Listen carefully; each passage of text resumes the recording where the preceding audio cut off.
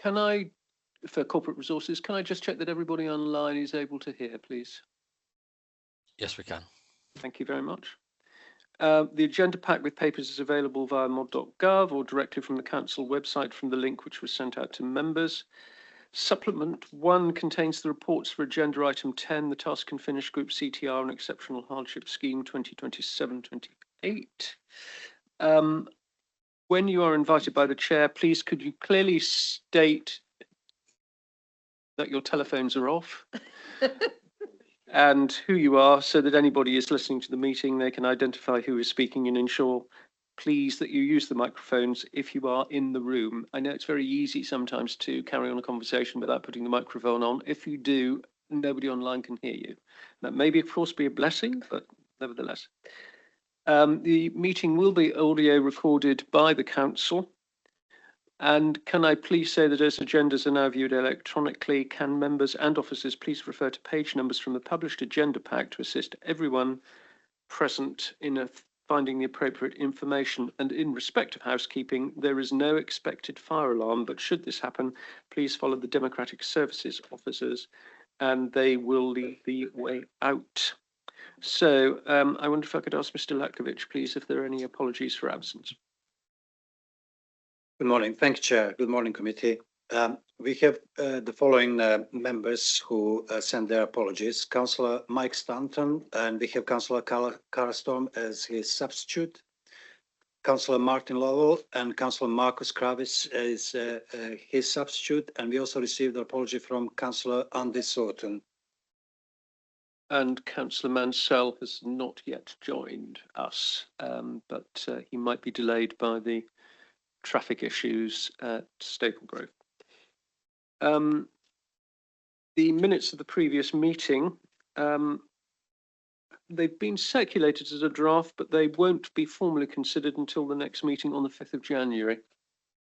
Okay, so that's when we will go through those in detail. Are there any declarations of interest, please? No, thank you very much.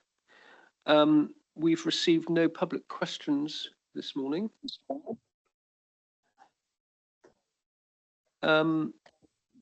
Just before we progress, I wonder if I could just ask Mr. Latkovich to, was Mr. Orr?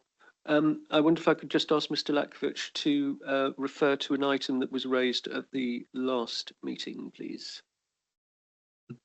Yes, thank you, Chair. At the last meeting, bear me just to open my email.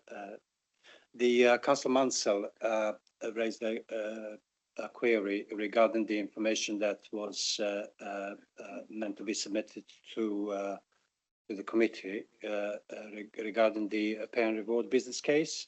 Mm-hmm.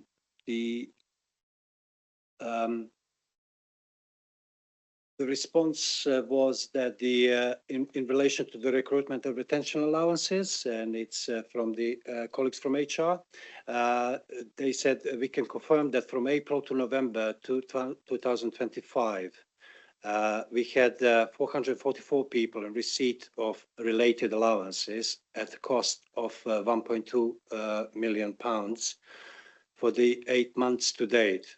It should also be noted that there are no separate budgets for these payments, and all these costs are expected to be managed within existing staffing budgets as well.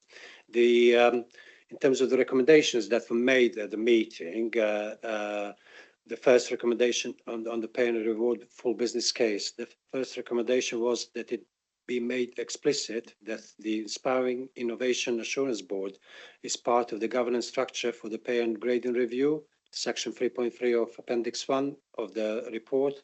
The full business case for the pay and reward program to be updated accordingly. It has been actioned. This response was that this has been updated for the final business case, which was attached and circulated to members in advance of this meeting.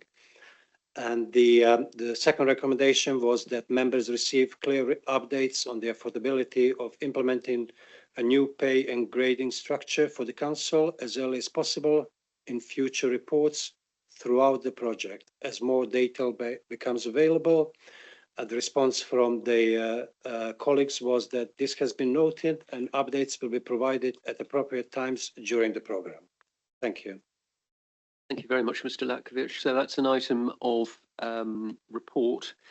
And lastly, ladies and gentlemen, before we take our deep dive into the agenda, I just want to say that this is the first opportunity for us to look in detail at the budget. However, there will be others, and at the beginning of January, as you will have seen from Mr. Wooldridge's recent email, there is a very significant day-long opportunity for us to be working away at these issues. So this is a slight plea to say, don't feel that you need to shoot all of your bullets today. We don't have provision for lunch, and I've forgotten to bring my sleeping bag. So if it is possible, ladies and gentlemen, to just bear in mind that we don't have to spend all day looking at these items because there will be other opportunities. That is not to forestall any debate whatsoever, but I'm just anxious that we don't perhaps lose focus and concentrate today, and we really try to squirrel away very hard at the papers today, but perhaps don't feel that we have to spend from now until tea time or beyond doing it. Just a quiet plea. I'm sorry, Lucy, but you're just catching my. However, as you know, I try very hard never to restrict any debate or discussion, and there won't be. So a self-denying ordinance, if you feel able to apply it. Mr. Cravis. On that topic, I was going to bring it up under apologies, but I do have to leave today at about 5 to 1 because I've got a licensing hearing next door. Right, I know you have to leave. I know Councillor Lation has to leave at lunchtime as well. So we don't want to end up like the Farewell Symphony with members sort of peeling off, because that also means that we're perhaps less effective. So try, if we can, to concentrate hard this morning and get through as much of the work as we possibly can in one burst. So item 5, budget savings proposals, growth proposals, and fees and charges. So these are on pages 11 to 162 of the agenda, and I'm going to ask Councillor Lation to introduce the report. Mr. Heafy is joining us online this morning, and he may well come in after you then, Councillor Lation, to offer further explanation and comment. Thank you very much, Chair. If I could just start by introducing these papers by saying that this will be the first time we'll have a fees and charges policy to consider as part of our budget setting, and that is here as Appendix C. And that is a welcome addition to our suite of policies. We need that in order to be an effective, efficient and sustainable council. When we look at the paper, Chair, and I'm sure Mr. Heafy will explain this for us, there are parts of the budget setting that are within our control, and there are parts of budget setting, major parts, where we are waiting to hear from government. So the original expectation from this government was that we would have local government provisional settlement earlier in the year rather than as a Christmas present, and that we would be further ahead. So we are still waiting on the fair funding review, we are still waiting on business rates, and we are still waiting to hear from government on the treatment of the accumulated dedicated schools grant deficit, which will be huge. There's no other word for it, by March 28. So of the parts of the budget setting that are within our control, I believe we are making good progress and we are on the right trajectory. And now that we have the savings identified and the consultation, Chair, has already just opened. So apologies that came just before today's meeting. But that is an opportunity for individuals to complete the consultation as well as this scrutiny committee.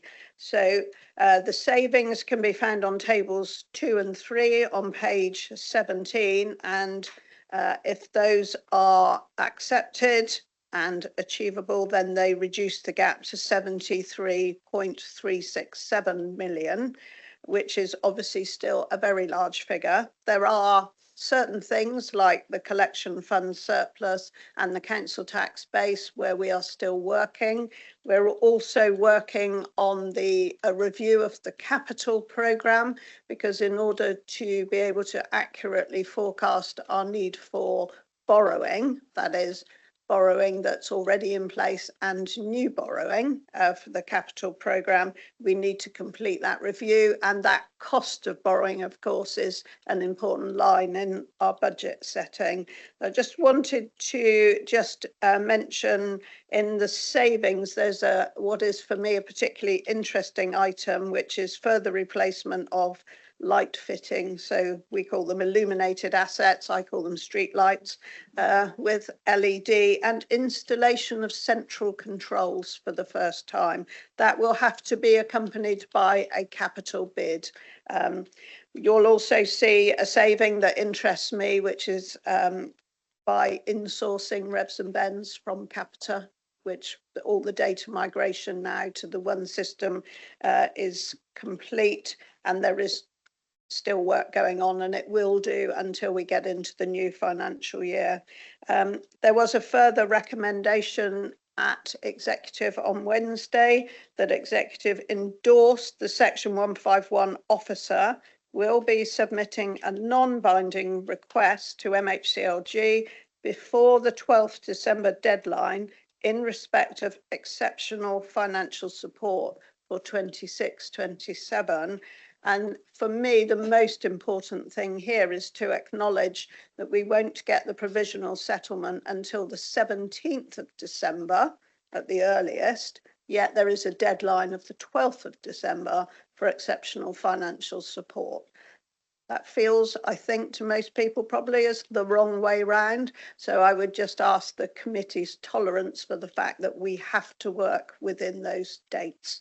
So if I may, Chair, I think that's all I wanted to say in introduction, and hopefully Mr. Heafy will pick it up with a lot more detail. Thank you. Thank you very much. So we'll hand over to Mr. Heafy. I'm sorry to see that the weather is so poor where you are this morning, Clive, compared to balmy Somerset.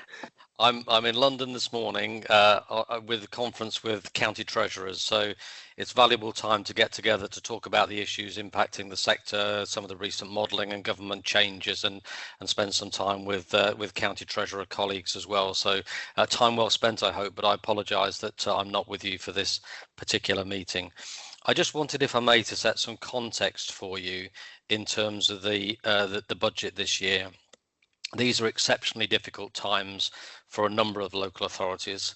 We saw around 30 local authorities apply for exceptional financial support this current year. That was up from around 19 in the previous year, and we expect that number to rise still considerably this year as well. So pressure is on for a number of local authorities.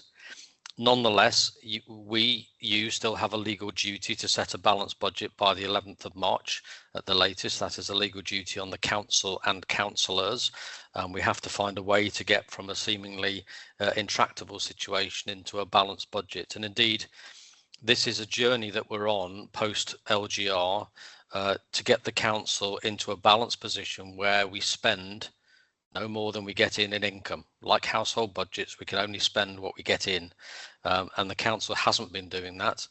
The only way we set a balanced budget for this year was by exceptional financial support of £43 million. Looked at another way, we set a budget of minus 43 million, and that is not a situation that we want or government will allow us to continue. And the expectation is that we take all measures to bring ourselves back into a balanced budget position. Now, very quickly, we have a number of income options. I'm not going to dwell too long on these points, but we have a number of income options, some of which are outside our control. And as Councillor Lation pointed out, we need to focus on the things that we can control, not those that we can't. We get our income from four main sources. We get it from government grants, either general grants or specific grants.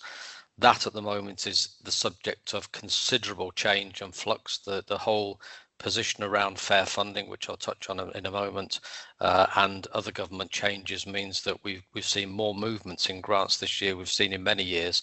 So we talk literally about dozens of grants flying around, some being consolidated into general grants now, but the picture is very unclear. And even the main modelling agencies, we work with one called Pixel, but there's Sigoma and LG Futures. These are national agencies that do local government modelling. Even they can't agree on what the impact of the government changes is. And we're seeing for Somerset, when I've looked at their models, figures that are out by tens of millions between the different models. So I'm not going to be doing any financial forecasting and projecting at this meeting. We will wait until week commencing the 15th of December when we expect to get the provisional settlement. The target date is the 17th, as Councillor Lation said, but that's very close to the Christmas break. And after that, I'll be able to do some more accurate forecasting. So grants is number one in terms of the income. Number two is council tax, where clearly we have some discretion, but when government talk about core spending power for each authority and what we're able to spend, the underlying assumption in that core spending power is that we will levy the maximum council tax increase that we can do. That is a core assumption. Should we choose not to do that, government will simply say you've not maximised your core spending power. That is a local choice. So government will be urging authorities, and the indication is that most authorities are going to be levying a council tax rise up to the maximum. And obviously, should we want to go beyond that, that's a discussion with government, and some may be allowed to do that, not many. The third area is business rates. There is significant business rates reform this year, and we're looking at the impacts of that. Again, a very confusing picture at the moment. We are what's known as a tariff authority. That means we collect more business rates than we need, and I put need in quotation marks.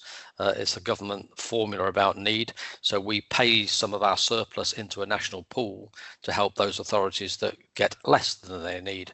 And the indications are that for next year, with the changes, we will pay considerably more into that pool, and hence we're a net giver into it rather than a taker out. But I stress again, we're in flux on that particular one. That's the third area. And government, of course, set business rates. The rates are set by the Valuation Office, which is a government agency. The multiplier, which gives you the rate per pound, is set out by government. So we have no control over business rates. We simply are a collecting agency, but it is a major factor in our income.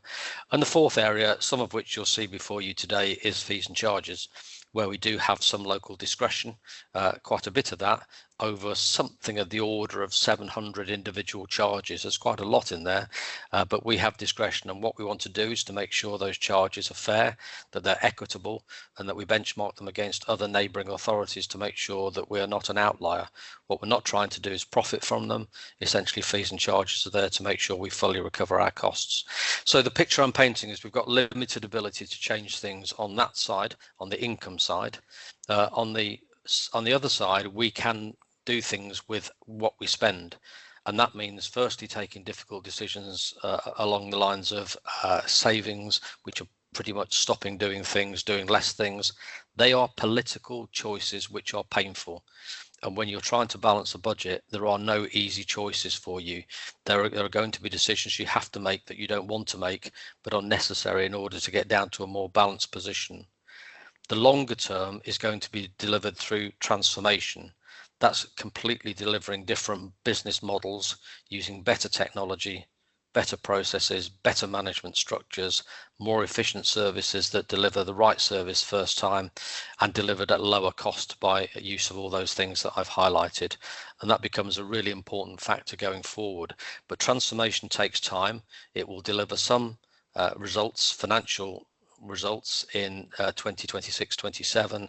It will deliver far more in 2027-28 as we look to balance our budget over the medium term. Let me turn very quickly to recent government announcements. In the run-up to Christmas, there are three announcements that we were looking for. One was the policy statement from the Ministry of Communities and Local Government, just to see the direction of travel. The headlines from the policy statements, I guess, that are coming out of that are a fundamental review of local government finance through what's called the Fair Funding Review. I've spoken to you before about the expectation that we had about gaining around 0 to 4 million from that. We were relatively neutral as a council. In fact, county councils and and county unitaries were relatively neutral.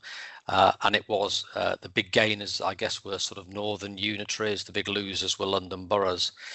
The recent changes that came out in the policy statements have largely reversed some of that.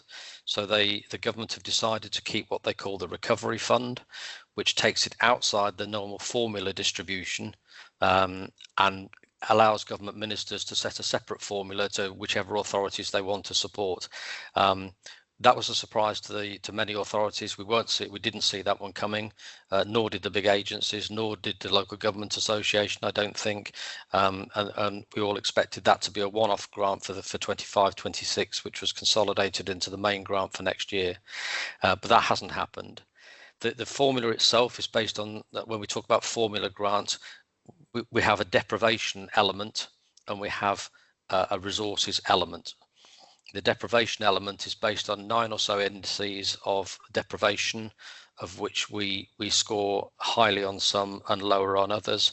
We were expecting, based on the original government formula, a particular deprivation index for what's called remoteness, which reflects the geographical size of county councils and the need to maintain extensive things like road networks. Government have now removed that from the formula, so we no longer will get money to compensate for the fact that we are a large rural authority, and in fact it will favour mainly urban authorities as a result of that. The only part of remoteness they've kept in there is for adult social care. So that's a change as well, which is going to be quite negative for us. On the resources side, our tax base relative to the rest of the country, and I stress relative to the rest of the country, we have a relatively high tax base, but of course we have had a number of years where we have frozen council tax, and that has reduced the take from council tax to us compared to other authorities. So, but government are basing their formula on our ability to raise tax, not the council tax itself. So we tend to gain on the deprivation indices, but not as much as we would have done. We tend to lose on the resources side of things.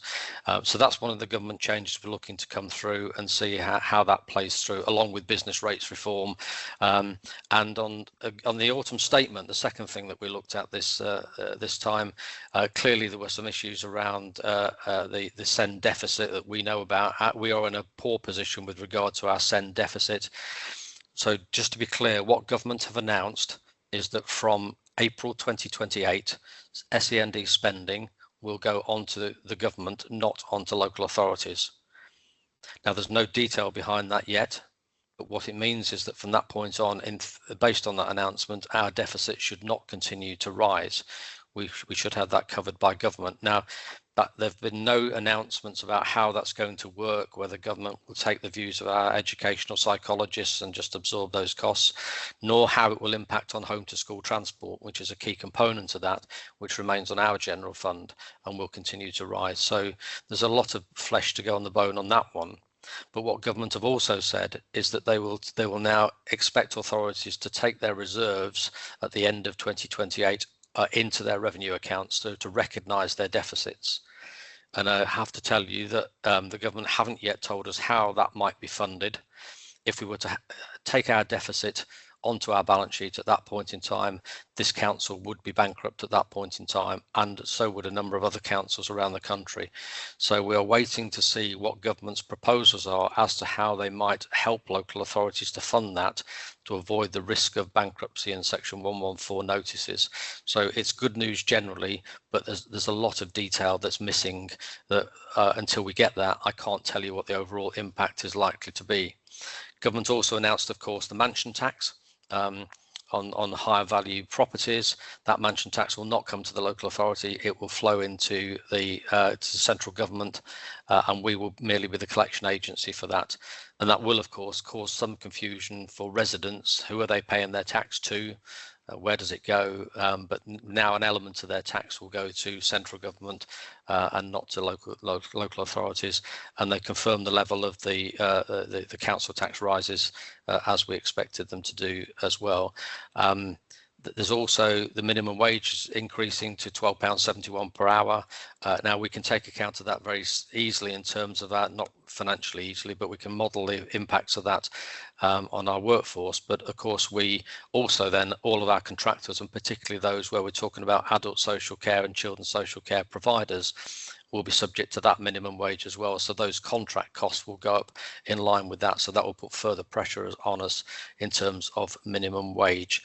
Just to give you a little bit of good news, they did announce more money for local roads maintenance. So by 29-30, the government will commit £2 billion annually for local authorities to repair, renew and fix potholes. So maybe there's a little bit of good news in there overall. So I don't need to say too much more other than the job of the council is to work through where it can make those necessary savings in order to balance its budget.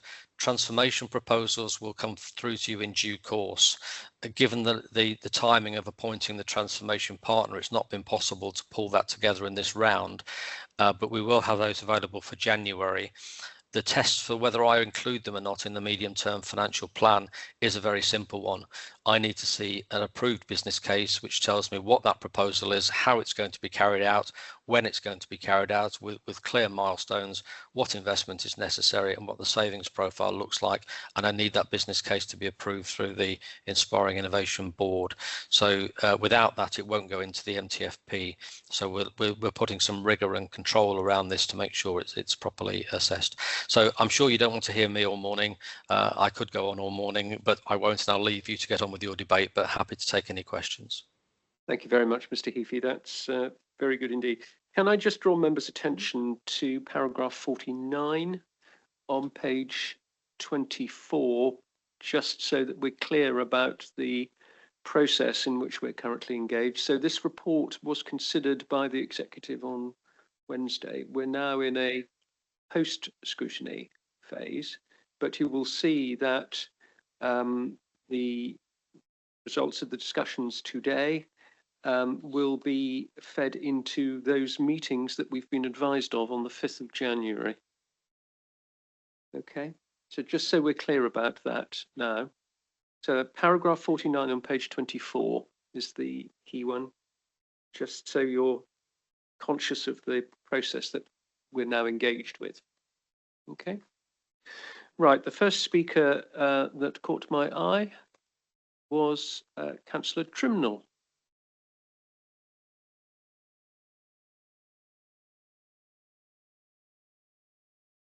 Thank you, Chair, and good morning. So I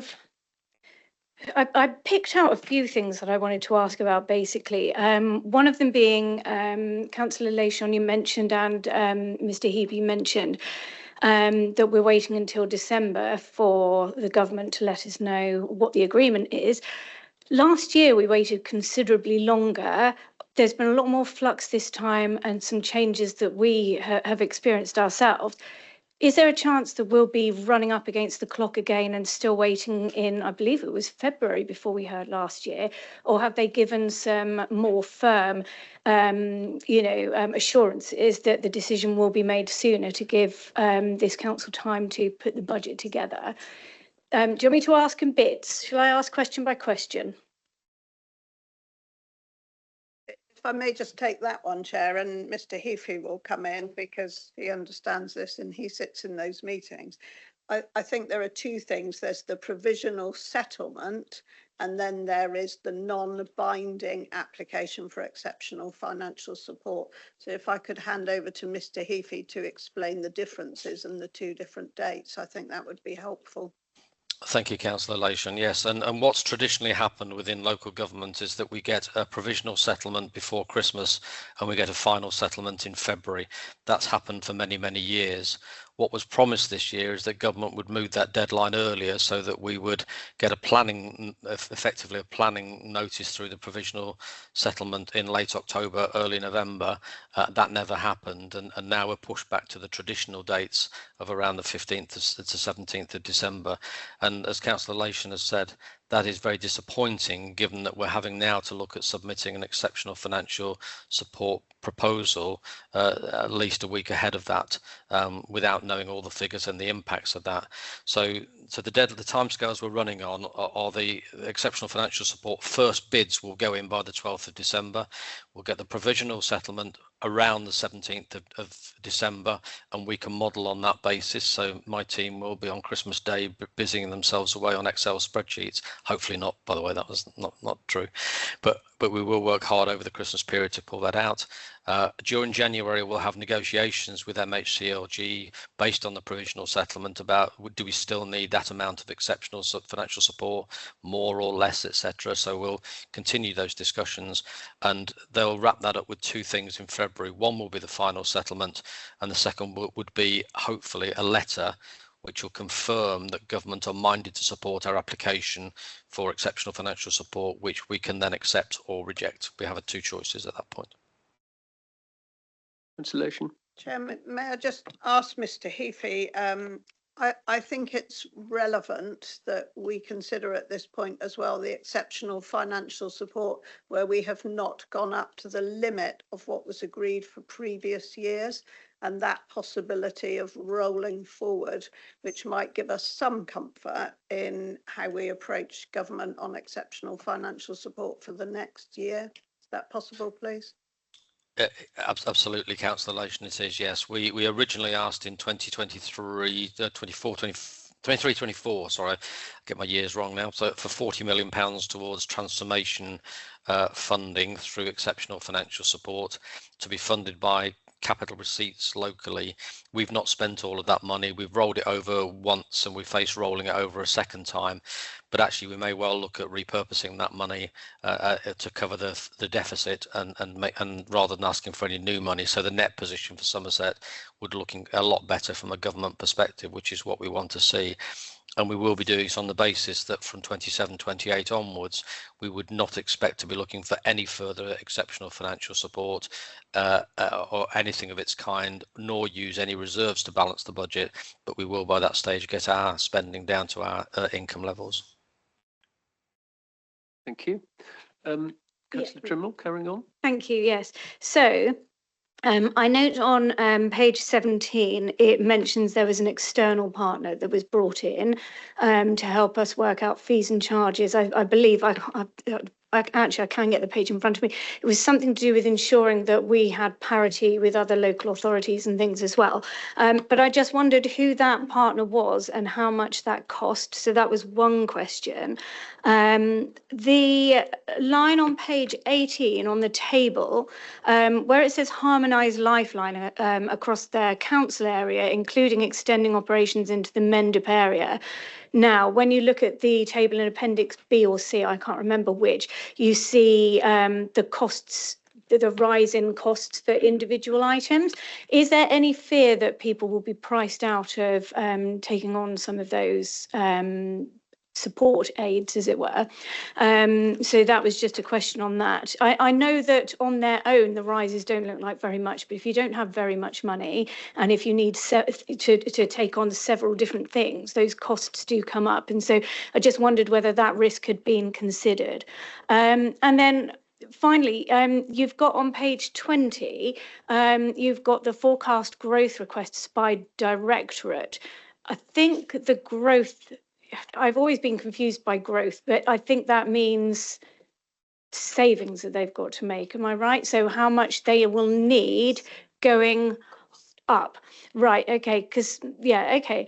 And so I wondered, who has come up with that? Is it the directorates themselves? How is that working with Newton, who are now doing the transformation work? Will those those amounts be reduced or changed or amended to fit in with the programme of work that they're doing for transformation? That was what I wanted to find out. Thank you. To take those one at a time, if we may. So I'd like to go to Mr. Heafy or Emily Collicott, the head of strategic finances, with us today as well. But the work with the external partner on fees and charges, including benchmarking, is what's led into this new policy on fees and charges. And so if Mr. Heafy could give some more detail on that, that would be helpful. Mr. Heafy. Of course, thank you. The consultancy you used for it was a consultancy called Lion Consulting. It's a small consultancy who work specifically in this area, and I've worked with many local authorities on exactly the same agenda. The cost of that work was just checking as we're talking, because I've had this in my ear, around 75,000, just under £75,000. the value of things that came out as suggested ideas was in excess of £4 million. So as you can see, were we to adopt all the recommendations in the report, the value of the work done exceeds the cost of it by many times. So Thank you. Councillor Trim. Oh, sorry. Sorry, there was the lifeline in the Mendip area. Having been a Mendip councillor and having visited homes where the old equipment could only be mended if spare parts could be purchased on eBay, anything that improves the service for the residents in Mendip who need it, I suspect will be very much welcomed. I take your point about people needing to pay that often from a fixed income. I don't know whether any of our officers have any further detail on that. We can get details, Councillor Lation. I can't give specific details, but we recognise that lifeline services and similar services are critical to residents and making sure they're up to date, working and modern. And when councils start having to go onto eBay to get spares, you've probably got a system that's a little out of date, so we don't want to be in that position. Thank you very much. And Lucy, did you have? It was the growth. Yeah, request. I was going to say that, and just on that, I don't know anything about what was happening before with Mendip, you see. So that was where, I just thought, well, this is odd. Does it not exist in Mendip? But in other areas as well, those costs per item are going to rise. And so, it was just a wider point as well about the fact that people are having to find more money everywhere at the moment. So, Councillor Trimnall, if I may, so growth is where directorates are looking to spend more money. And the reason they want to spend more money is a number of reasons. Sometimes it's because legislation has changed and we have to meet legislative standards. Sometimes it's because demographic trends are going up and we need to react to demographic trends, more people coming into the system. Thirdly, it could be to do with inflationary rises. Fourthly, it could be to do with technology needs that we've just discussed on Lifeline, so investment in those services. There are a whole host of reasons why growth goes up. So directors submit bids for increased spending to cover the costs of the service they provide. The challenge from myself and from others, and in fact amongst ELT and CLT, is to keep those growth costs down. What good performing authorities do is they look for ways of managing demand into the service, to manage not just how can we meet that demand, but how can we keep the demand down. So in adult social care, how can we help people live independently for longer, a cheaper option but better outcome for the individuals.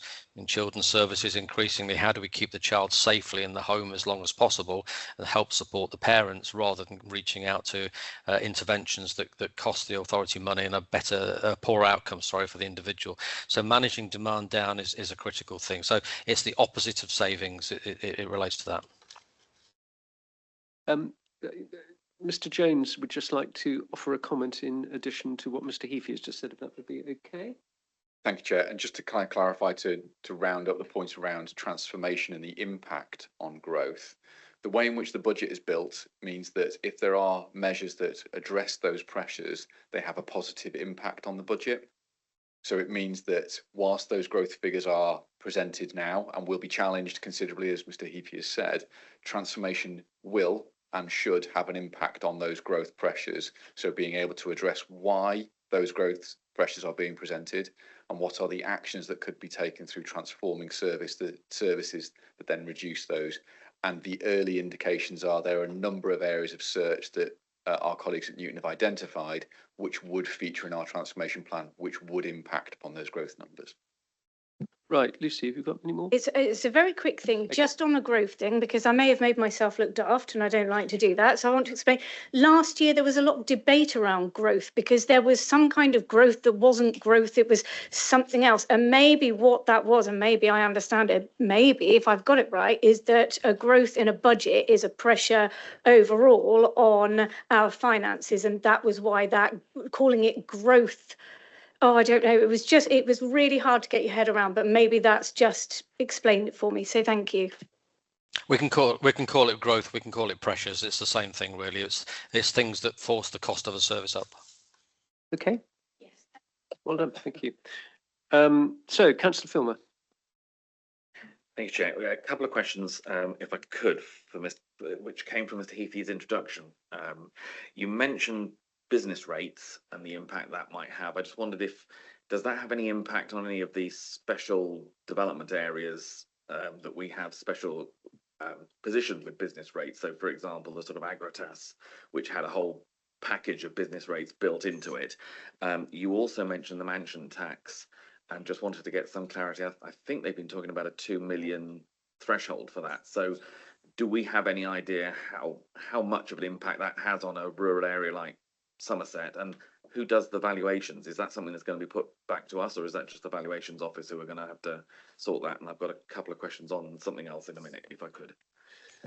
The position with regard to business rates, Councillor, is that areas like the enterprise zone in which Agratas sits are outside of the normal business rates regime. So additional business rates generated within the enterprise zone are kept within the enterprise zone and can be used for development. That's sort of the purpose of enterprise zones, and investment zones as well also have the same kind of business rates exemptions. So they're outside. Pretty much everything else is within the overall figure. We're a collector of business rates, which is set by central government, and then we either pay into the pot or take out depending on the assessed needs by government, and we are a payer in that situation. Sorry, just remind me the second question. It was the council tax, mansion tax. Oh, it was. Sorry, thank you. Yeah, we still don't know the detail on that one. What we are understanding at the moment is that the mansion tax will be in a number of bands, going up from 2 million to in excess of 5 million. I think 4 bands are being proposed for at different levels. That will be the mansion tax numbers will be set by the valuation office, and we will just be a collection agency, and we will be compensated for the costs of collection, but then we'll hand that money over to government. That's the way we understand it at the moment. Thank you. If I may, with the other bit I wanted to raise was relating to the policy that we have on the appendix. Somerset fees and charges policy. There's a table on page 154, which diagram 1 looks at these quadrants of how you work it out. And the paragraph before, I just wanted to make sure that when we're looking at this policy, we look at the world as it is now, not as it used to be. So, for example, in paragraph 212, it talks about the degree of competition and refers to the fact that developers wanting to build in our area don't have much choice, therefore it's less flexible.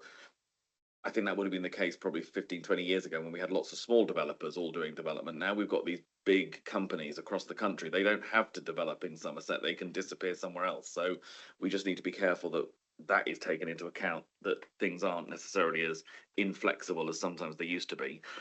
And the other question I wanted to ask was, in terms of the fees and charges and the competition and regulation, that's diagram 1, we just need to, as well as those factors, we need to take into account how fees and charges change behaviour, either in a positive way or a negative way. And I'm not I would just like to see that reflected a little bit more in that table as to behavioural change and what impact that would have not only on us but on our residents.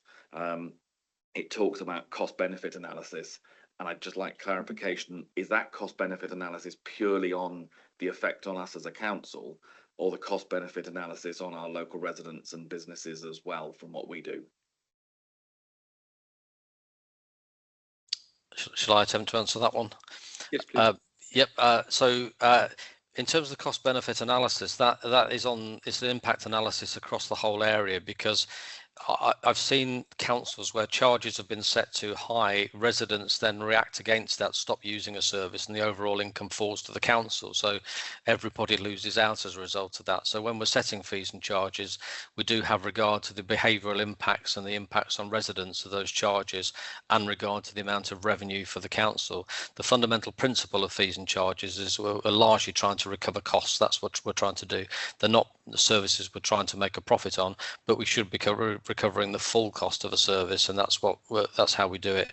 When we talk about commercial income, which is slightly different, councils do work sometimes on commercial ventures, and those ones are done to make a surplus or profit, depending on the term you want to use. But we have few of those ones. So essentially, we will have regard. What the policy is seeking to do is to say, let's benchmark the services at the level you're comfortable with and keep them in line with inflation each year as an automatic systematic assumption, and then going forward you can consider, of those 700, proposals that go above that level, or indeed below that level. Where we found a charge that's acted adversely, we sometimes may want to recommend a reduction. So we want to focus you on those ones that are moving above or below inflation in future, rather than on all 700, which, you know, talk about your sleeping bag, you'll keep that for several days. Okay, thank you, Councillor Filmer. Councillor Mansell. Thank you. Yes, and thanks for the updates, and I will say also thank you for bringing these reports to all of the scrutinies, which I think is the right thing and a good thing to have done.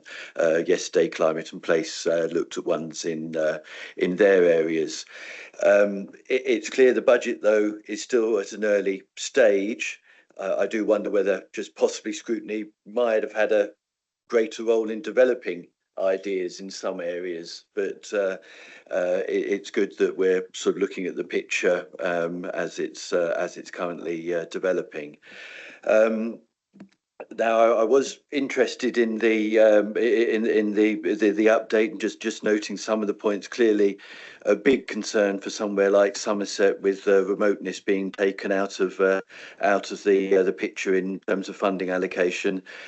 Somerset, as it is, we're not going to squash it all into Taunton, so remoteness has to be dealt with, and it adds to costs.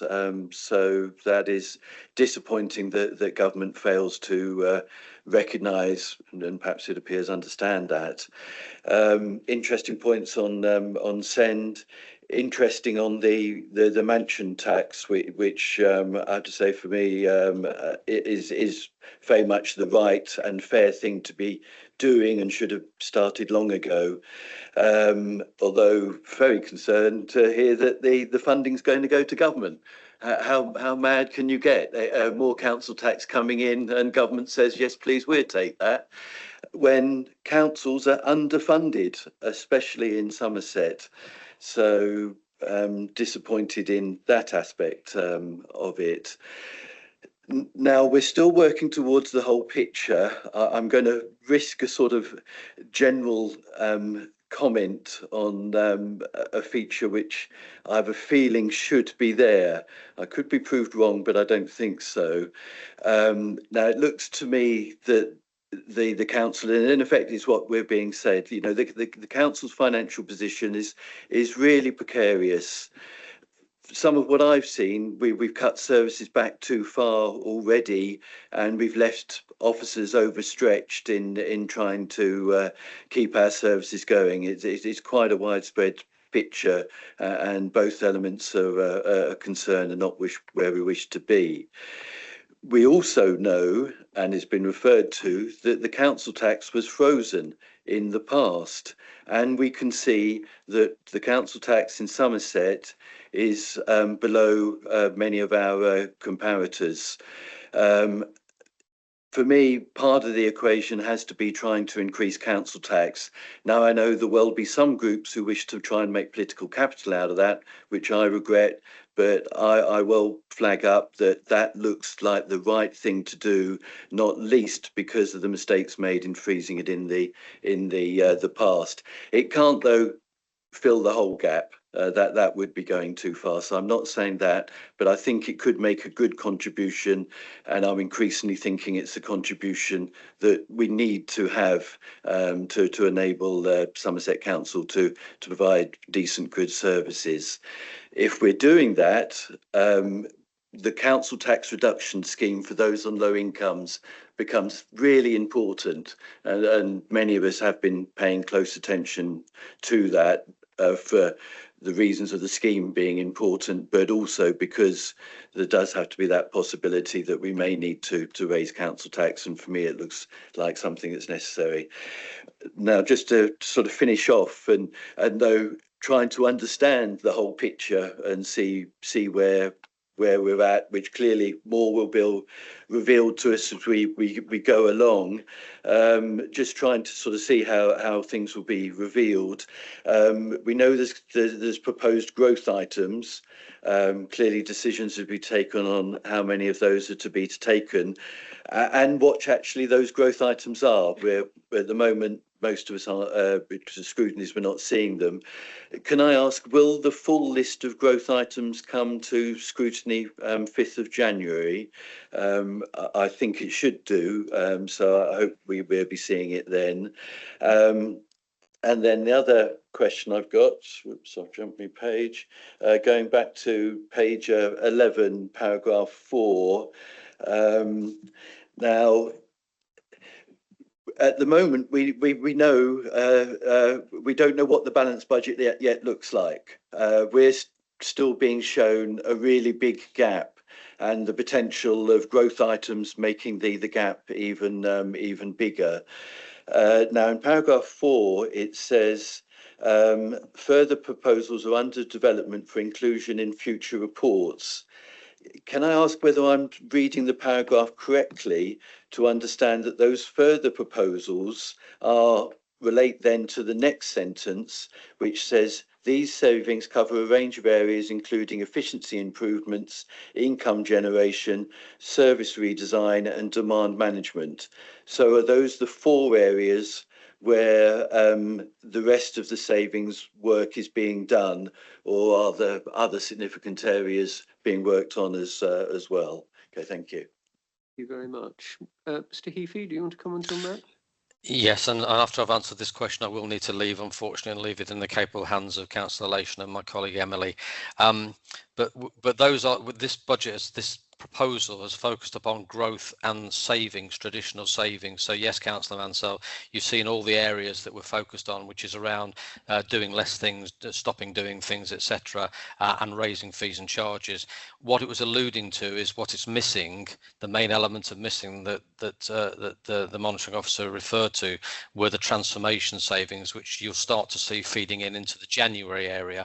And during that time, we'll continue to challenge directors to reduce their growth assumptions, because they need to be evidenced, and I think there's still scope for further reductions in the growth, and we'll challenge directors for further savings to come out during that process, and looking for more options to do that alongside transformation. So you'll start to see the full picture emerge further down the line. Just a quick comment on council tax before I leave you. Our council tax, our Band D council tax for this year was set at £1,857.61. When government look at the fair funding formula for next year, they've set that at £2,060 as being the average Band D across all authorities. They've used in that formula a single figure for the whole of local government, and that figure is £2,060. So the assumption in getting grant is that our council tax will be at £2,060. Now, in order to get to that level, this council would have to increase its council tax by around 5.9%. And I'm not saying whether it should or shouldn't, or whether we will or won't. I'm simply giving you a factual figure that would say to get us to that average that's assumed in the grant formula would take a 5.9% council tax increase. Chair, could we just ask Mr. Heafy to clarify whether that 5.9% is on top of the 5% that is the referendum limit? It won't be, because that assumes that's already built into the formula. So, but from a resident's point of view, in order to close that gap, it would be the 5% that is already built in, which government is expecting with core spending power, plus, this is my understanding, so I can always be wrong, plus a further 5.9%. What we don't know yet is whether government will uprate that 2060, whether they've based that on current year and are going to uprate it for next year, in which case, yes, it will be on top of the 4.99% that we're up to already.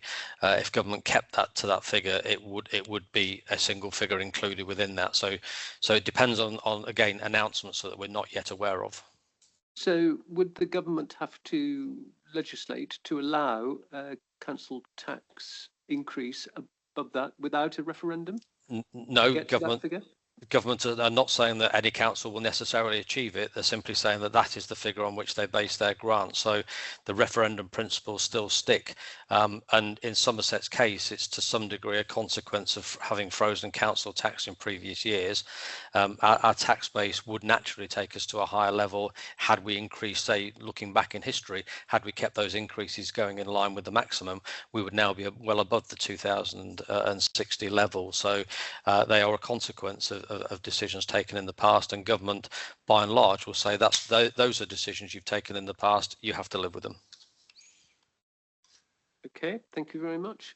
Do you need to come back, Councillor Mansell?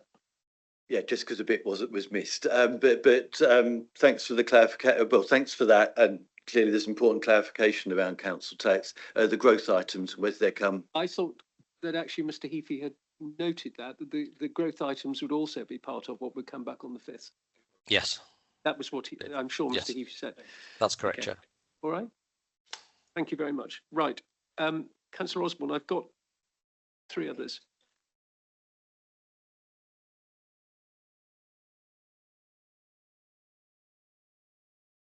To ask before Mr. Heafy disappears, what if he has gone? Oh dear. Okay. No, Sue, Right. yes, thank you, Sue. So we'll take everybody in the order in which they are currently, and that comes to Councillor Johnson, please. Thank you. I think we'd have all liked more time with Mr. Heafy for all our questions. Unfortunately, he has another meeting to attend to. I think, you know, what this has exemplified for me is the challenges that we're all facing with the budget situation ongoing. And it's very unfortunate that our council tax base is not what we would like it to be. And I'm imagining some of those growth discussions will happen at individual scrutiny committees for those particular items, as well as coming to the next meeting. So I think, from my view, I would imagine that each of the individual scrutiny committees will be looking at their own budgets potentially to really examine and explore where those growth pressures are coming from. But so that if that could be confirmed, that would be helpful.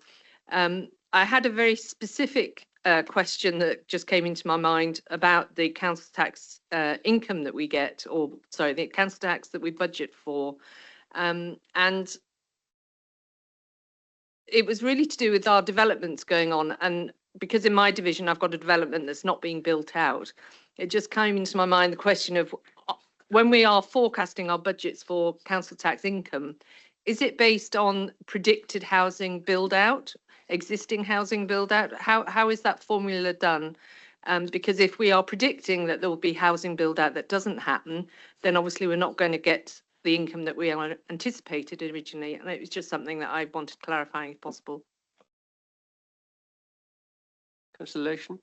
If I could start, and then Emily can correct me if I get any of this wrong. I think there are 2 things that are interesting. There's the council tax base and the increase we see each year, which has definitely been impacted in Somerset by the nutrient neutrality issue and that kind of moratorium on building in quite a lot of Somerset for quite a long time now. So that has seen our council tax base reduced, but we don't yet have that figure for 26-27. And then there's the collection fund surplus or deficit. We don't have that yet in the calculations for budget.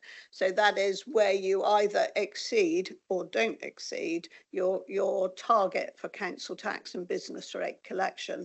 In the Q2 monitoring, which we'll see later, but just in case I've gone by then, just be careful about the Q2 figures that show overachievement, because we had the migration of data from the previous systems to the new system.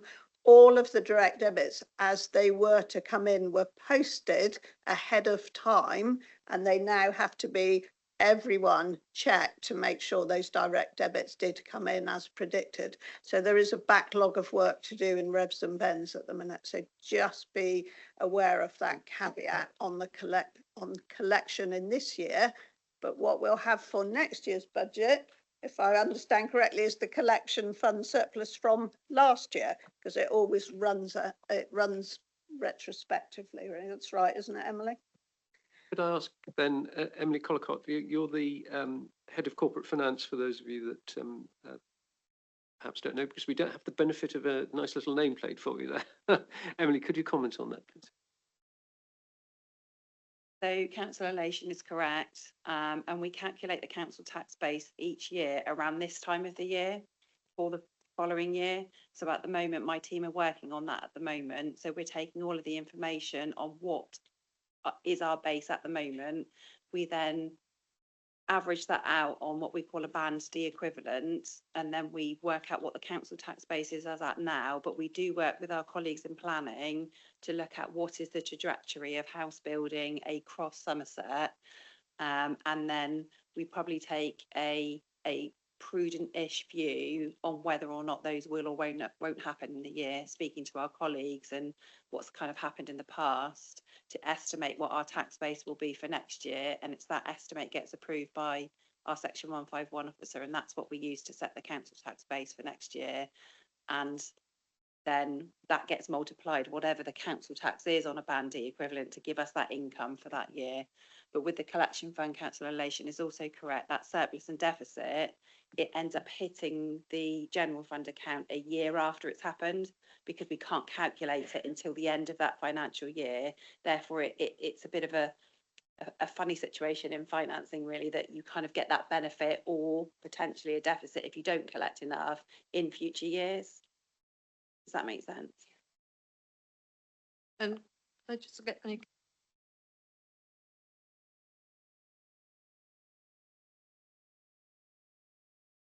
Yeah, so yes, of course, for individual scrutinies, they're open to ask any questions they like. But also, I think Mr. Heafy did refer to the business cases coming through transformation and going to the Inspiring Innovation Board.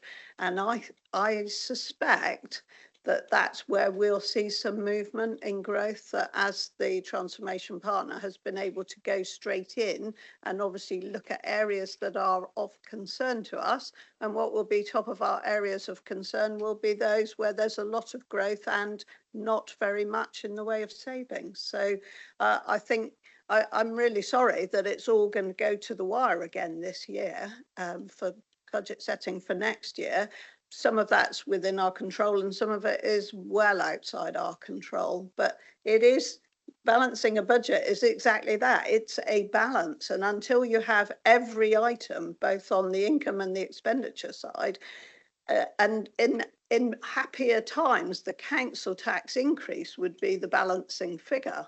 The balancing figure for us this year and from the previous years has been the exceptional financial support. So we're in a different situation than you would want a council to be in, but we're really clear that our aim for 27-28 year, when we set that budget, that we will be doing it without those one-off monies of exceptional financial support.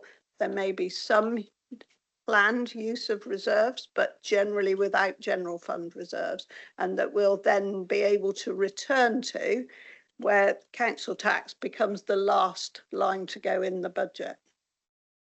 Thank you. Officer Jones, please. And then can I just say that the next speaker will be Councillor Cravers and then Councillor Osborne. So if I may, Chair, thank you. Just for absolute clarity, members of each individual committee have the opportunity to review those growth pressures. Clearly, I think this committee is sending quite a big signal that you want to see those pressures, or at least those pressures debated at each of those individual committees. Officers will take that away and ensure that, as far as reasonably possible, we can present that information. That's the first point. The second point is, if timing doesn't work for any of those particular growth pressures or the business cases associated with transformation, there is clearly the backstop of having the last scrutiny date in January, which is a corporate and resources scrutiny, which all members of scrutiny, and all members for that matter, are invited to participate in the debate and review and discuss those business cases as part of transformation and any other aspect of the budget. And then, of course, the final point is members of scrutiny will have the opportunity to review the delivery of those business cases once approved through the budget process as part of their regular review of both the quarterly transformation update and individual debates on those topics at individual committees. Thank you, Chair. Thank you, Mr. Jones. Sorry, was that a question? Yeah. Checking the dates. Right, thank you. Councillor Cravers. Thank you, Chair. Yeah, I must remember next time I volunteer to sub to see how long the agenda is and how many pages it was. I think it was 462 pages, and luckily I printed out some yesterday, which The light agenda for this committee, which I didn't print out again. But what I find quite amazing is that obviously we're all here putting in a lot, the officers and portfolio holders putting in exceptional amount of work into a budget, and then almost in the first couple of lines we get told, well, we don't know about this figure, and that's going to be a certain date. We don't know about that figure, that's going to be a certain date, and it's really after the other date. But then, as someone else has already pointed out, that could get delayed. And so actually we're all sat here talking about budget, and until central government, and I'm not being political at all, gets their acts, gets their house in order and gets their act in order, actually what they're affecting is the essential delivery of services, not only in next year's budget, but possibly in this year's budget, while everyone's distracted trying to sort out next year's budget. And none of us stood for council many years ago, or a couple of years ago, to say, oh, we can't do anything because there isn't any money. We're here to change people's lives. Central government's basically in their, I don't know what they're doing in their disorganisation. You assume it's the civil service that's incapable rather than the actual politicians involved, but maybe the politician could give the civil servants a kick up the backside, and then we can sit here and actually be able to set a budget with plenty of time and do it properly. I did actually have a couple of questions. I nearly asked a question yesterday. So I find myself in a very unique position where I'm never really worried about embarrassing myself. So I hereby apologise if I embarrass the councillor to my left. But we talk about fees and charges, and I'll just quickly not declare an interest because I'm a registered interest, but I do pay fees and charges. I nearly asked the question yesterday, and I didn't, of Chris Evans.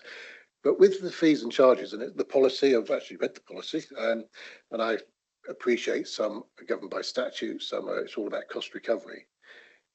But we got a situation where, and this is what I can't quite get my head around, and how the team manages to do it, or how you'll do it, is you've got departments that have shrunk in size due to budgets and due to general transformation. You therefore got more pressure going on, but the same amount of work has to be done to get those fees, so that makes sense. But then how do you build in transformation cost savings into fees? And what we never have seen, I don't think, is fees go down. Maybe I could be wrong. They could go down in certain spaces. So that's a specific question on fees. I wasn't going to obviously delve into individual fees because, as the chair said earlier, we'd be here forever. But one thing did pop out. I mean, there was a couple that got discussed in yesterday's scrutiny, but one that pops out to me on this one was it was about care home. I've been trying to find it again, and it's about care homes only being given 2 days rather than 5 days when someone passes away. And at some point, and I can see from an accounting point of view how that's very sensible, because there's probably, you take those 3 days into account, that's a lot of money saved. But we're talking about people's lives, or at least we're talking about people's families' lives, where they need to maybe go and collect possessions from the room, get stuff in order and everything else. And actually 2 days, suddenly find, oh, sorry, it's all in a box in the corner and somebody else in the room. And I do think that things like that, where there's a human element, I know it's, as you could argue, there's human elements in lots of services, but there's a sensitivity there that maybe we could revisit on certain things. And that's a specific point. I'm just having a quick look if I missed anything else on that. No, I think I've actually asked my main question. The freeze in council tax has been, we sound like a certain government when we keep blaming the past, but we are where we are, and we have to deal with it. My concern is that there's a certain threshold there where I think last year is the first year that I've actually had people moan about how much council tax they're paying. And I've not been doing that long a time, but it's the first time. So we need to make sure that we get the messaging across so that everybody understands, because although we might all understand in this room why the council tax might go over that £2,000 threshold, that's not necessarily the case in the with the residents and the people we represent. So it's making sure that we get the reasoning for that and put that back. I am even more gobsmacked, by the way, while we're having a pop at central government about what was said about the rule with the recovery fund. I was trying to understand it, and the remoteness. it just shows a total lack of understanding of different areas of the country. You know, you can go to urban areas and there's a different world coming to Somerset, which is why so many people come to Somerset on their holidays, and please may they continue to do so. I'll leave it at that for the time being, Chair. There was actually a specific question and a bit of a rant. Thank you. Councillor Cravis. Who would just like Councillor Lation to answer? Yeah, I would just say that I'm not expecting the transformation programme to have immediate effect on areas of fees and charges. But that is an interesting question to put to our transformation partner, I think, as to, we've obviously had the external consultant look at fees and charges. I think we can ask our transformation partner if there are any areas of their work so far that might have impact on fees and charges. I think Chair Mel Locke is offering to take the question on care homes. And on, if I may just say, on the level of council tax, I spend a great deal of time responding to people who are really concerned about the level of council tax reduction. And I spend an equal or possibly greater amount of time responding to people who think council tax is too high and that they don't get enough for the money they pay. So it is a very difficult balance. And I think if members of the committee have a look at the council tax consultation that has commenced yesterday, there is a really good graphic in there that shows how much of council tax is spent on adult and children's social care. That you know, it's easy to put it in a kind of pie chart and explain it to people, and then their next question is always, but you do know that that doesn't help me. And I understand that too. Thank you. Right. Thank you very much. Could I also just say to Councillor Cravis that, of course, the budget process, it is a process rather than an event. And I think we're grateful this year that we've got an earlier sight of some of these things coming through scrutiny. So we are getting more of an opportunity to be able to influence the outcomes at an earlier stage. Can I ask Officer Locke, Mel Locke, who has posted that she's happy to answer the care home days, fees and charges. Mel, could you just answer that point, please? Yes, more than happy to do that, Chair. So it may feel a little tough, but it is in line with what our NHS colleagues are doing. And it is something that we will have to have a negotiation with our providers, and we've already started to do that. And what we would do if felt necessary, and or if you agree it, is we will be putting it into our new contract arrangements with them. What we need to do is maximise the ability to have people moving through our care system and into our homes. It helps us dramatically where we've got some people in hospital that are ready to leave hospital. It's much better if we can find them a home to go pretty quickly. So it may seem a little hard, but actually it doesn't take that long to clear a room, and we can store that, or our partners can store box it up and store it somewhere else ready for somebody to collect. So it is in line with other authorities, and it's in line with what our NHS colleagues are trying to achieve. Thank you very much, Officer Locke. That's very helpful. Councillor Osborne. Thank you. And if you could possibly maybe transmit my question to Mr. Heafy. If you can transmit my question to Mr. Heafy, perhaps he may get a break in conference to come back with a response. We seem to be, I guess, dancing around this topic, and that is exceptional financial support. So far, we've got a gap of 70 million. We've identified about 20 million pounds worth of savings, and there's about 40 million of growth, or shall we say cost pressures. What is the likelihood in reality that we are going to have to ask for EFS this year? What's the ballpark sum? And of that, what is the likelihood we are going to be asking for permission for an above referendum level of council tax increase? And also bearing in mind that we have 3 statutory recommendations, including including the latest one on the Life Factory, what is the impact of that going to have on our ask for EFS should we make it? Thank you very much, Councillor Osborne. So I've got Councillor Lation to respond. I'm sorry, Mr. Heafy, as far as I was aware, actually left before you could have put that point.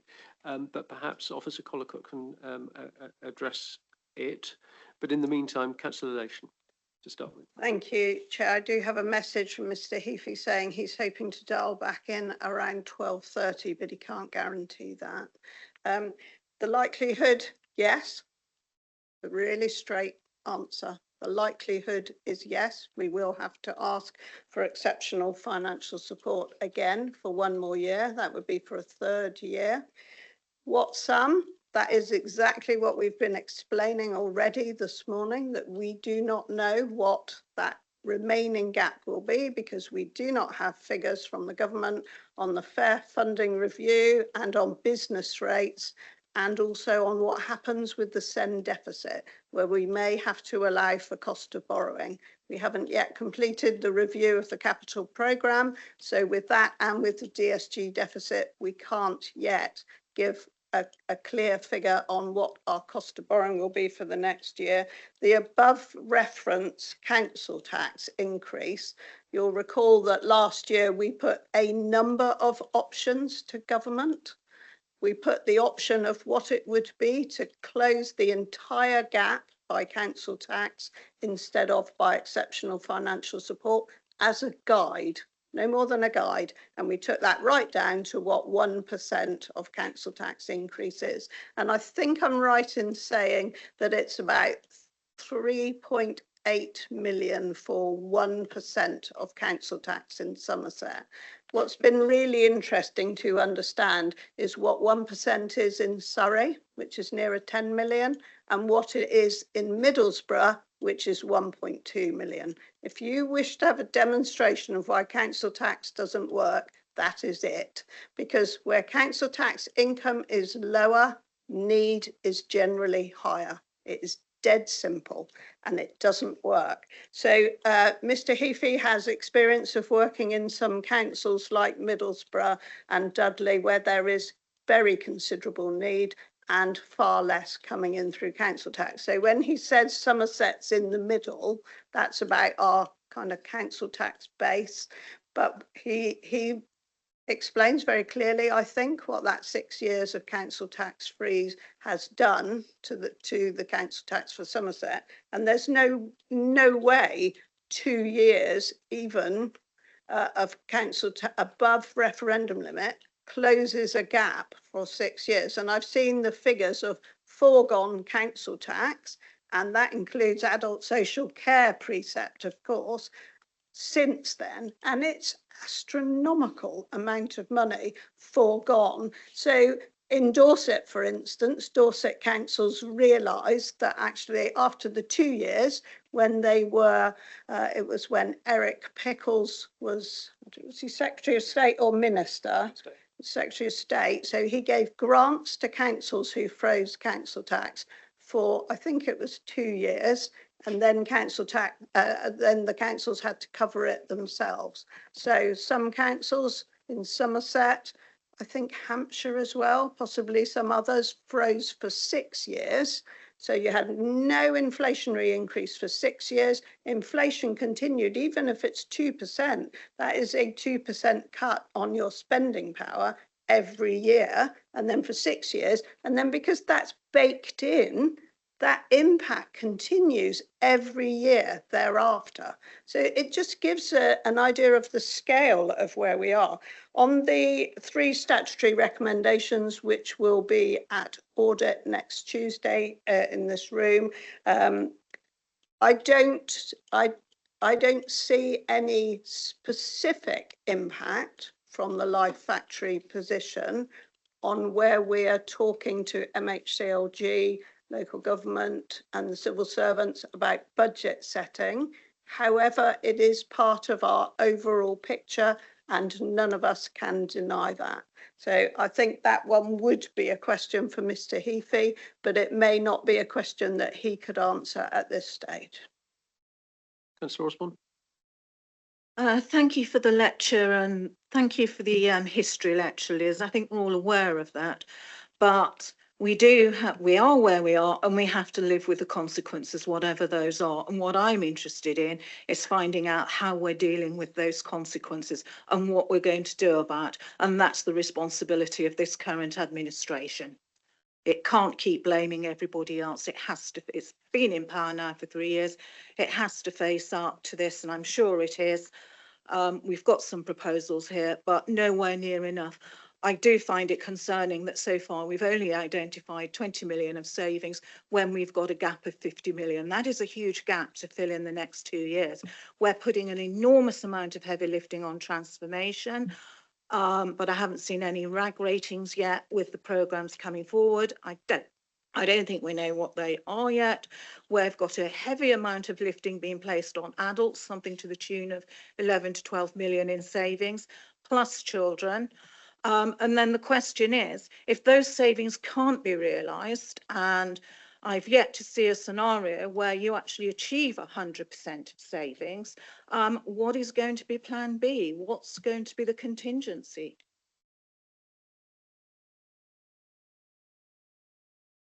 Sorry to give Councillor Osborne bad news in my history lectures this morning, but actually the 20 million of savings, just over, brings the gap down to 73. It doesn't come off 73. So actually the challenge is even greater. I think the savings being greater from adults is exactly what I would hope to see after we've gone through the transformation programme of My Life, My Future with Newton. And I'm delighted to see that continuing to have good effect. Right, thank you very much. Our next questioner is Councillor Seeb. Thank you very much, Chair, and quite timely given the previous debate. This paper doesn't include any information comparing to previous authorities, but I don't think it's very helpful in regard of comparisons because it ought to really look at now and going forwards. And I don't think at the moment what comes through in this in the preamble to this budget paper is how hard it is to actually achieve a balanced budget compared to the problems faced by our peers. And I think a lateral comparison is helpful. Indeed, it could be a lateral comparison with councils in the same political control to avoid the controversy that's been mentioned. So, for example, if we look at the services that this budget is trying to fund and the difficulties that we currently have in producing a balanced budget, a lot of the services are demand driven based on the population. They're people driven services. And so I just looked at a near neighbour, Dorset, which is a smaller unitary, and the situation that they're in trying to put their budget together, or were in for last year's budget, would be fairer. And I think it's important to include this because it does go to the level of council tax and the need for exceptional financial support.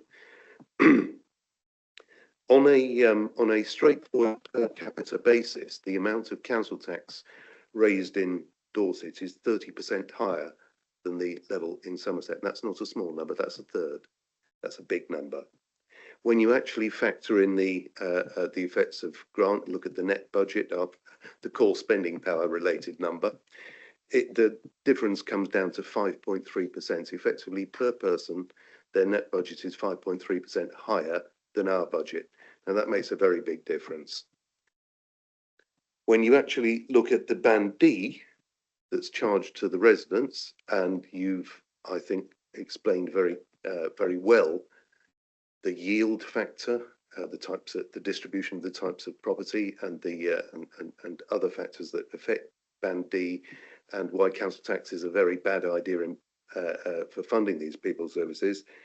The council tax is 13% higher in Dorset, and the exceptional financial support that resulted in set aside an adjustment of the referendum principles last year that we saw is in that figure. We've got 13% to go before we're back onto the sort of council tax our neighbours charge. And I just think this whole theme of explaining to the public that the spend per person is much, much higher in Dorset. The amount of help that the council gives to their population is much, much higher. And it's because, in part of the unfairness of the system, and some of that, and that's something we, as a group of councillors, can't do anything about. We are given the precept rule, the referendum rules. We are given the local government settlement. We are granted or not granted the exceptional financial support, which is just basically permission to put it on your credit card and pay for it later. It's not a real grant. You know, those are all given to us, and the rules are given to us. The only things we can do is try and adjust our spend level and ask for the amount of supports we put right. One thing we can do is ask for council tax rise. One thing we can do is ask for capitalisation directives, or we can cut costs.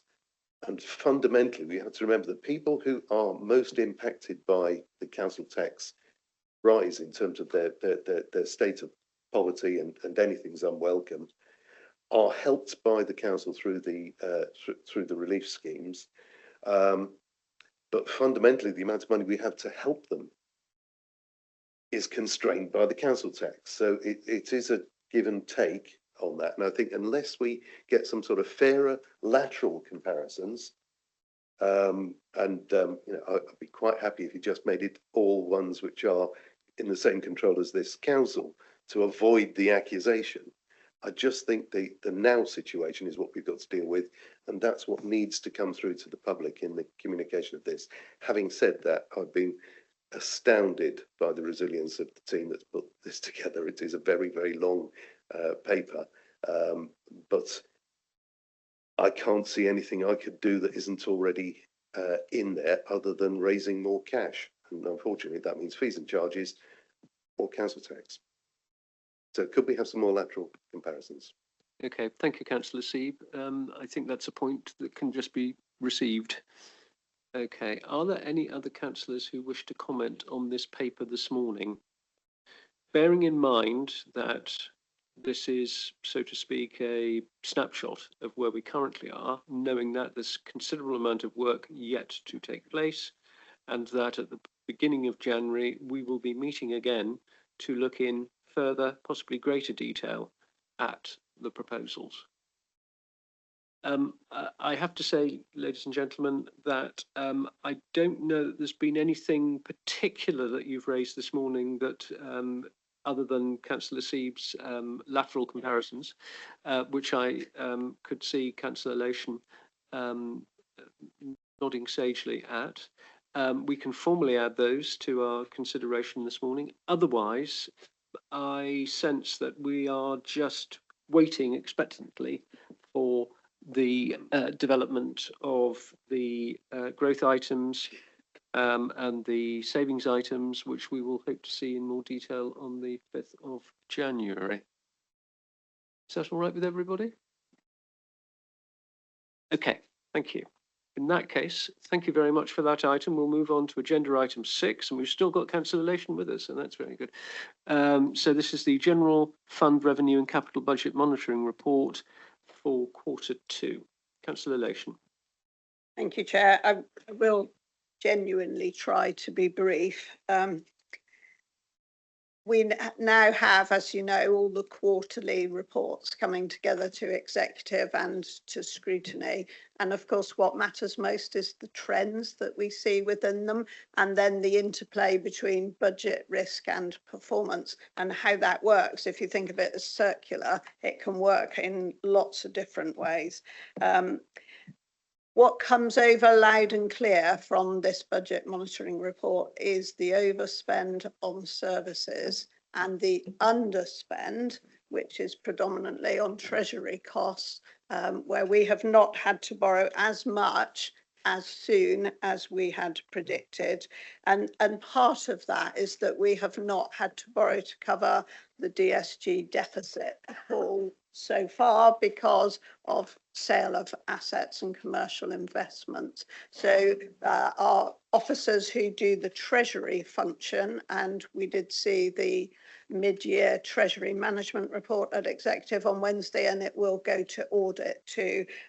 They are doing a really excellent job for us in being able to manage the treasury function without additional borrowing until and unless it is necessary. So we have had some commitments from the contingency, the 12 million contingency, but very little. We have had some commitment from the business risk reserve of 3 million, but that was predominantly for additional staffing costs where we didn't achieve the entire 34 million pound saving on the restructure. Some of it was put back in when we realised, this is to Councillor Cravis's point, when we realised there were places where too much of the human resource was being taken out. And after any restructure on any big organisation, you do always see a kind of what you might call a correction in certain areas, but that work needs to continue. So, Chair, if I hand over to Emily Collicott, if Emily wishes to make any further comments, thank you very much. Officer Collicott.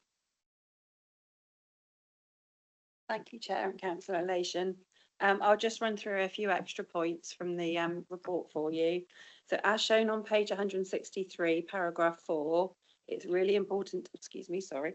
It's really important to note that if we didn't have the exceptional financial support of 43 million, then we would actually be forecasting an overspend of 43.727 million. I'll move on to table 1 on page 165. This shows that the services forecast overspend was 7.205 million. So services are spending more than they have in their budget. It's fundamental that we bring this down where possible, and mitigations are covered where they are currently identified in the appendices for each of the service areas. Bullet point 13 on page 166 details the key variances and movements since the Q1 report was presented to you. It's important to note that all services have seen a decrease from Q1, apart from children's, families and education. This is mainly due to an increase in external placements and the number of children. More detail can be found in Appendix B. Moving on, page 168 shows that the total service overspend is partially mitigated by an underspend in the non-service areas, as Councillor Elation has already mentioned. But a reminder that we're still utilising that 43 million capitalisation direction in the form of exceptional financial support, which brings our forecast outturn position down to 727,000. Page 169 talks about the DSG deficit, which is now forecast to reach 106.505 million. Members will have noticed the items that have hit the press recently and earlier mentioned by Mr. Heafy, in terms of the government announcements about absorbing our SEND deficits in our overall budget from 28-29. So it's really crucial that we control and mitigate the DSG deficit and deliver against our deficit management plan, which has been signed off by members. There's a new appendix to the quarterly report now. You can see an Appendix CI, and we're looking to strengthen this moving forward and work with services. But this shows the progress against the DMP. In terms of capital, on page 174, it's fundamental that you note the progress of spend against the capital programme is significantly lower for the first quarter of the year. It's only 51 million. Budget holders are, though, forecasting that they will spend up to 200 million by the end of the financial year. As a finance team, we're doing a lot of work on the capital programme at the moment in preparation for the 26-27 budget. And we've actually brought some additional capacity into the team to support improving the monitoring and end-to-end processes. Happy to take any questions.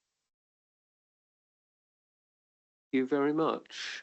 Are there any questions or comments, please?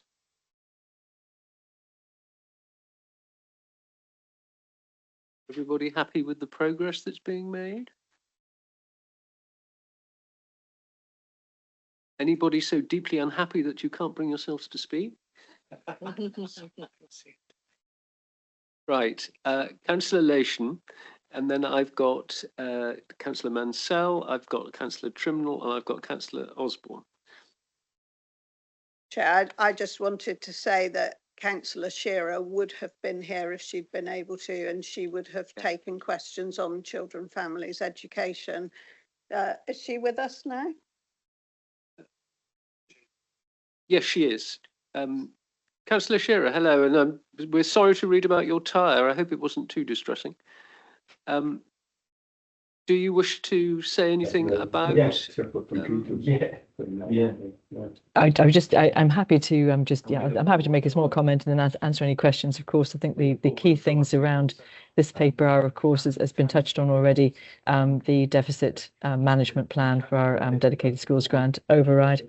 It's incredibly important to us, and we are working incredibly well and as hard as we can to make sure that we're bringing both our business as usual work up to muster to improve where we are, but then also to have a series of business plans coming forward that will actually make an improvement over time.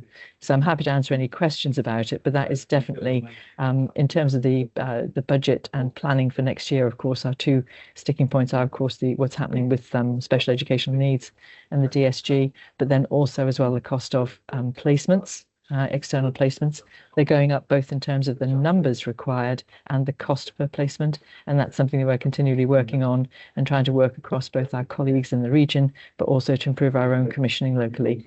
And those are, they're the two hotspots that we're really looking at all the time when it comes to what's happening. We do have some underspends in other parts of the budget, but far outweighed by those particular additional needs and additional challenges. So happy to answer any questions though if anyone has them. Thank you very much. Councillor Stella. So Councillor Mansell is the next speaker. Okay, thank you.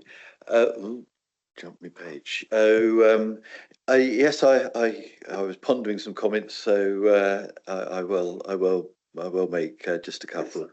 And it's connected in both cases to recycling centres and the what are savings not delivered yet in that area, which have sort of been on the books for a while. The biggest is making savings on the core contract for the recycling centres. Looking at the position for the whole, this looks like one of those difficult decisions, but I think a nettle that's got to be grasped, and it feels like, from what we've seen so far, it's not being grasped. I just wonder whether this might have been something that would have benefited from involving scrutiny early on.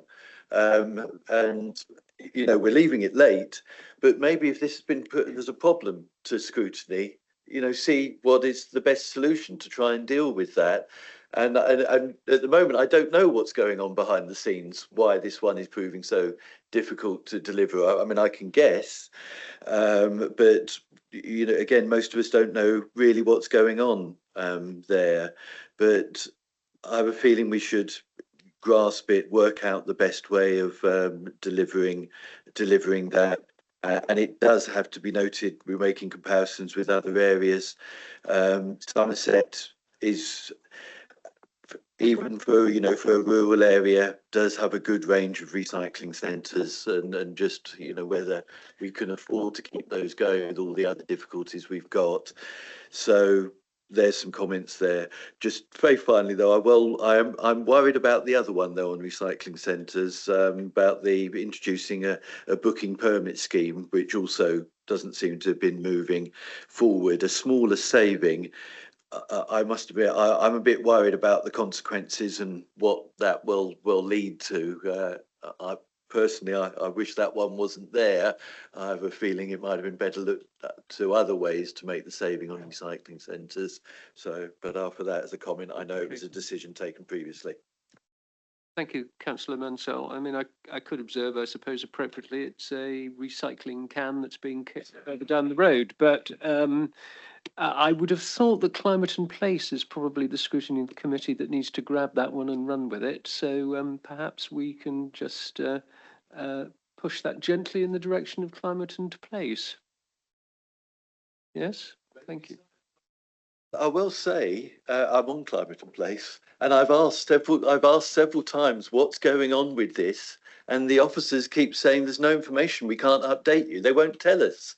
So there has definitely been requests from climate and place to ask what's going on here, but there's been, and I will say, I'm afraid it has been an officer reluctance to give us any information at all on what's going on. So I do. As we're moving into an era of even ever more meaningful scrutiny, I think that is an area that climate and place really doesn't need to take up, if I may observe. Okay, thank you. Councillor Trimnell. Thank you, Chair. So on page 164, you've got part A and part B. Now, initially I had to, when I read on, that then made sense to me about these were the recommendations to the executive, because obviously we're doing this rather retrospectively. And so we had the forecast of the service overspend revenue position of 7.2 million, but a total overspend revenue position of 0.727. And that, I believe, is because of offsets from underspends in other areas. However, when you look through the key variances and movements on page 166, you can see that a lot of this is either due to savings through unfilled vacancies and the fact that that is preventing projects from going forward and commencing. Some of the overspend is due to a reliance on locums. And so a lot of this seems to be around recruitment. The issue is, I just wonder whether we're going to, at the moment, while we're making these staff savings, vacancy savings, so it's little bits of bacon that are being saved for us all the time, but we do have to fill those vacancies because there clearly are projects which are planned, which maybe would bring greater savings to us. But in the meantime, we're going to have to fill those vacancies. How are we balancing the fact that in a way it feels like a good thing because we're not spending so much on recruitment, while at the same time recognizing that that is then going to launch us into perhaps an overspend position once we do make those recruitments? So are we going to recruit people, and are we forecasting that in the budget? Are we taking into account working the budget around filled vacancies at all times and then hoping to keep them slightly underfilled? Does that, I'm sorry, that's a bit waffly at the end, but that's what I'm trying to get at. Councillor Butt-Philip has his hand up. Yes, the budget is built around what it would cost if we had an entire complement of people, but bearing in mind the fact that we do not at any point, never would for obvious reasons, have a full complement, and it is necessary therefore for the relevant service directors to manage their budget, taking into account the number of vacancies they have, the number of locums they have, the number of staff who have got market supplements on their staff. So it's built around it being, generally speaking, it's built around it being fully staffed, and we don't now in general put in additional amounts for the cost of locums, and then the service directors have to manage within that envelope. Lucy? Yeah, so I suppose you would always, I mean, you're absolutely right. No organisation is ever fully staffed because the day somebody leaves, you are understaffed. But there must be a percentage sort of, around which you expect to work at. Are we below that percentage at the moment? Are we struggling to fill more vacancies than we would hope or expect to? And how are we going to end that? It's not a reliance, but it's a bit of a bonus at the moment because it has made the figures look a little bit better. But in the long term, A, we should be filling those, and B, we should be undertaking those projects. And so at some point, those gaps are going to become pressures. I mean, you're absolutely right. We need to get to a position where we're less reliant on locums and have fewer sort of vacancies. The largest element of work that we're doing around that is, of course, the pay and reward programme, because we know in many areas, the pay not being permanently market right is an issue in terms of recruitment. There are, of course, other areas where pay is not the sole or indeed main factor in recruitment. There are areas where there's an interplay between both. Planning is a great example where, yes, we know that historically, or in recent times, we haven't paid enough, and we've done stuff through market supplements to try and correct that. However, there's still a national shortage in planners, and there are other roles where there are national shortages. So it's not just about paying as much. Of course, we have built into the MTFP additional money for the outcome of the pay and reward programme, but we'll have to get further down that programme to actually look at how much that's going to cost, how much that's going to be affordable, and hopefully that will correct some of the situation we currently have. Can I just draw members' attention to Councillor Redmond's point in the chat that the children's element is coming to Children's and Family Scrutiny on Monday, and Councillor Shearer has responded that she will be there in person on Monday. Councillor Osborne. Thank you, Chairman. Councillor Trimnell has covered some of my points about vacancies and relying on savings in keeping posts open, which are then carried forward. However, I think when we get to the paper on strategic risks, you will see that there is quite a lot of questions of red dots against the finance part of it. And I'm concerned about the impact that this may well have going forward on that department. But I'll park it there for now. Because I don't suspect that relying on sort of keeping posts open is not particularly helpful longer term, particularly when you're looking at some of the large demands and the speed we're going to need to work. You actually do need people to do some of this stuff. In terms of falling interest rates, how sensitive is the budget going forward for this year to any drops in investment income? And also, as well, we're looking at capital receipts because we're using that to support the ESF. What is the contingency if we wind up finding that some of the assets we're marketing, we don't get the sort of value we anticipated, so we come in under budget on that? How are we going to deal with that one? Thanks. Solution.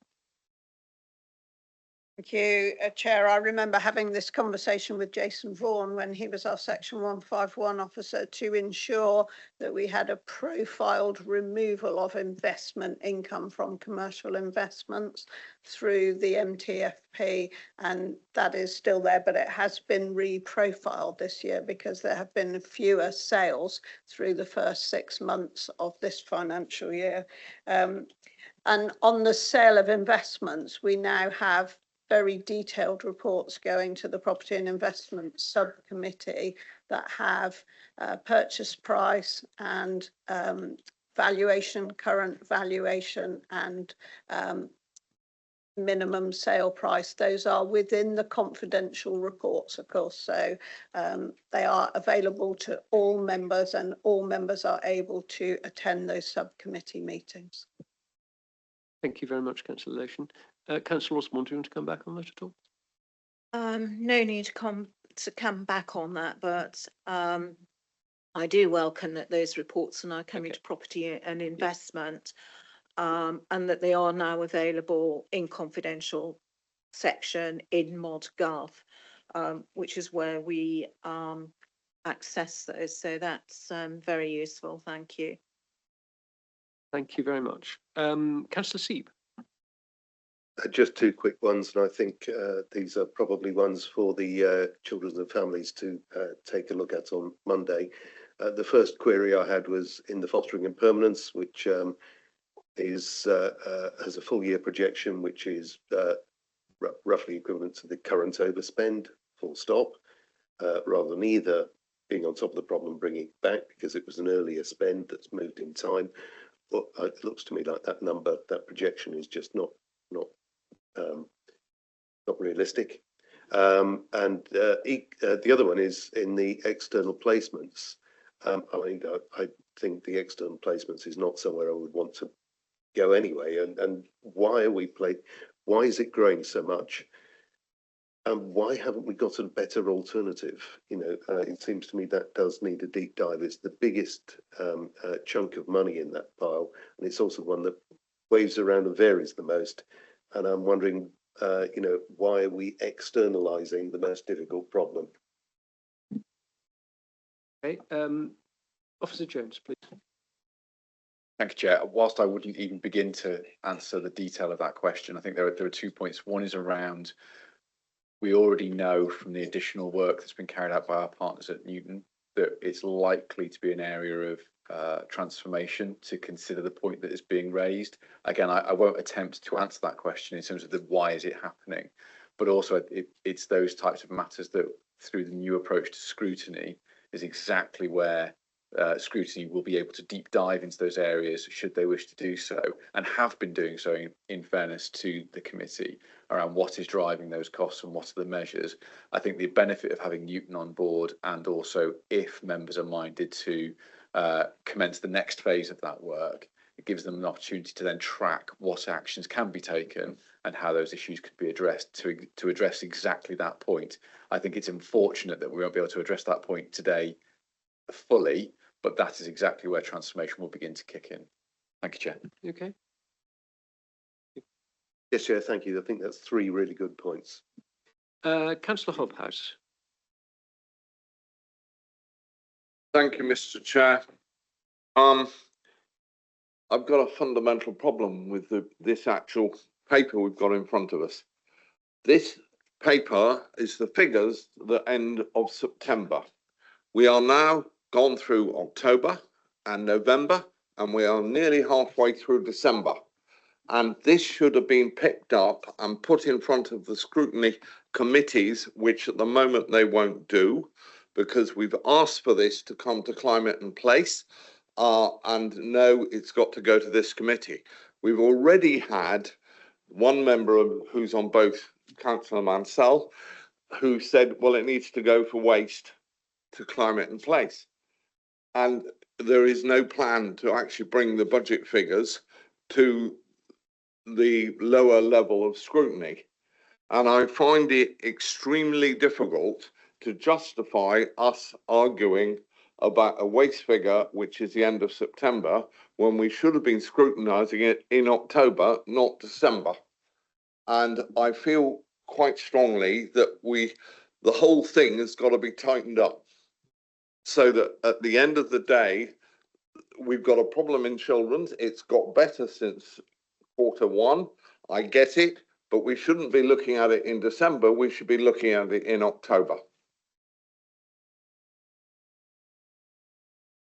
Right. Councillor Lation, and then maybe the officers will want to comment, but I think on the whole, we've got a great deal of sympathy with the point that Councillor Hobhouse is making. Councillor Lation. Chair, I have heard Mr. Heafy talk about how he would like us to be with regard to our budget monitoring. I certainly support having the quarterly reports all together. I think that's really important to see the interplay between them. But one of the things that is definitely an aim for us is to have more timely reporting. So whilst I wouldn't be quite as strident as Councillor Hobhouse is, because I do appreciate the massive challenges for the finance team at the minute, but that I can assure you that that is an aim for the executive and for the officers. Okay, Councillor Seaver, you want to come back on that point? Yes, Chairman, just to react to the very good point made by my colleague and offer an insight. If you were in business and free of the shackles of the rules around publication of agendas and so on, the board would most likely be viewing a paper and then turning on a Power BI dashboard to look at the actuals, and the actuals would probably include the reasons for variance available to drill down. I'm not entirely sure. I don't think that's within the scope of transformation. I think you could get to a meeting which was basically a preparatory paper, but you're going to go and review, live information. it might make a lot of sense, and it certainly bring things a lot tighter. Okay. Agreed, Chair. Well, one of the How do we definite, get there? well, I think one of the definite conclusions of this item is that we want more timely monitoring reports. Mr. Heafy, I know, has said that to us in the past, but we do need to make sure that that is followed through. So I think one of the things that we have to do as part of our monitoring is to make sure that that promise is fulfilled. Councillor Hobhouse. I would absolutely agree with what we're saying, but we also need to split the budget so that it comes to the specialist scrutiny committee to be looking at the example brought up today is waste. Well, we'd probably missed the chance of dealing with the problem. Well, can I just take Marcus and I'll come back to you, John, if that's right. Councillor Crovers.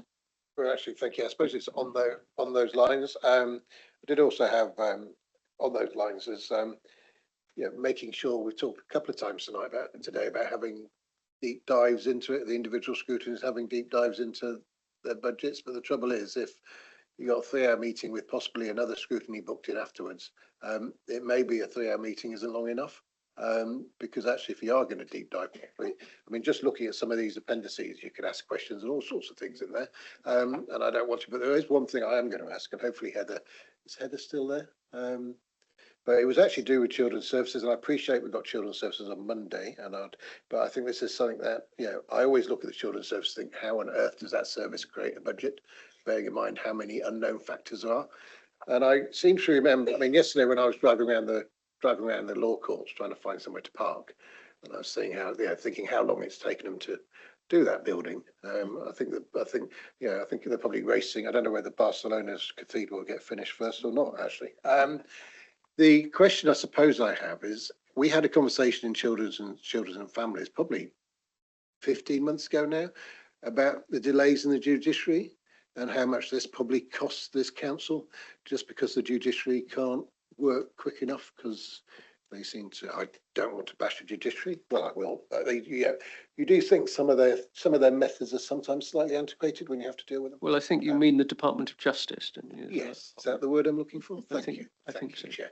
I just wondered whether that had improved, Heather, and whether there is any sort of update on that. Thank you. Councillor Shearer. Thank you, Chair, and thank you, Marcus. Yes, I can report there has been a bit of an improvement. You're absolutely right. We have had a particularly challenging relationship, let's say, with the district judge, or I've probably got the phraseology wrong, but the sitting judge in our district has not always been as sympathetic or as helpful as we might want it to be, want them to have been. But certainly there is a local justice partnership. I'm getting the phrasing wrong, but it's a local justice partnership building, and rather helpfully now, our Director of Children's Services is chairing that, and that's helping massively across the entire region and across our relationship with the judiciary, as Marcus has said. So it is improving, but it is still quite problematic. But it's something where I think, I can't remember how long Claire's been on it, but she's been on it for several months now, and I think it's starting to make some difference.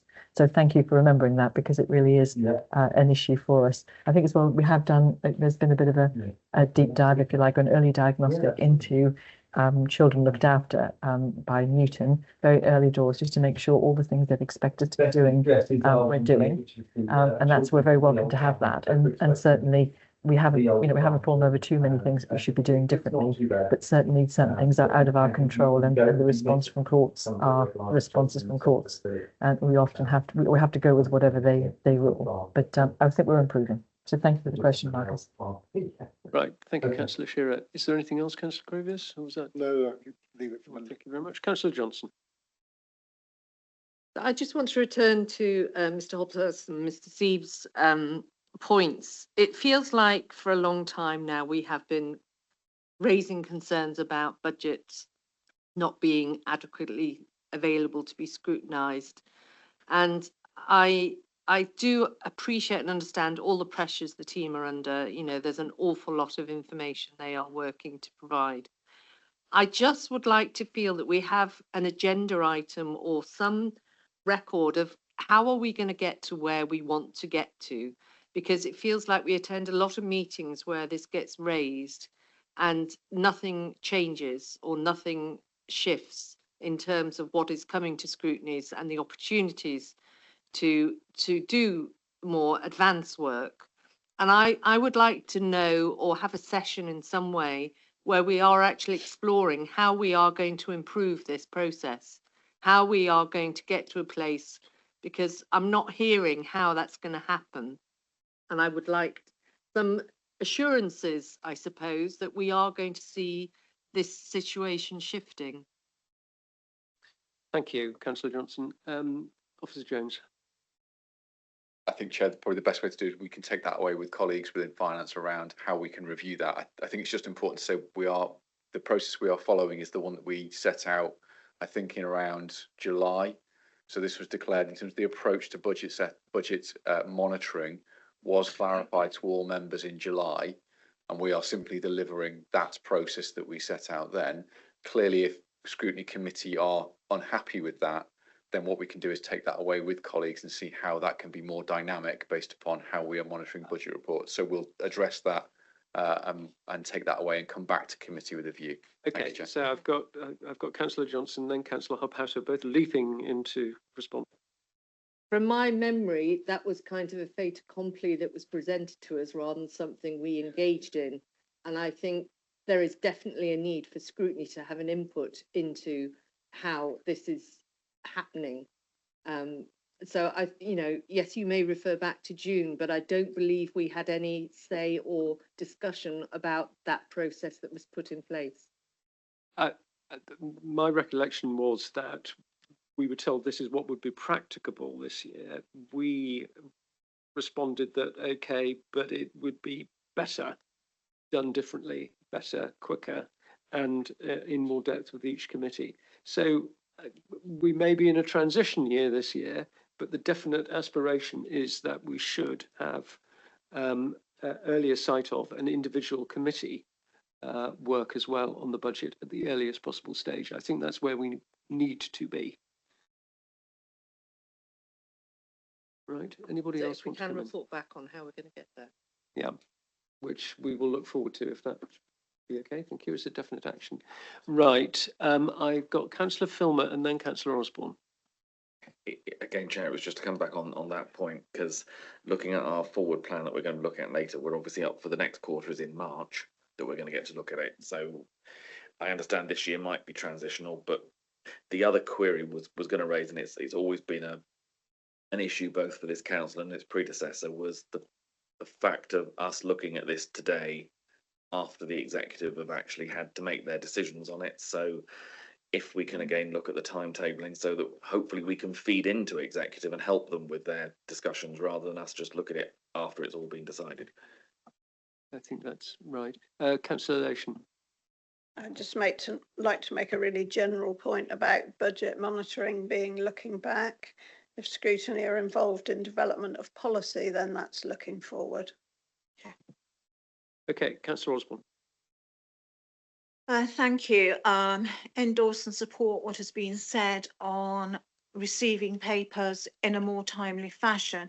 I wasn't quite clear. Did we actually add a recommendation in from us that in terms of getting papers ahead, particularly on subjects that we've just been discussing, did we actually convert that into a sort of recommendation just to strengthen it and make sure we don't lose it again?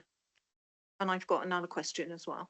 Okay, just while we're refreshing our memory of that, I mean, I have to say my recollection it was an assurance that we were given by Mr. Heafy, I think, that this was how it was going to work this year. So I don't know that we actually converted that into a definite recommendation because it was an assurance we were given by the officer. This is, how it would work this year. But we'll just check to see whether or not there was anything definitely recorded. Councillor Osborne, would you like to put your second point?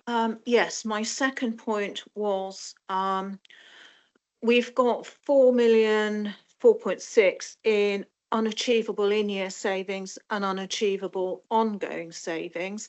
What are the mitigations that are now on offer for the savings that we can't meet? And when it comes to next year, will the unachievable savings that have been rolled into future years, because they can't be met this year, will those be identified clearly in the budget reports going forward? And in terms of unachievables, will we also get a report in terms of what are the proposed alternatives to those that we can't achieve? Thank you. Consolation. Emily may wish to come in on this, Chair. The mitigations are in each of the appendices. It was a confusion with members at one point as to whether unachieved savings rolled forward into the next financial year or not, and they do. But I take your point that there maybe could be, the trouble is they may not show as the same saving, because they may be a mitigation that is intended to be achieved in the next year. But I take your point about understanding where savings have not been achieved in one year and how they roll forward into the next year and how that's demonstrated. Is there anything you wanted to add, Emily? I'll just add a couple of points. You're correct, Councillor Lation. If the savings, it depends how long the savings are unachievable for, because some of them might be just not achievable for a few months, a year, then they will get rolled forward. If we're saying that that saving is never going to be achievable, then yes, the services need to come up with mitigations for those, and we will make sure that we show you that that saving in effect is being withdrawn and it's being mitigated by something else. And then we will build things into the budgets moving forward as well, and we will make that clear that if a saving needs to come out and it becomes, say, a pressure moving forward, it may be that there is nothing that can be done to mitigate it. We will make sure that that's clear, but we are asking services to make sure wherever possible that they are mitigating those savings if they can't achieve them with other savings, be that on a temporary basis in year, and then that saving will be achieved in future years, or whether that's an ongoing issue. Does that help? Yes, that does. Thank you. That would certainly be helpful to see that if they can't be met this year, can they be met next year, and also what part of what quarter they would be met in, so we know what the impact is going to be. That would be very helpful. And as I say, and also a potential list where they are totally unachievable. And I've yet to see anyone, please correct me if I'm wrong, achieve 100% of a savings target. May I just come back, Chair, just to say page 237 on ModGov has all of the rolled forward savings, the new savings, and then it does have the undeliverable in year and undeliverable ongoing. But what it doesn't do is identify exactly which saving is which. And I think that's what Councillor Osborne is asking for, more detail. In future, we need to identify which saving is which. Okay, right, thank you. Councillor Hobhouse. I'm about to make myself incredibly unpopular, but it's not unusual. The previous 151 officer, Maria, made it absolutely clear that if you overspent in one part of your division, you had to break it up in another part of that division. And she said it publicly at this committee. I hope that the same thing is going to happen this year. Does anybody wish to respond to that Well, extremely unpopular making comment? Chair, I'd like to say if anybody thinks Mr. Heafy is a pushover compared with Maria, then I'll see you after class, because it's not true. Mr. Jones. Thank you, Chair. I think just to illustrate the point, the advice is exactly that. So it continues to be maintained. That's the view of not only the Section 151, but the executive leadership team and the corporate leadership team, ensuring that if there is an overspend, it's being mitigated. I'll use my own directorate as an example of that. It was commented around the number of posts, so the overspend within that budget earlier. Councillor Trimnell made reference to the use of locums and the use of additional staff. In my directorate, as a result of those additional costs, we are taking steps to mitigate that overspend by looking at areas whereby we can reprioritise that area of work, delay spend if we can, and also manage vacancies by looking at how we prioritise our engagement in projects. My directorate is doing that, and all directorates are doing that in order to ensure that we are addressing that as far as reasonably practicable with the information that we have. So it is definitely an active consideration and a regular reminder from our Section 151 and his team. Thank you, Chair. Thank you. Are there any other comments from members, please? So I think where we are then, ladies and gentlemen, have we been able to check on whether that was definitely a recommendation on the timeliness of reporting, or it was just part of the narrative?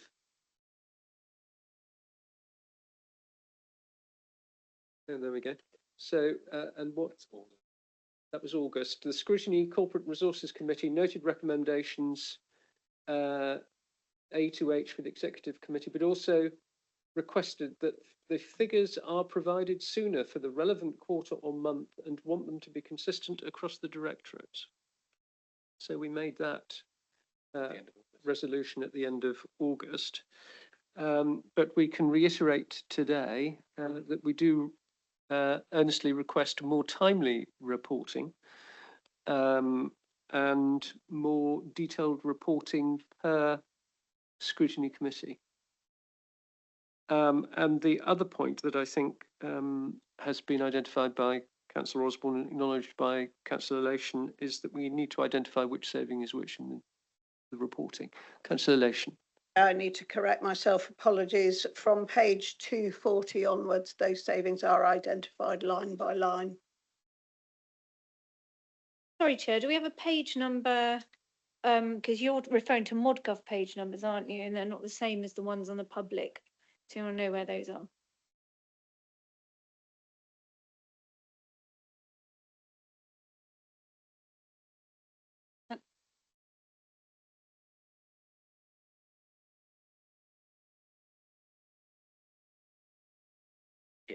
It's on Appendix I, Table 2, if that helps.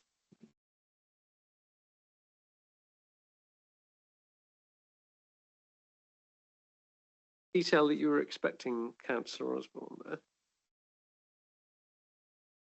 Well, look, shall we just say that we would appreciate continuing inclusion of identification of which savings are which. Put that one there. Is there anything else, ladies and gentlemen, that you want to say about this report? Sue?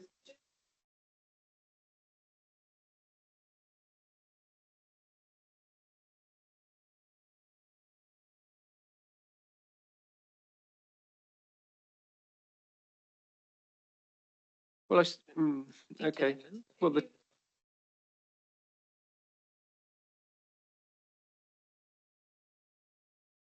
Detailed savings structure.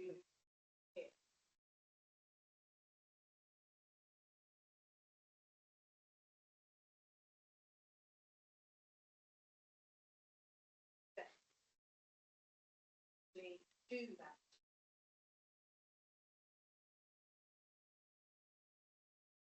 Can we actually see that action? How are you going to make that one to and be in Oh, sorry. It's all right. So I hate to tell you, we're losing all of your comments because you haven't got your microphone on. God. I think, Chairman, it might be getting time for a caffeine fix. I think the point you're making, Councillor Osborne, if I may paraphrase, is that it would be very beneficial to have even more detail on the individual savings, if at all possible. The point you're making is that the information that is provided is generally helpful, but that there is still further detail that could be provided that will enable members to make a proper analysis and achieve a proper understanding of the full range of savings. Yes, and also that we can assess ourselves as to whether they are achievable, unachievable, and perhaps make some constructive suggestions to help with those action plans. Okay, fine. So we'll note that comment as well then, if we may. Is there anything else, ladies and gentlemen? Councillor Seeb. Yes, Chairman, I'm not sure that Councillor Osborne is being entirely reasonable to the officer body there, because in the case of a budget and savings for the following year, this is somebody committing to making a saving. They don't know how they're going to do it in great detail. No. They may believe that it can be done, but actually the ones which are not delivered or impossible are ones where it turns out they couldn't. To ask for chapter and verse for what's essentially operational management decisions at that stage seems unfair. I think it's reasonable if at the close of the year the saving hasn't been achieved, to get an explanation of what the intent was and why it wasn't delivered. But I really don't think you can do more than an intent at the start of the year. No, I think all we're saying, Councillor Seeb, is any more detail will be gratefully received, because it will enable this committee to be able to achieve a fuller understanding and be able to probe more fully the issues behind those savings. How that is done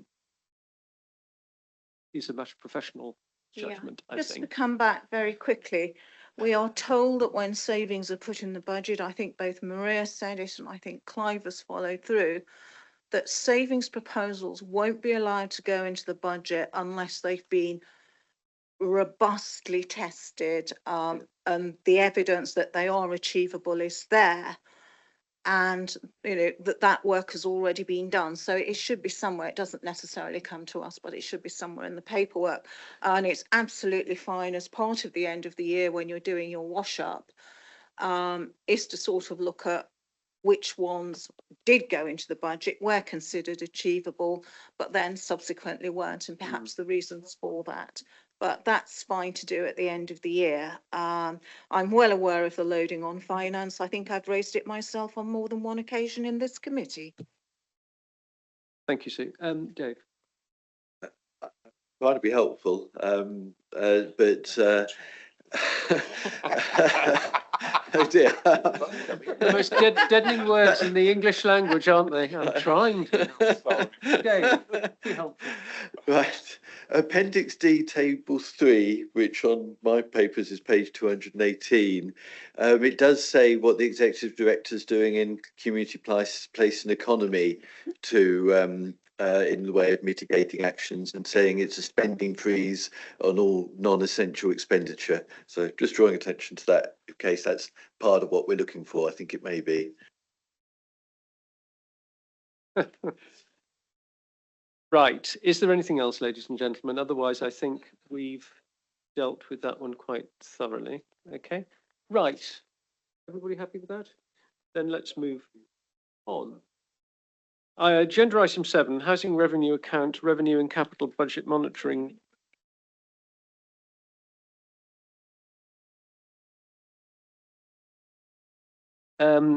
No, I'm going to press on. Well, I'm aware of the number of members that have to go, so that's why I want to press on and do as much as we can before we have a pause. Sue, was there something you wanted to say then?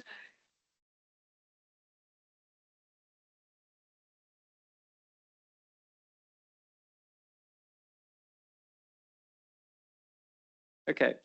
All right. By popular request, we will have a brief comfort break of no more than 5 minutes. So please speed your way down the corridor.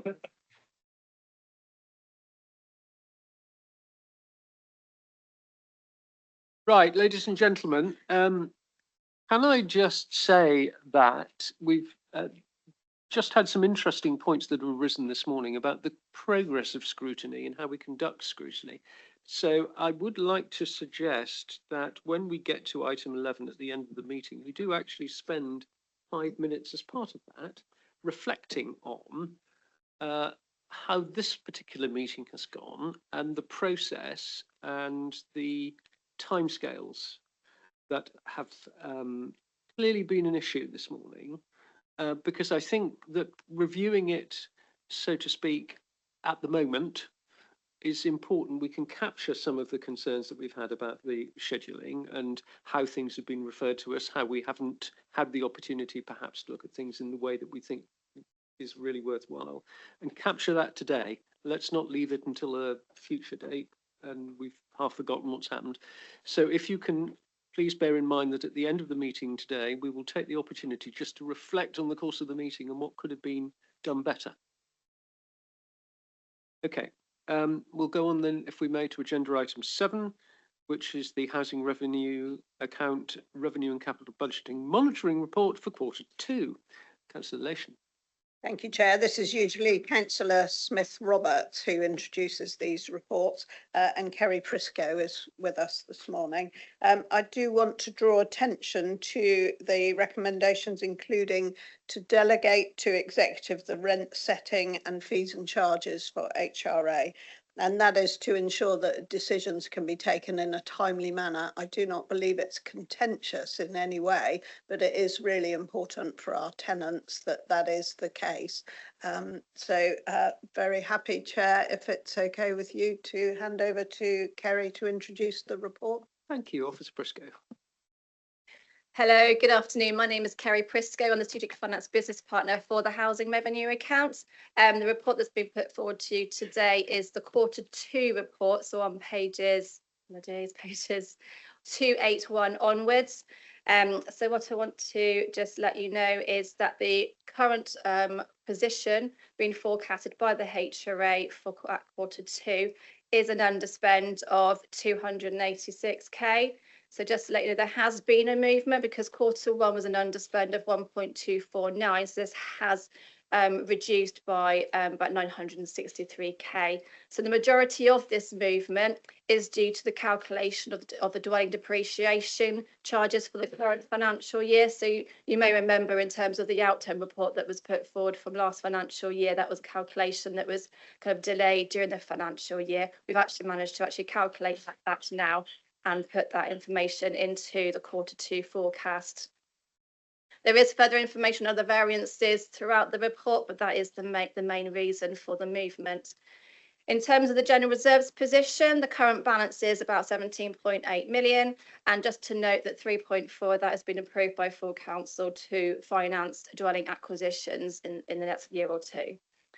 With regards to the capital programme, just a reminder that the total approved capital programme to be spent over the next 5 years is 265 mil, but of that, they were planning to spend 79 million in this financial year. So based on that 79 million, the current forecast out to position is 74 million.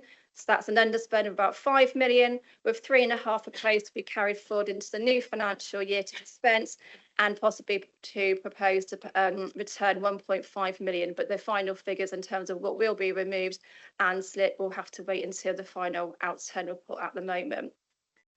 There is a recommendation that Councillor Lation kindly referred to within this report, and it's to ask full council to delegate the approval of the rent setting and fees and charges for the HRA, as well as the rent setting policy and the service charge policy, to the executive this year and onwards.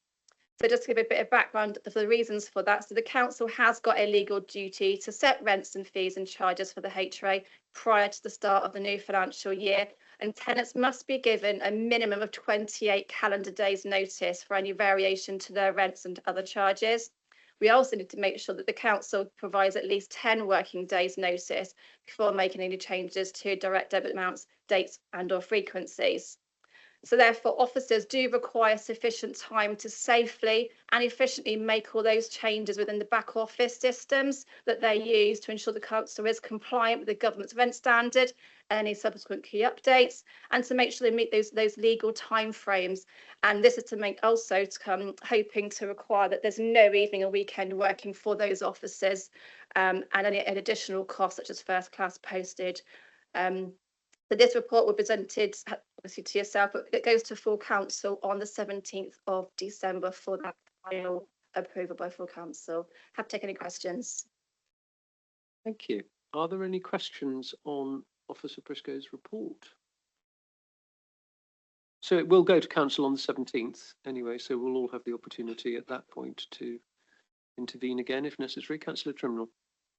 It's only a very vague kind of question, but last year you had an underspend that went it went towards purchasing accommodation, didn't it, for sort of emergency housing, I suppose.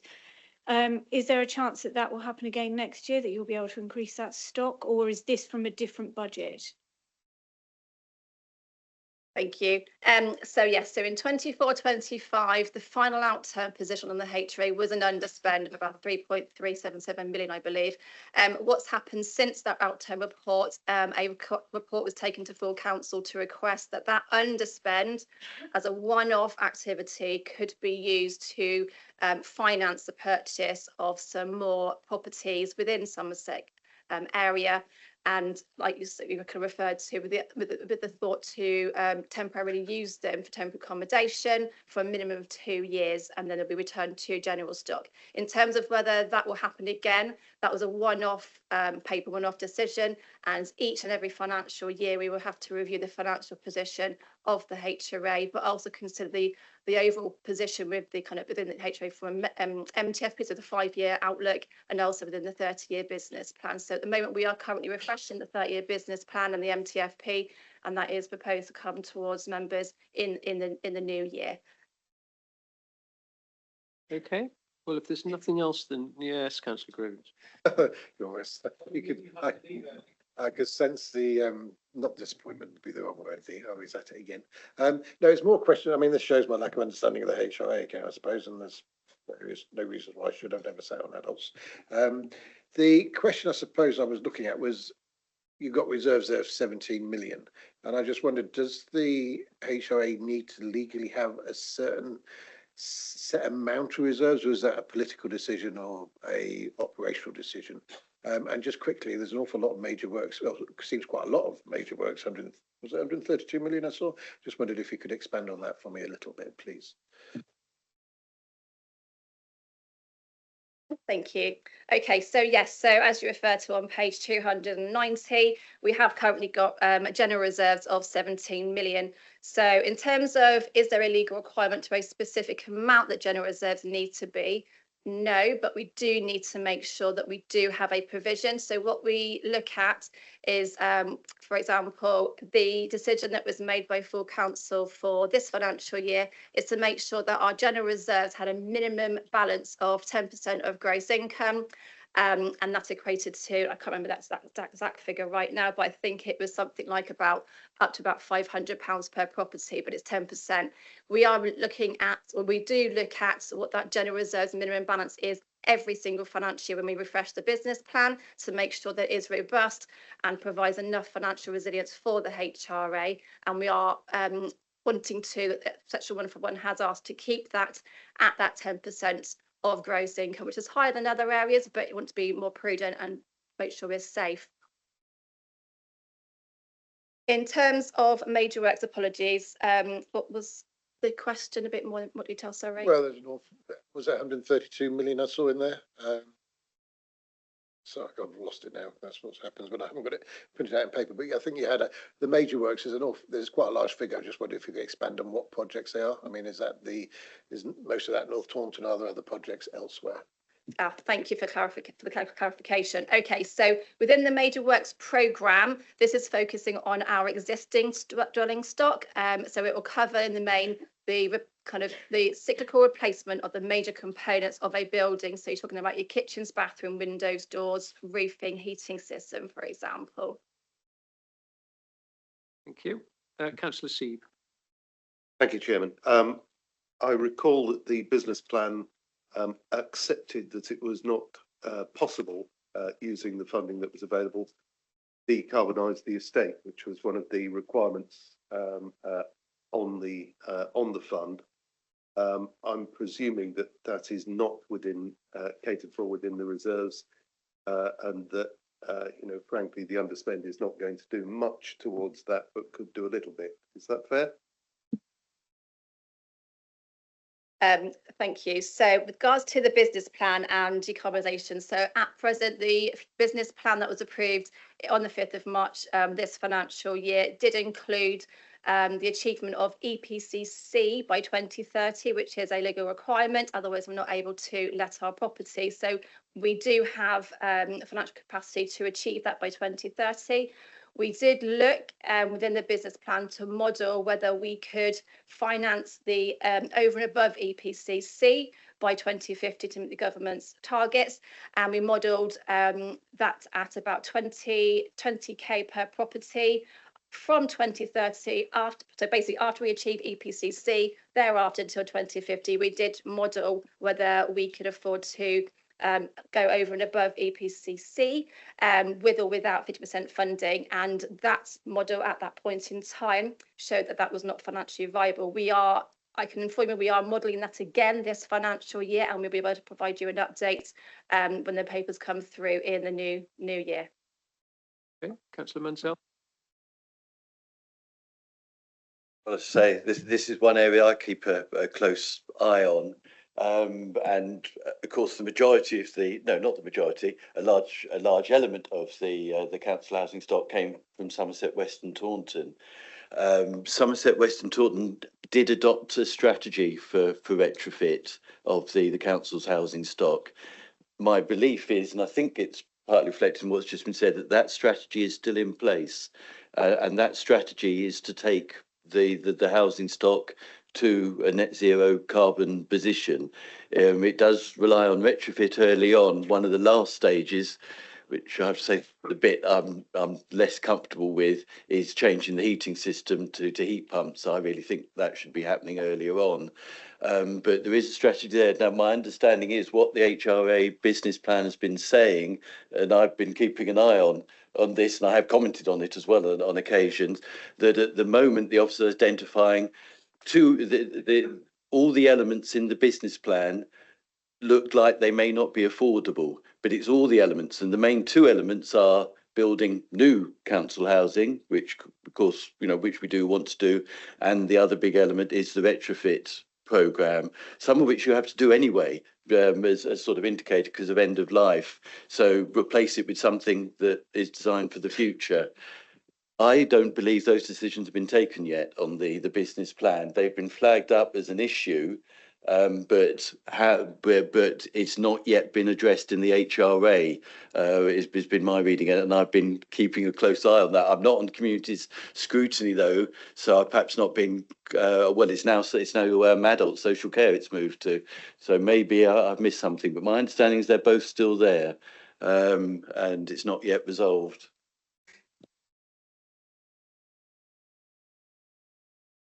I'm not quite sure on the exact question there.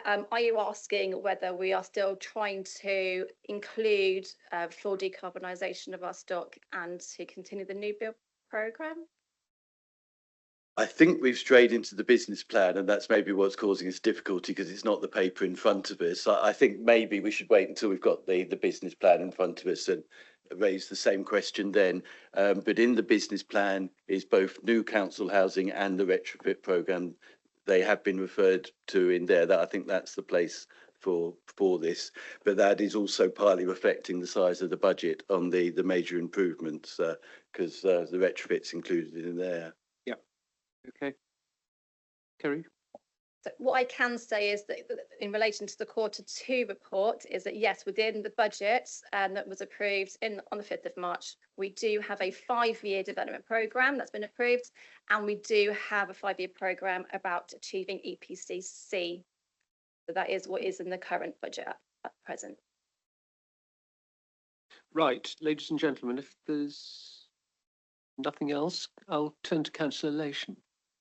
Very quickly, I just want to make the point that within major developments is new legislation that comes forward like AWAB's law, and that we have to respond to very promptly. So that is, I understand, one of the reasons why that figure is higher than it might have been in other years, because as well as retrofitting, there is response to new legislation. Thank you. So we have as bid considered and commented on the recommendations which went to the executive, but we know that this item will be coming to the council meeting later this month. Okay. So agenda item 8, strategic and high scoring tactical and operation risk report. This is on pages 299 to 410 of your agenda pack, and I'm going to invite Councillor Lation to introduce this item.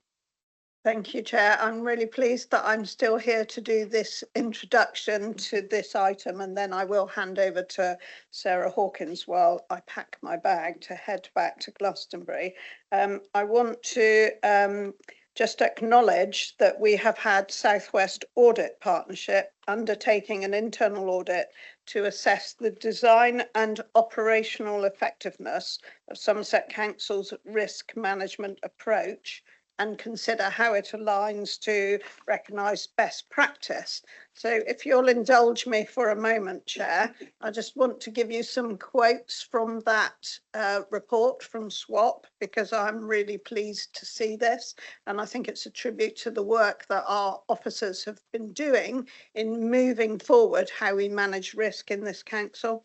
So the internal audit recognises, quote, significant steps taken to improve risk management, and that have been, quote, made over a short period of time, and the, quote, generally sound system of governance, risk management and control that is in place. So, of course, that internal audit has also provided us with areas to explore to further strengthen and embed risk management. And that guidance on where we can improve further, of course, is equally welcome. So thank you, Chair. And if you don't mind that I will leave, pack my bag and leave now and leave you in the very capable hands of Sarah Hawkins. Thank you.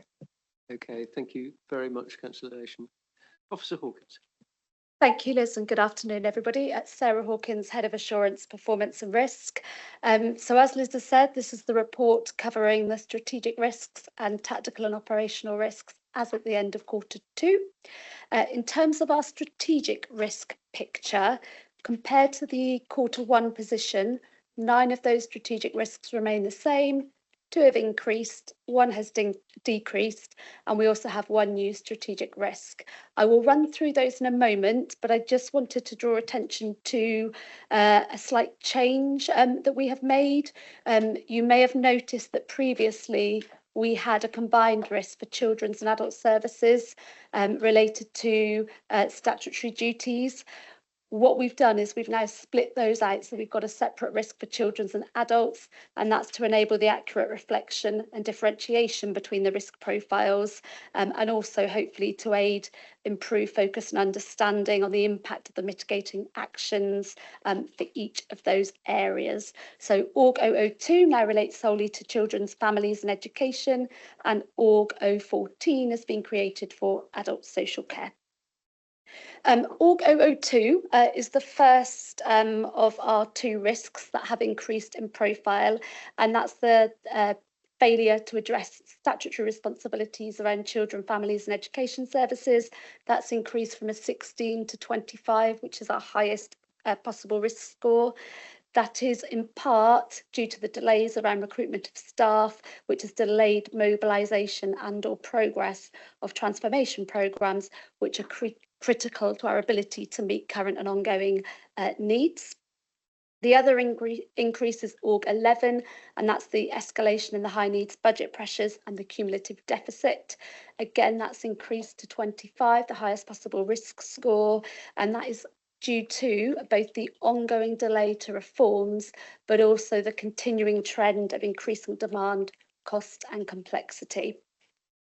The risk profile that has decreased is Org 010, and that's the risk of an in-year overspend for this financial year. That reflects the favourable movement, which has been discussed today from Q1 to Q2. The new strategic risk is Org 013, and that's about the importance of leadership of our people strategy and the potential negative impact on staff motivation if that's not effective. Our people strategy really is a critical enabler of change, and our corporate leadership team have taken ownership of leading this. That will be mitigated through the workforce directorate people plans, and also through the culture development programme, which is part of the Inspiring Innovation Transformation Programme delivery. In terms of our high scoring tactical and operational risks, we have 27 compared to 21 at the end of Q1. I think it's really hard to say whether that's reflective of an increased risk profile, because obviously we're doing lots of work to embed our new risk approach across the organisation. So really it's likely more reflective of us having an improved overview of the risks. And as I say, that work is ongoing. And as part of that work continues to progress the Inspiring Innovation programme of project risks and to move those onto IdeaGen. So at the point a project or programme is approved for delivery, they will then be tracked through IdeaGen. A couple of things I wanted to draw your attention to, which are changes within the report. We are now including mitigating action due dates. Hopefully that will aid improved understanding of the progress of these and assessment of their impact. You'll also notice in table 1 after bullet point 14 in the cover report, we've got an overview of the progress of mitigating actions for strategic risks. The percentage completed column there shows the percentage of mitigating actions that are 100% complete out of all of those actions. So again, hopefully that aids exploration of the impact of those mitigating actions. So for example, if the current risk profile has remain the same, despite those mitigating actions being completed or a really high proportion of them.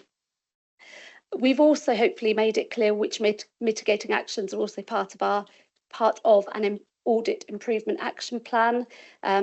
Thus, some of those really do help us to improve our internal control environment for our risks. And just on internal controls, so work is ongoing to ensure that those are reflected in terms of all of our risks. And that was also picked up by the recent audit that Liz mentioned.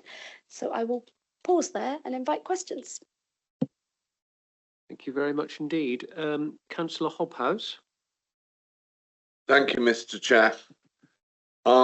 Situation number 1, I'm not on strategic risks, I'm on operational and tactical risks, is a site in Minehead. And the consequences of not looking after it are significant damage to property, requiring replacement of houses and highway, and fatalities if a person is present during landslip event or debris fall, and there'd be prosecution of the council. Anyone who is on climate and place scrutiny knows that I have raised Castle Carey, the A371, which has had 6 landslides in the last 3 years, straight on to the A371, and it should have been top of the tactical risk register, as promised by Chris Hall. And the one in Minehead, I get how dangerous it is, but exactly the same things apply. If there is another landslide and a lorry is going down the hill, there are going to be fatalities. And yet nowhere does that particular site come on the opera risk register, even though the director said that it was to be on the top of the operational risk register. To have the car parks being inoperable as a major risk compared to the one in Castle Carey, I have considerable problems with. I used to run the risk register on the railway company I ran, and top of all risk register is the possibility of a fatality. And that is, there is nothing more higher on any risk register than that. And yet Castle Carey is not mentioned here. Thank you, Councillor Hobhouse. I can see why Minehead is a very significant entry because, of course, there are a number of dwelling houses immediately underneath the potential rockfall there. But Mr. Chairman, I'm sorry to come back so fast. There are 8 houses within 6 foot of the landslide.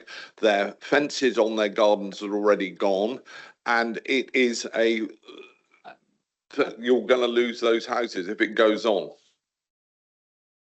Remarks there, Councillor Hobhouse. What I was saying was I could see why Minehead was there as a significant risk. However, the points you are making are ones that do need to be acknowledged and incorporated into the register. And I wonder if, Officer Hawkins, you could just comment on that, please, particularly in the light of the reported assurances that Councillor Hobhouse was given by Officer Hall. Thank you. We understand your strength of view and we will take that back to the Directorate to make sure that's followed through. Councillor Trimnell.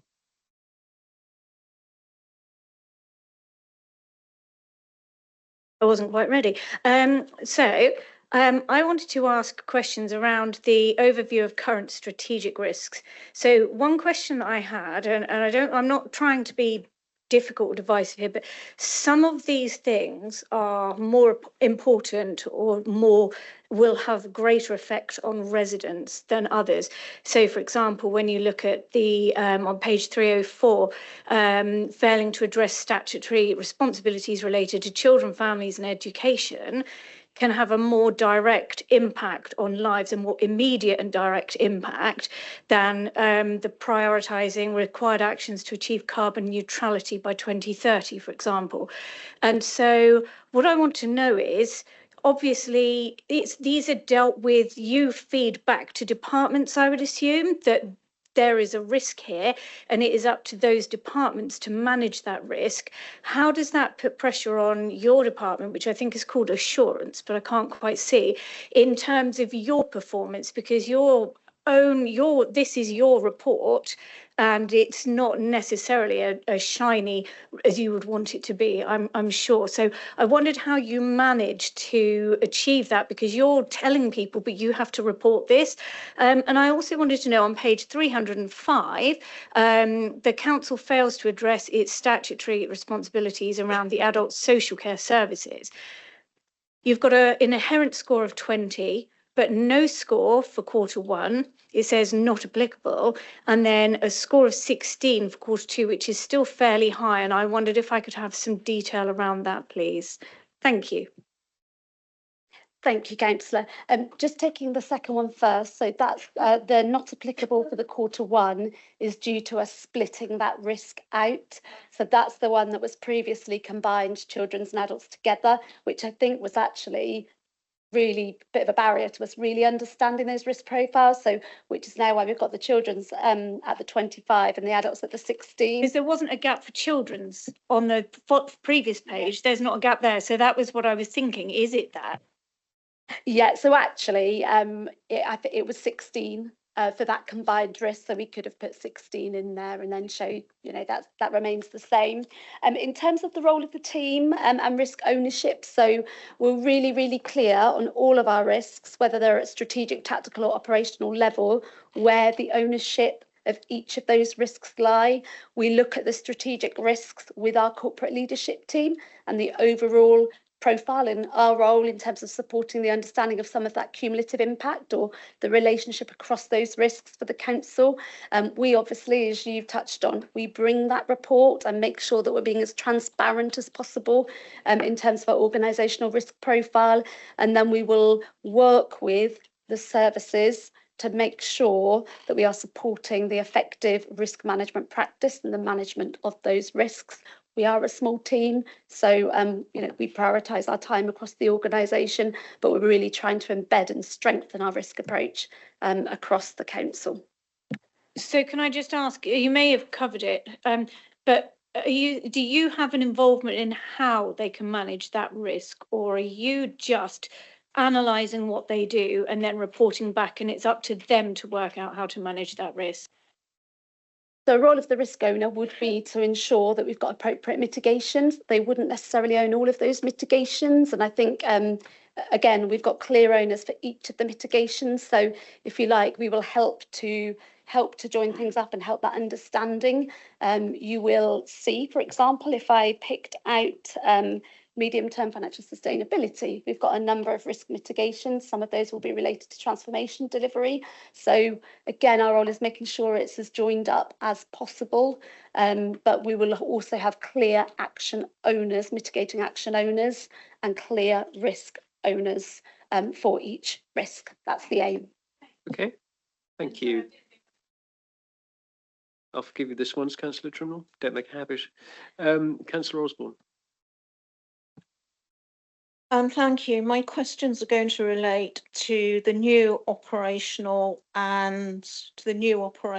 risks, which are now there, because we've seen an increase in red risks from 14 in Q1 to 21 in Q2.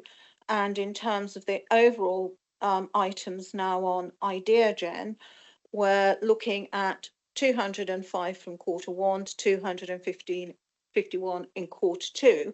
Is that rise because more directorates are putting and making more use of IdeaGen, which was designed to enable people to track and manage their risks. It is worth noting as well, there are 7 new operational red risks, and 5 of those 7 new relate to the Finance Directorate, notably F002, which is recruitment and retention, F003, workforce capacity, F004, workforce capability, F005, another finance one, escalation of external value for money recommendations, and F006, absence of finance and procurement improvement plan. There's one which does cause concern, and that belongs, I think, with resources, strategy and transformation. I think I'd like a bit more explanation on this. I've got a rough idea what it is. Absence of cautionary contact system, which I think I understand is a way of keeping staff safe. And it's somewhere in the papers, but I think there is some debate around whether using SharePoint for this is actually appropriate or sufficiently secure. So the questions I have arising from this is, when we did our restructure, did we actually find ourselves letting some people go that perhaps we shouldn't have let go?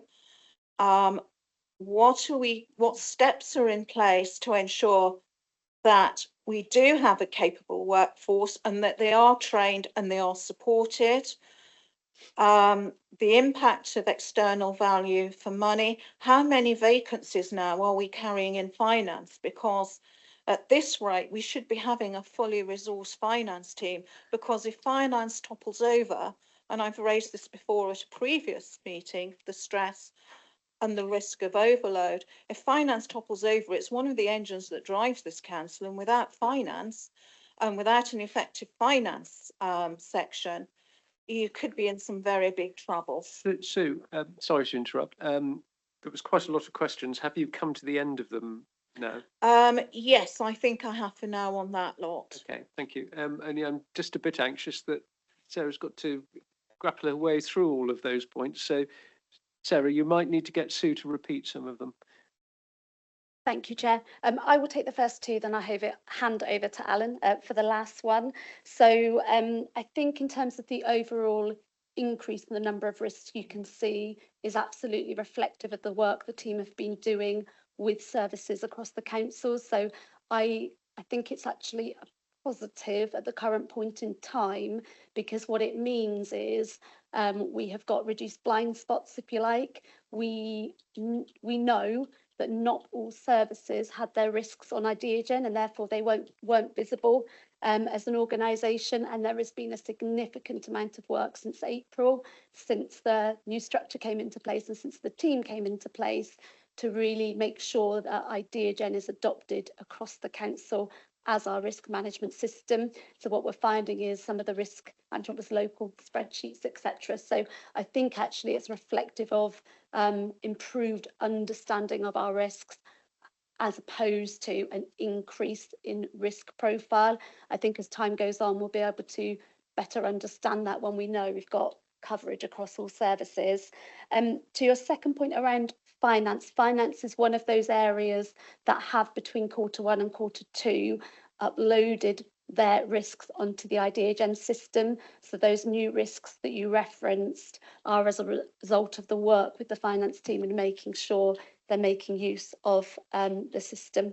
And I'll hand over to Alan for STRH 006. Thank you, Chair. And just to follow what Sarah's just said there, of course, the reporting of risk in and of itself isn't necessarily a bad thing. It's whether the mitigations that are associated with it. So we would naturally see, as part of the work that Sarah and her team are doing, an increased number of risks being brought through as we begin to have a complete corporate approach to how we record those. The critical part is making sure that, in particular for Audit Committee, they are satisfied that the mitigating actions are having a significant or appropriate impact on reducing those scores. And that's a constant area of debate. So I just thought I'd add to that as part of the response. In terms of the cautionary context, that's exactly the case here, whereby a risk has been identified identified by our health and safety team, whereby we don't have a collective way in which all of those cautionary contacts are collected. Individual services have that. And as we work across all directorates, it's been identified that some of those cautionary contacts actually are the same across those services. So as a result, a risk has been identified about having a collective view of those.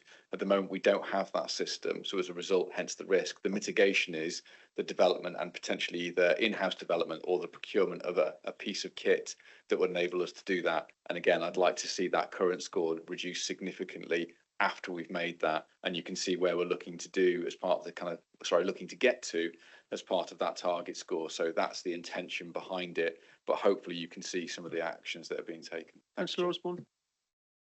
Yes, I welcome escalation of priority of STR H006, absence of cautionary contact, because this is an issue which in particularly affects women and girls. And so it should be escalated on that basis as well, and also men as well, but it does need escalating. We do need to keep our staff safe, and some of them can find themselves in positions that are not of their making or unpredictable. So I do welcome that. What steps are we going to take to actually have a finance and procurement improvement plan? And that's, you know, not a negative, because it seems from that they've identified a number of risks. Those risks, I believe, are quite serious, and for the sake of the team and its morale and its effectiveness, they do need to be dealt with, and fairly quickly. And also a final question: is there a target for the number of entries that you would like to see on the risk management system? Clearly, it's a very powerful tool. It's a very candid tool in that it brings transparency into this area. And one of the downsides of that is it does expose the warts as well as the beauty spots. Mr. Heafy has his hand up on screen. Thank you, Chair. And just to answer Councillor Osborne's question there, we're in the process of working up the finance improvement plan at the moment. So we're probably around 2/3 of the way through drafting that now, and be happy to share that with the committee in due course. But we're also asking SIPFA to come in and do an assessment of the council's financial status around using the FM financial management model, which is mandated for all councils. So SIPFA will give us a sense of where we've got capacity, skills, etc., gaps, not just within the finance team, but of course within the wider organisation, since responsibility for managing finances is an organisational matter, not just a finance team matter. Thank you very much, Mr. Heafy. Okay. Yeah, and just to my final question, is there an optimum number of entries that you would like to see on IdeaGen? Are there any gaps, any directorates that perhaps not engaging as fully with this as they can? Because as I say, it does seem a very powerful piece of software that actually does provide an incentive in its own right. It's not all negative. Okay, Sarah. So we wouldn't limit any entries, and there's certainly no target. Our aim is to ensure that we've got coverage across all services, and that we are reviewing and monitoring our risks regularly across our service teams and directorates. Okay. And has there been any sort of, I guess, not necessarily resistance, possibly more reluctance to engage in this particular process? And if there is, how are you looking to win people round? Thank you. We haven't experienced resistance. Actually, I think we've had a really, really good response, which is probably reflected in the increase in numbers that you've referenced today. I think actually the services are really welcoming of the support, and I referenced that, you know, the new structure and teams really now taking that time to really think about their risks at their service level, as well as us continuing the kind of strategic level reviews. So yeah, our experience thus far is people are really welcoming and keen to sort of accept that support we can give them and use the system for their benefit. Okay, thank you very much. Thank you, Sue. Finally, will we have anything like, say, an annual report where you've got 12 months of data so you can actually see what the trends are coming through? Yes, absolutely. We will have that at the end of Q4. And I think because of all the work we've been doing, again, maybe because we're seeing more being loaded onto IDHN throughout the year, we'll still have to be careful in terms of those trend judgments. But we certainly should be able to, at that point, have a better understanding of some of those trends that we're seeing and the effectiveness of the mitigations. Okay, thank you very much. Thank you. Bob Filmer, Councillor Filmer. Thank you. I've got a couple if I can. The first one is very general, and it's sort of principle stuff. Looking at the risk register on page 304 going forward, we've got various scores. We then obviously each area makes up their mind as to what the mitigations are that are going to help them address those issues. And then we have a % complete column, which tells us sort of what they've done so far. But there doesn't always seem to be a relationship between doing the mitigations and actually improving the risk. So there are some where they seem to have completed quite a lot of percentage mitigations, but the risk has got worse. There's the latest one that's just been added, I think, which is ORG 13 on page 307, where there's no mitigations being completed, but the risk has improved from 16 to 9. So I'm just trying to understand what the relationship is between completed mitigations to deal with the risk and the risk actually being recorded as having improved or got worse. Thank you, Councillor. So just firstly, in terms of the Orgo 13 that's cited, that first column is about actually the inherent score. So that's the score if we were to do nothing based on any existing internal controls that are in place, whereas the 9 is our current evaluation. So actually there hasn't been a change from if you basically that 9 takes account of work that has happened so far. So in terms of those mitigations, so there has been work at our corporate leadership team and a lot of work into the development of that people strategy, lots of staff engagement. So I think that explains that 16 to 9. In terms of the percentages, so that's exactly why we wanted to bring that into the report, and it's something we're looking at across the organisation, because what we should be doing is understanding the progress of those mitigating actions, and if we're not seeing a change in that risk profile, then actually is it that our target score isn't achievable? Do we need to think about other mitigating actions? Do we really need to review how we're managing that risk? So it's the first time we've brought that in, mindful of the work we've been doing since April, and it's something we really want to focus more on going forwards. I think so some of them, it's also, if I was to take the some of our strategic risks where we have seen actions completed but maybe not a change in that profile yet, and that might be because some of the environmental factors, so if I took the medium term financial sustainability, I think as we were talking about earlier today, we're still waiting on our government settlement and those transformation business cases, which are really, really key. So sometimes the mitigating actions will have a greater significant impact than others as well. So I think sometimes it's probably a positive thing that those risk scores don't change straight away. We actually ensure that the mitigations have had the impact that we've expected them to have, if that makes sense, because sometimes it's not immediate.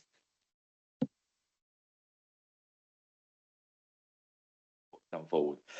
The other question was, and it was one I raised actually with you at the exec meeting, which is on the following page on 308. There were 3 risks that dropped off, and obviously, as we said at that meeting, this report doesn't actually say what had improved to make them drop off. You said you'd be able to do that for future reports. Is it possible for this one you could maybe give us a written answer as to why those 3 have improved? Happy to follow that up and feedback in writing, and yes, just to confirm, it's definitely something we'll include in future quarterly reporting. So if we could all be made aware of the response, that would be very helpful. Thank you. Is there anybody else in the room that hasn't spoken yet that wishes to? Okay, I'm going to ask Councillor Slocum, who is online, to speak, and then Councillor Trimnell wants to come back. Councillor Slocum, welcome to the Starship Enterprise. Good to see you. Thank you. Good morning, Chairman. Good afternoon, Chairman. I'd like to ask an intricate question, if I may. Can you still hear me? Yes, loud and clear. You're broadcasting from whatever Didn't galaxy. sound like I was. I want to ask, this will be, I know we're identifying our own budgets every, with our own scrutinies, but I just want to mention the fact that on page 310, Q1, 3 operational risks have increased from their current score to 16. I would like to ask that AH005, failure to undertake timely and effective adult social care assessments and reviews, should be made to a very high level. This has a knock-on effect for our budget, for our housing, for everything to do with adults. And it's a high level risk. We brought this to the attention a year ago. We've been monitoring this and really working hard on it to make this better. I would like to see this as a high level, a very high level risk, because it really does affect everything that goes, the puzzle meeting together. And I'm just a bit worried that it's gone down, but actually I think it should be higher. Maybe you could tell me different, and I apologise, Sarah.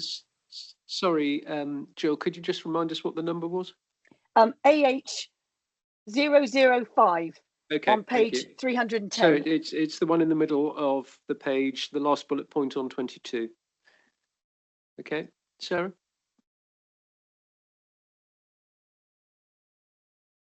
I don't know if Mel's still online, and Mel might want to take the position in detail. Can we just be absolutely clear? It says at the top of 22, compared to Q1, 3 operational risks have increased their current risk score to 16 or more and are now included within this report. So they've gone up. Yes, so the report, it only includes at tactical and operational level risks that score 16 or above.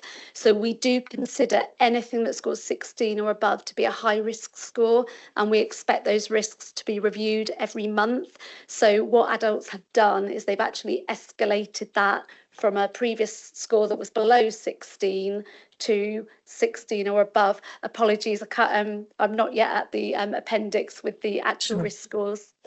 But yes, so it is now recognised as a high risk for the council. Yeah. I just wanted to, with your indulgence, Mr. Chairman, you've been wonderful today, I might add. Can I just say that as long as it stays that way, please, because I'm really worried that might just slip off the edge. That's what I was worried. 16 seemed to be the level, and I just don't want it to go below that because it really is significant. Thank you. I think we've captured its significance, Jill. Thank you very much. Thank you very much. Thank you. Thank you. And finally, Councillor Trimnell. So a very quick one, the same as Jill, I'm aware that this is my area and that I'm on scrutiny and I should be scrutinising everything, but it is something that caught my attention and I asked about it and I didn't get an answer and I forgot to remind for an answer. But I wanted to know, firstly, to address Jill's point, just to say that the issues at the moment with the backlog, basically, of assessments and reviews, I have had a briefing about that. They are working on that just to give some sort of reassurance.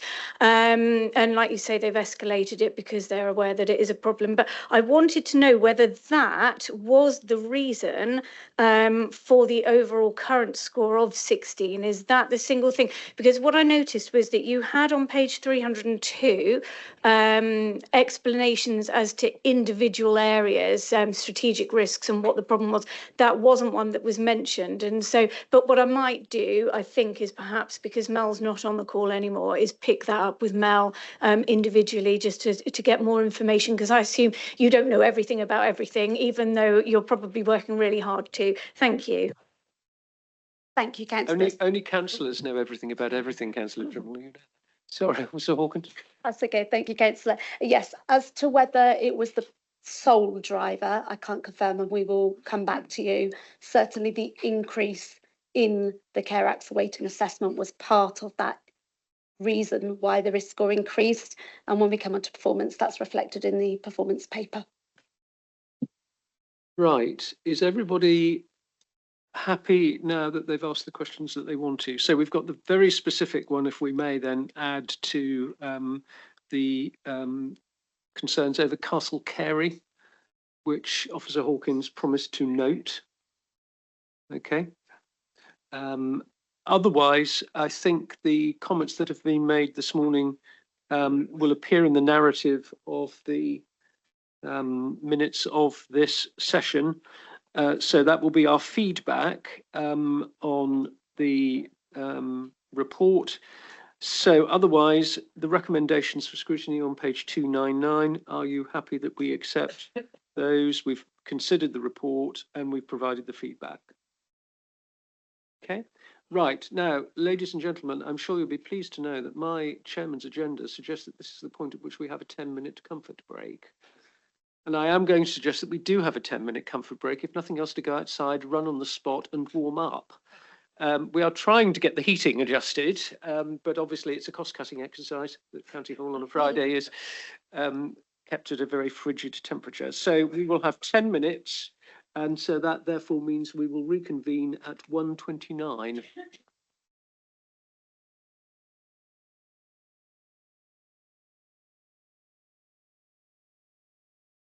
Right, ladies and gentlemen, I think we are all back. No, we're not. Where's Sue gone? She was here. She was. Oh, okay. Right. I will allow the reverse dress code. Gentlemen may don jackets if they wish to. I'm not cold. I am freezing. Oh.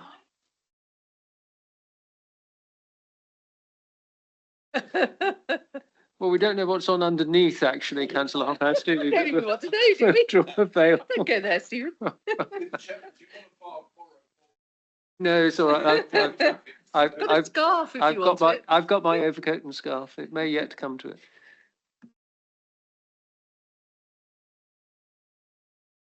Well,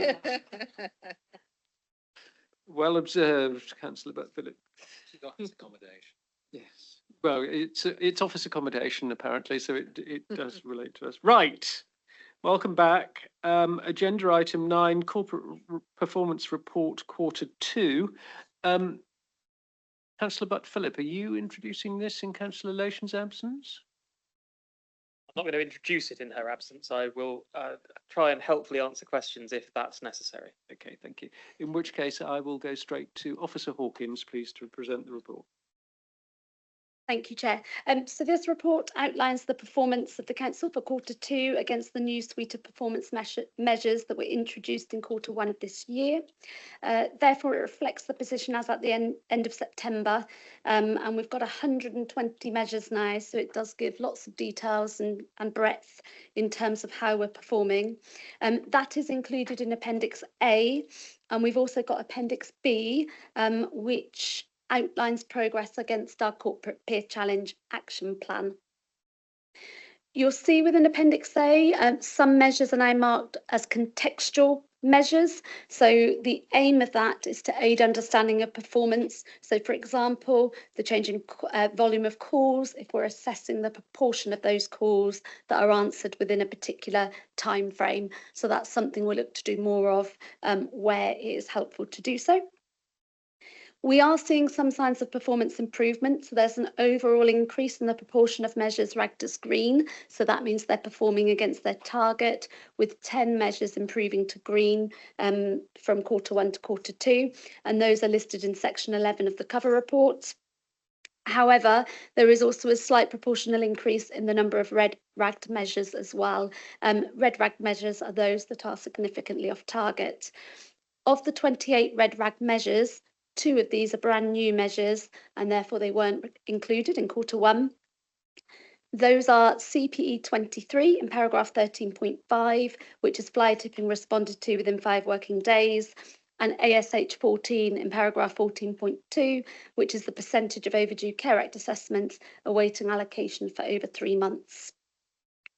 Table 2 in the cover report, which is after bullet point 12, provides an overview of the measures that have changed to red compared to Q2 versus the measures that remain at red. So hopefully that makes things clearer in addition to the full detail in Appendix A. Each red rag measure has a paragraph within the cover report explaining the current performance and the current improvement actions. Just a note on the peer review. So Appendix B, as I said, details the progress against our peer challenge action plan, which was formulated in response to the peer recommendations following their visit in November 2024. A further 16 actions have been completed during Q2, with progress continuing for others.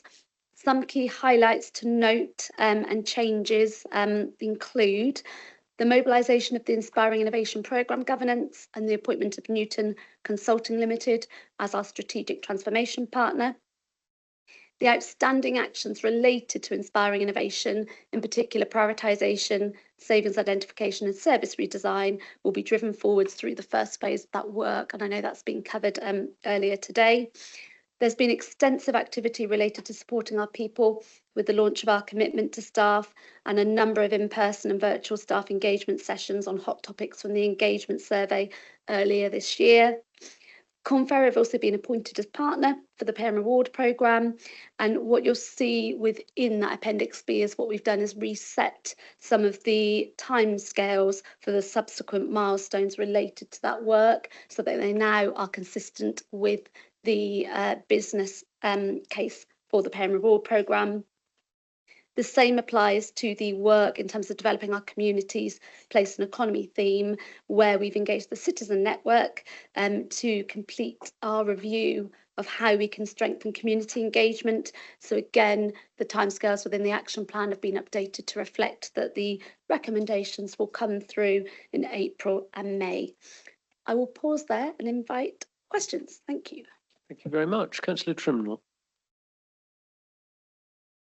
Thank you. So thank you for this report. Now, I hate sounding critical, but I wondered if there was a way that this table on page 416 that carries over to 417, so paragraph 11, and it's the 44 measures and the changes. I found it quite difficult to pick through. So the way I'm thinking is you're looking at different directorates that have different budgetary responsibilities, difficulties and challenges. And I'm wondering why the table hasn't been split into directorates rather than these priorities. And the reason I ask that is because when you're looking at a particular directorate, such as children's, for example, one of the big spending ones, or I think it's waste that overspends and place and things, I would find it easier to know that I hadn't missed anything if it was coordinated in that way by directorate rather than under those measures. And I feel as though there would be a way to, I mean, you've got the table on the page before which tells you how many for each of those measures. So on page 4 and 5, you've got the table and, you know, you've got a green and more sustainable Somerset, and then how many of those, you know, you can track the rise and fall. And that works really well. And so I just wonder if there's a chance, even if you kept this table so that people who want to see it in order of those priorities could, but also per directorate, so that somebody who's wanting to keep an eye on what theirs is doing can sort of make those assessments. Thank you. So directorate rather than corporate priority. Yeah. We are looking to move our performance to make sure it is more outcome focused and in line with our council plan outcomes.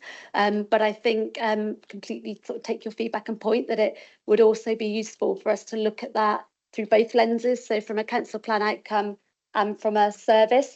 So I think we could certainly look at how we might replicate that table so that we can show the picture by council plan outcome and also show it by directorates. One of the changes we did introduce earlier this year was to introduce those 3 lenses of performance, so strategic in terms of council plan alignment, as well as our operational measures, which I think is very much a part of what you're talking about in terms of our operational performance, and our organisational health measures, some of those cross-cutting enabling ones. So yeah, it's certainly something we can take away because we have the ability to do that quite easily within the system. Just to recap on that then, to amend the table according to plan outcome and directorate. So we can do both. Yep. So I think we just need to be really clear that it's the same information presented in 2 different ways. Yeah. Just so it makes it Thank you. Yeah. super easy to follow. All right. Yeah. Okay. Thank you, Councillor Mansell. Thank you. This is a little bit similar to my comments, a little bit similar to one that emerged earlier on the finances, in that I'm wondering about the connection back to the other scrutinies for the things that are relevant to them. My understanding is this doesn't get reported to the other scrutinies, and I'm feeling it should be, or is the mechanism that corporate refers it back. Now, I'm happening to see it because I'm on 2 scrutinies now. We had climate and place yesterday, and as it happened, I did comment a little bit on waste performance because we had the portfolio holder report, and there was things there that I was just worrying a little bit about.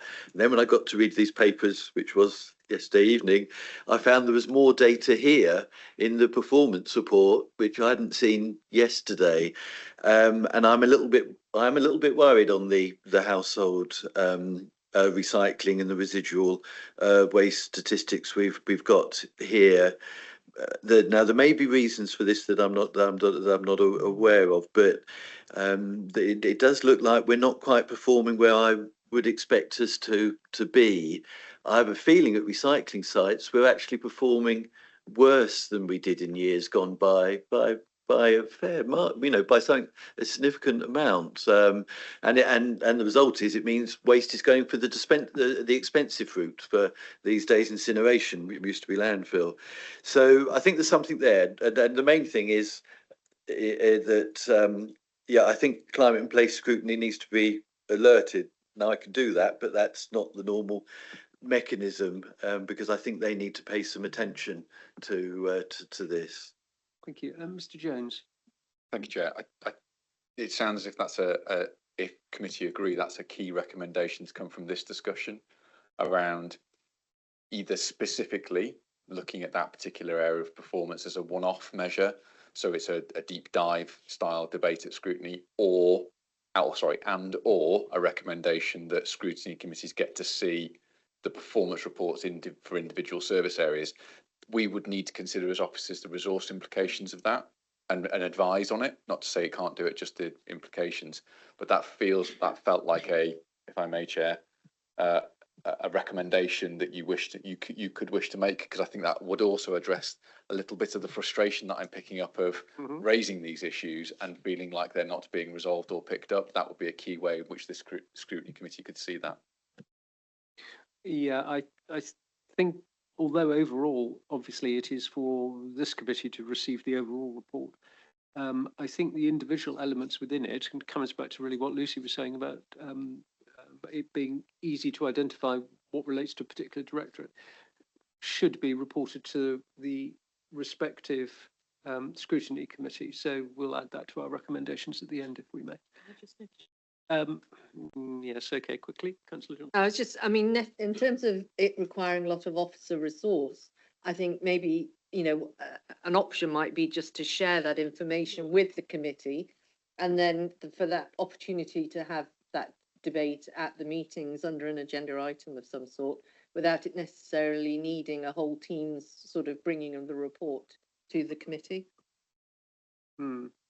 Okay, well, that's something that I think the officers need to think about and come back to us with, maybe. But yes, thank you for that. Councillor Osborne. Thank you, Chairman. I did have questions on waste in terms of, are the recycling targets that we have for 25-26, are they still workable, credible, given the structural shifts in garden waste? But I think really that's an area that probably climate and place will probably have a deep dive on at some stage, as to in terms of whether the targets are still viable and why there has been that marked decline in the green waste garden waste collection. Also like to raise the whole issue. I'm not going to go into depth in planning. I think it's been done to death in other committees. But one thing I would draw attention to is the legal services bottleneck, that there's something like 200 section 106 still waiting completion, and that is actually adding to some of planning's problems. And it also certainly doesn't help the matter of the 5-year housing land supplies or lack of, because until that 106 is signed, my understanding is that development doesn't get added to your housing supply, whatever it is. So I'd really like to know what plans are in place for tackling that backlog. What are we going to do? Because it does have a big impact in so many ways. And also as well, it's not just necessarily planning where you've got a workforce and capacity issues, which have been quite serious. Those have been picked up very well through the strategic risk report and the corporate performance report. So those are doing their job there. They're picking them up, and we really can't ignore them anymore, because they are you can't get something more in your face than a whole series of red dots and lines. So we've already, I think, suggested, and Councillor Mr. Heafy has confirmed that there is a recovery plan in place for the finance side of it. But where there's workforce and capacity crises, how are those going to be addressed in the short term? Because the full pay and grading review won't be done until 2027. But there are probably things that do need to be addressed in the short term, if it is possible. Officer Hawkins. Thank you. I can certainly provide some additional information regarding waste that the service provided to us, and the reasons for the reduction in the green bin waste. So that was impacted by an unusually dry summer. So the amount of garden waste collected and treated was significantly lower than expected. That was by around 5,500 tonnes. That reduction in tonnage does not correspond to any decrease in garden waste subscriptions, so in terms of that financial impact. Other component indicators of that measure, which is CPE 20, do show positive trends. So residual waste increased by 0.6%, which was slightly below property growth of 0.9%, and food waste rose by 4.5%, and dry recycling increased by 1.4%. So that's the overall picture, which hopefully provides some more context in terms of the green waste recycling. And what about your legal services point? Yes, because I think that's a matter of concern to everyone. It's certainly a matter of concern to developers and land promoters.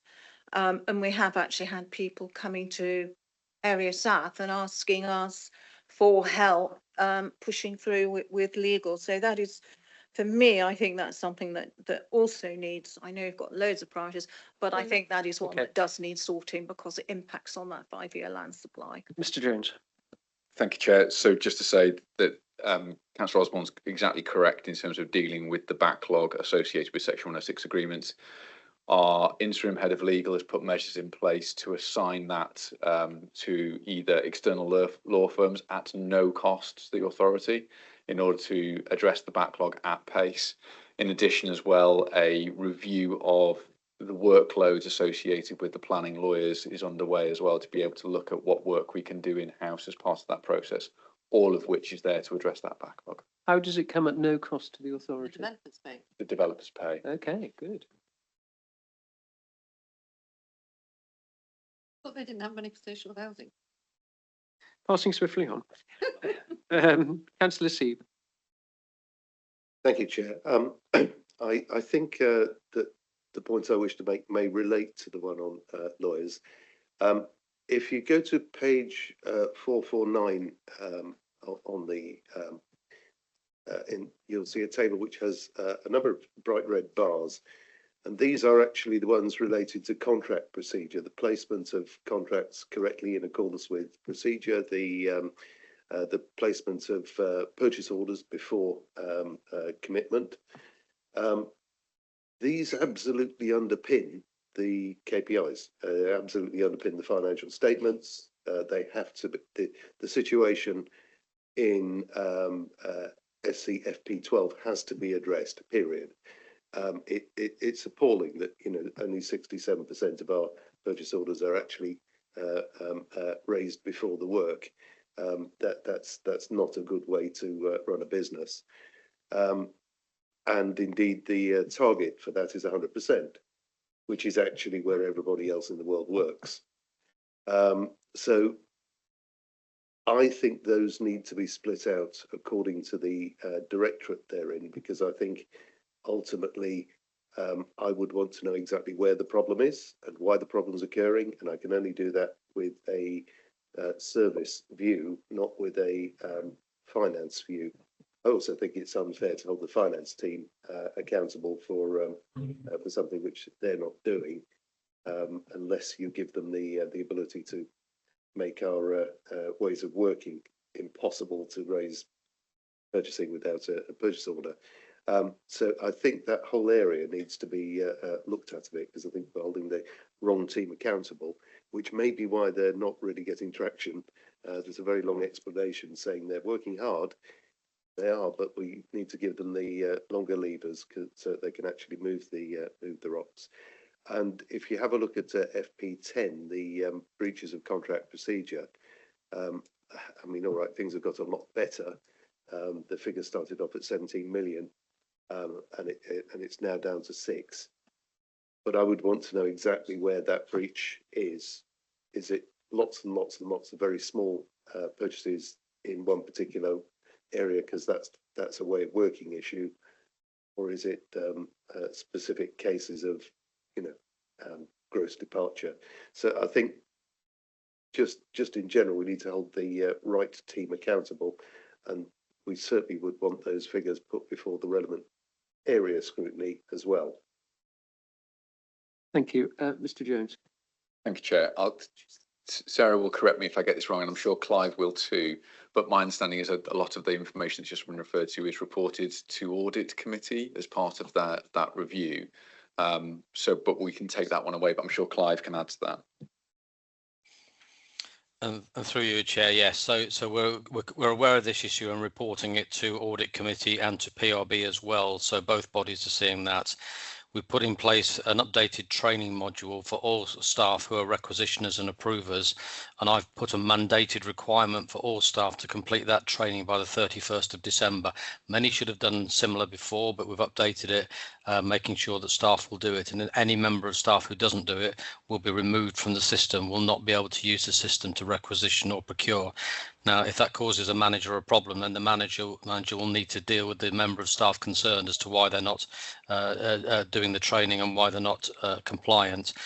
We're also saying that beyond there, that in future, 3 strikes and you're out approach. We will tolerate some degree of latitude around reasons for not putting a purchase order on the system. But if you carry on doing that, then we again will remove you from the system until such time as we're convinced that you are able to do that. And if that again means a manager has to look to alternative means, we're hoping that will be dealt with through the management chain. And the final answer is we'll also be writing to suppliers to say you're also not to supply unless you have a purchase order. If you choose to supply without a purchase order, then we will extend your payment terms. But by putting that onus on the supplier as well, we can make sure that they're saying to people who are trying to get goods and services, I'm not going to supply it unless I've got a purchase order, which hopefully can put that in the right territory as well. So it's a range of measures to try to get compliance up. Whether we'll ever get to 100%, I don't know. I don't know of any organisation that actually fully achieves 100%. There's always new people coming in, churn of people, etc. So a target probably nearer to 95% might be more realistic than 90%, but certainly way above the 67% it is at the moment. Thank you, Councillor C. Yes, Chairman, I just wanted to come back. Firstly, I do agree the latter point. I know with another hat, I run a village hall that officers sometimes need to hire at short notice. So I appreciate that 100% may be unrealistic. However, I also note the actions that you're taking. I've been well aware of this for years. So I'm pleased that audit and the accountability side of life has caused yourselves to put a plan in place. But the KPIs are about delivery and conformance. So I still think that the levels of performance achieved by services is a matter for the relevant service scrutiny, and indeed for us as a collective across all of the services, because we need to make sure that the ways of working are following the systems that you lay out. You see what I mean? We need to measure the output as well as directing people to work a certain way. We need to measure the output and make sure they are, because we might need to fiddle with it and change the system in order to get better compliance. Councillor Hobhouse. Thank you, Chairman. Right, I may be being stupid, but I don't think I am. On the waste residual figures,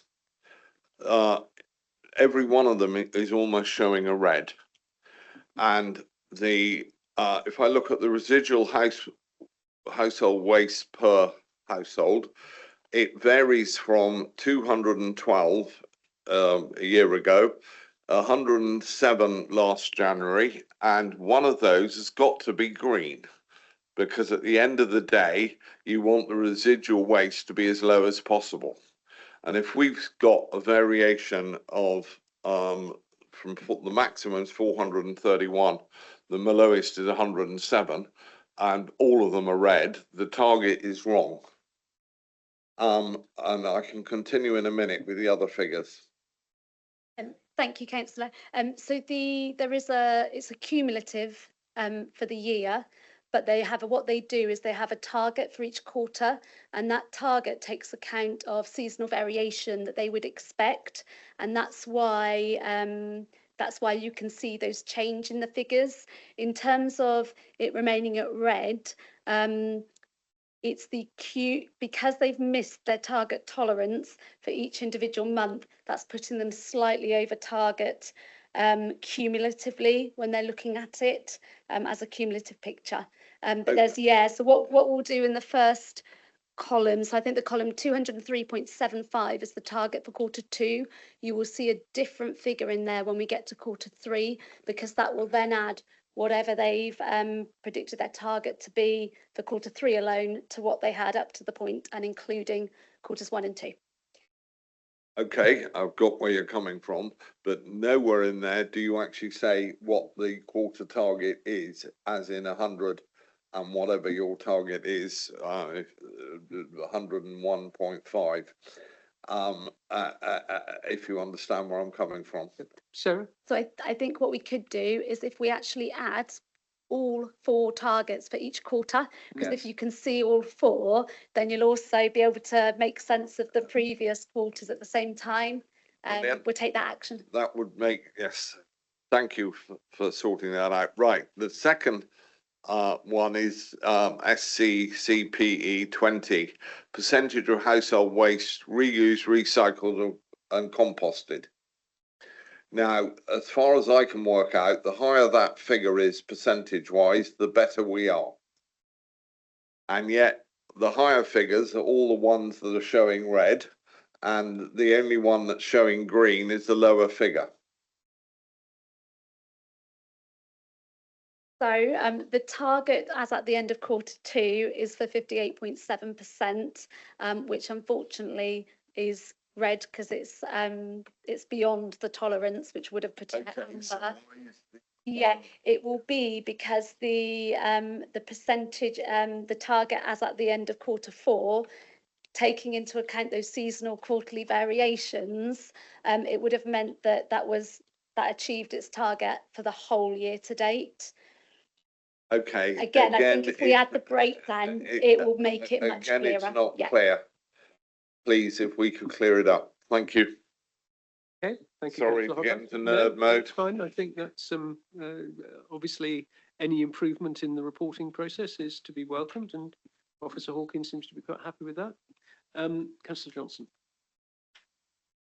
Yeah, sorry, I just wanted to return to the procurement. I seem to remember a year or two ago this came up, and we were really concerned about the number of contracts that were orders that were being fulfilled that hadn't been through the right process, and there was supposed to be a clapdown happening on that probably 2 years ago now. So it is quite concerning to see some of those stats that Councillor Seeb referred to. It did prompt me to ask the question. We had a board that was established for orders over a certain amount of money had to go through a board. Is that still operating, or did that stop?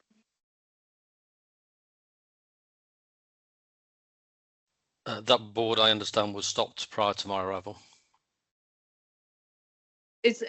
Was there any particular reason for that board not sitting any further? Did it feel it had done its work? Is it ongoing work that maybe we should think about reintroducing? I wasn't here at the time, I'm afraid, so I can't answer the question. But there is an ongoing procurement board with a slightly different remit. But we can come back to you with a fuller answer to that one, unless the monitoring officer has an update on that. Okay. So can you come back with a fuller answer then, please, Mr. Heafy? Will do, thank you. Right, Councillor Hophouse. Just if I may come back on in really serious nerd mode now. SC-CPE 24 out of hours Somerset Lifeline. Your target is 97.9 and you have failed on every one, yet the arrow at the end is showing downwards, not upwards. Downwards because it's the performance has got worse. An upward arrow would be 100%, performance therefore is to improve improving. it, you've got to go upwards. Say again? It's getting worse. Okay. I'm not going to argue that because the figures are almost identical every month. They're within a percent. Yeah, so the percentage of calls answered as at the end of Q2 compared to Q3, we answered a lower percentage of calls as at the end of Q3 compared to Q2. So it remains red and the performance has got worse. Okay. It could remain red and the performance have got better. So yeah, that explains the downward arrow. Okay, are there any other comments from members in the room or online? So just then to recap on some of those points, Officer Hawkins has agreed that in future we'll amend the table goes earlier in the report so that it's according to plan outcome and directorate. Yeah. The corporate performance reports will be reported to the respective scrutiny committees in respect of the relevant services.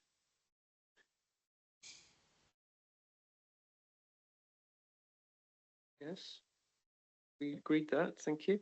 Item 3, we've expressed concern over SC FP12, but we welcome the actions to address that.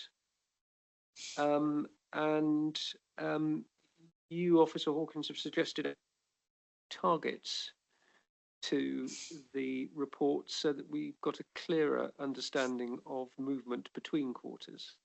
Okay, now in addition to that, if I may, overall, the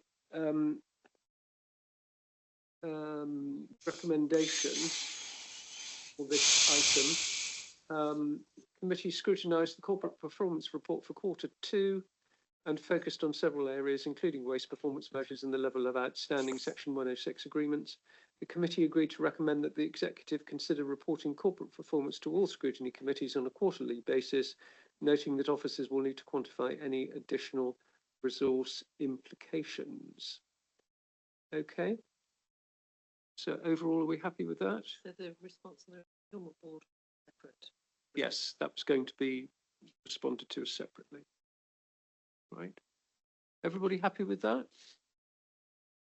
Good. Thank you very much. Thank you very much, Officer Hawkins, for your very comprehensive and speedy responses.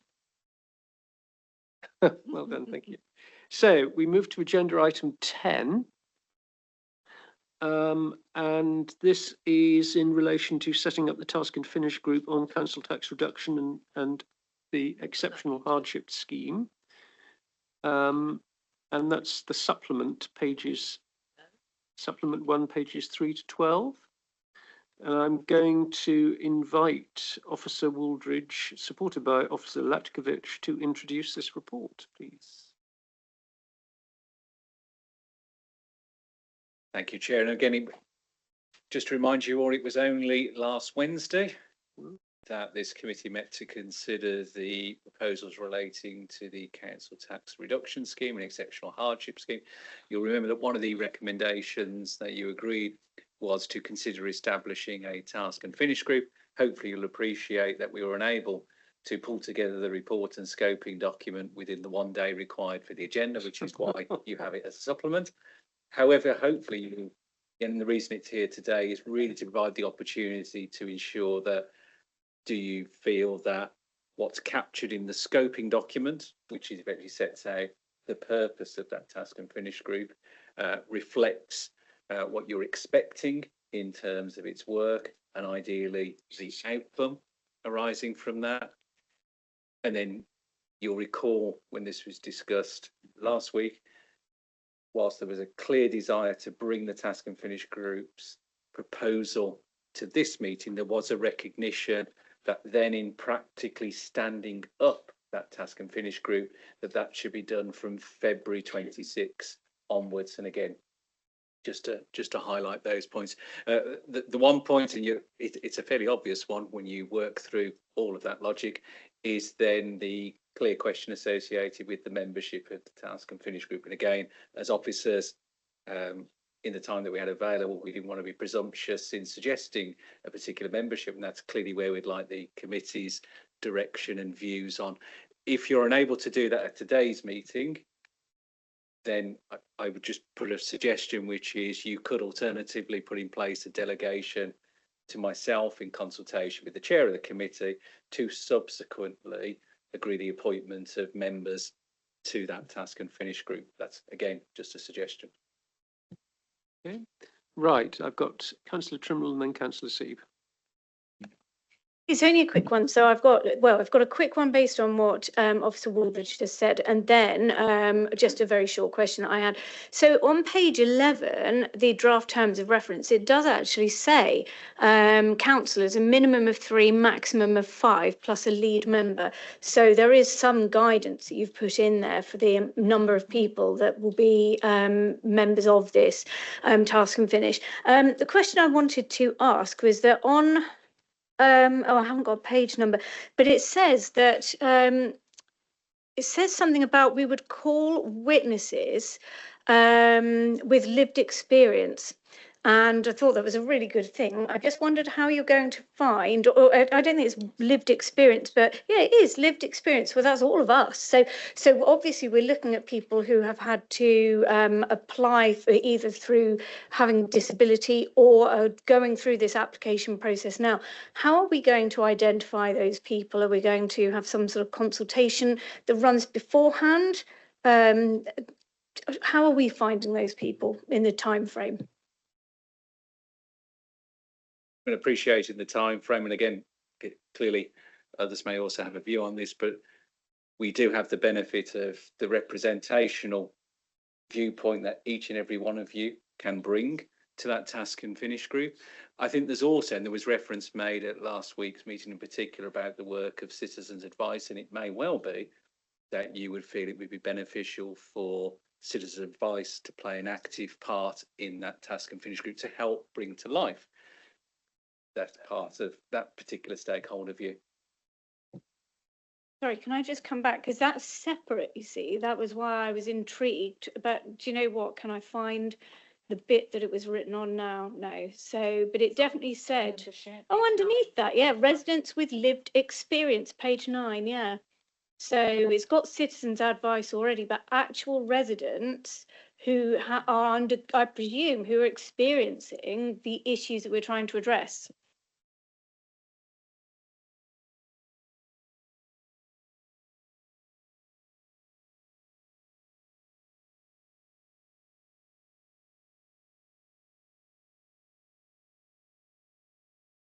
Just having a very, very detailed conversation here just for a moment with Officer Waldridge.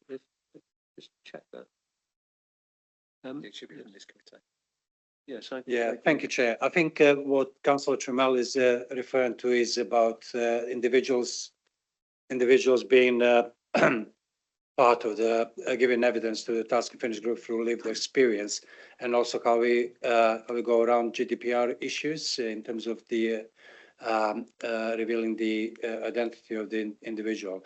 You can also see from the scoping document as well as the terms of reference that these meetings will be held in private as well, and the obviously we will need to approach individuals with that information, that their evidence and their deposition will be given to the number of councillors, and whether they are comfortable with that. Thank you very much, Mr. Lakovich. Look, I was just referring with Officer Waldridge to the draft terms of reference that you'll see on page 11 and 12, because in terms of membership, and that is one of the things that we can either read today who are going to be members of it, or I suspect it would be better if we ask for volunteers and to let Scott know, and then we can agree that.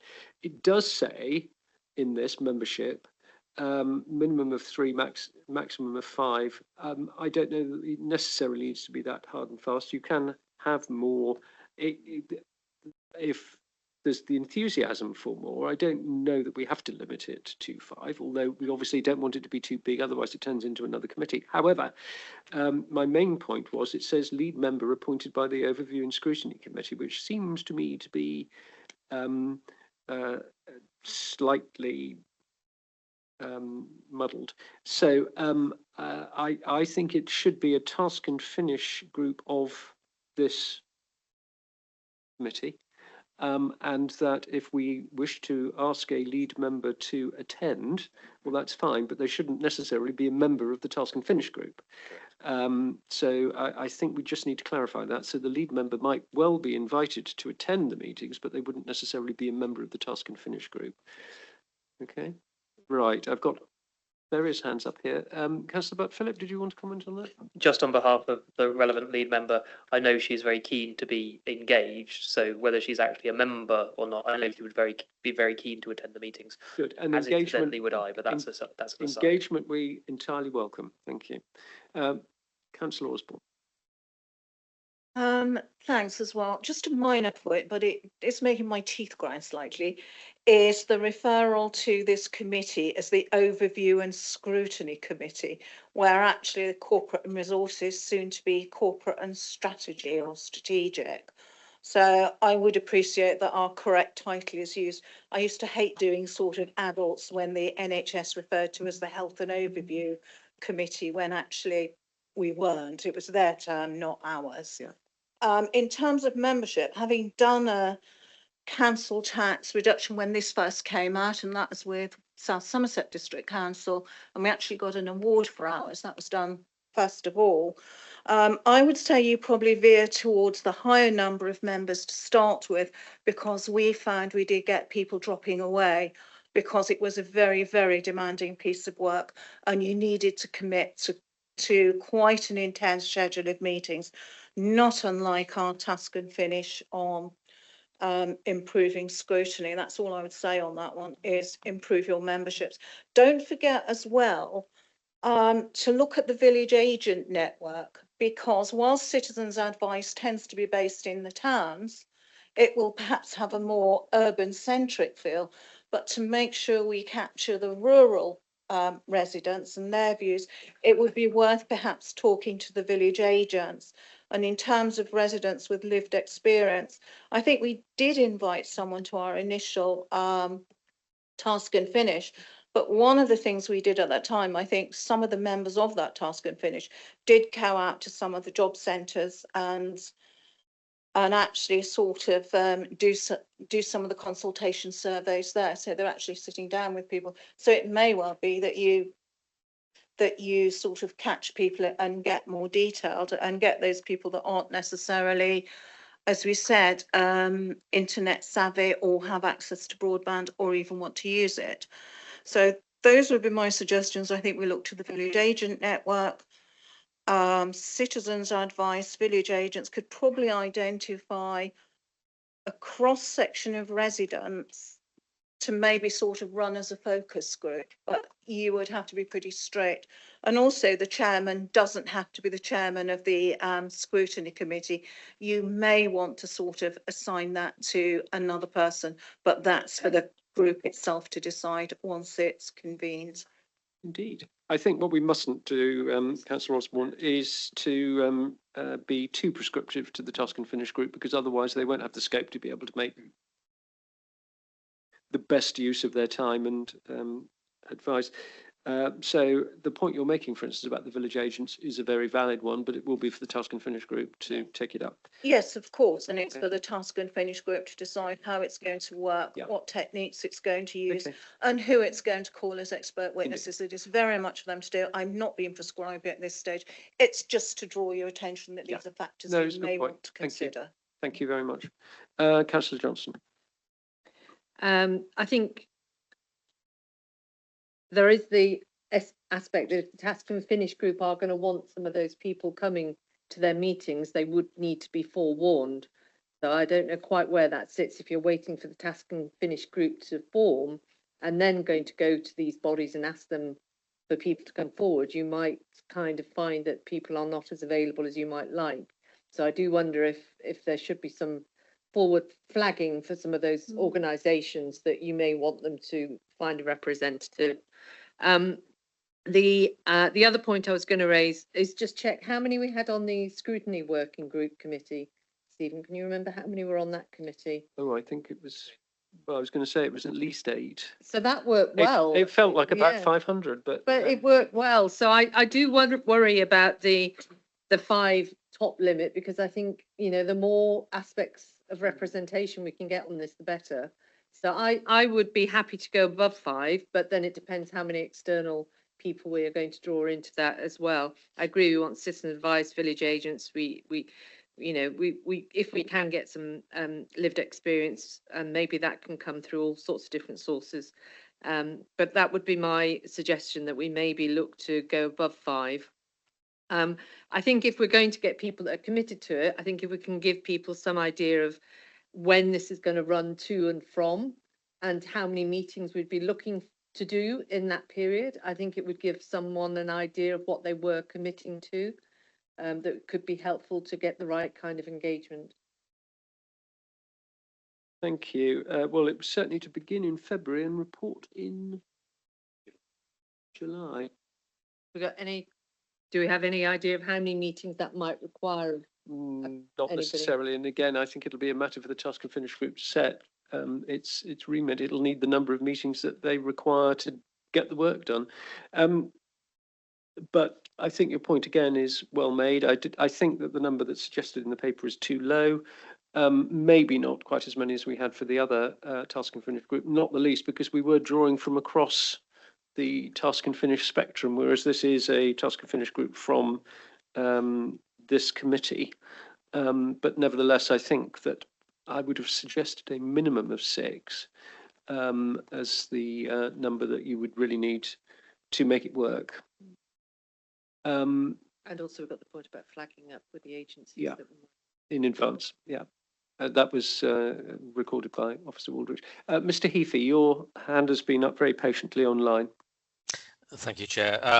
In terms of the overall number, it's clearly for members to decide, but where I've done this kind of work before, a reasonable number of people who can be dedicated to the work, because it is incredibly intensive, is important to keep the pace going and to make sure that decisions can be taken quickly. So I'll leave it in your hands to determine that, but I would say not too large a group, because it does become unwieldy at that point. I would also suggest the Task and Finish group do, as the Vice Chair has said, consider producing a timetable which will include maybe 2 half days of call for evidence when we're clear about who we're asking to come to, and we always receive that evidence as a Task and Finish group.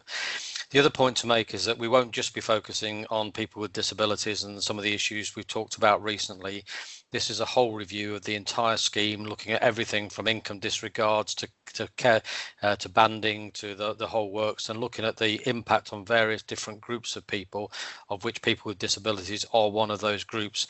And of course, we're also looking at the affordability of the scheme within the available budget. So, I would be thinking perhaps we'd be looking at representative groups from different groups, not just disabilities, but people from other groups who are affected by the CTRS scheme.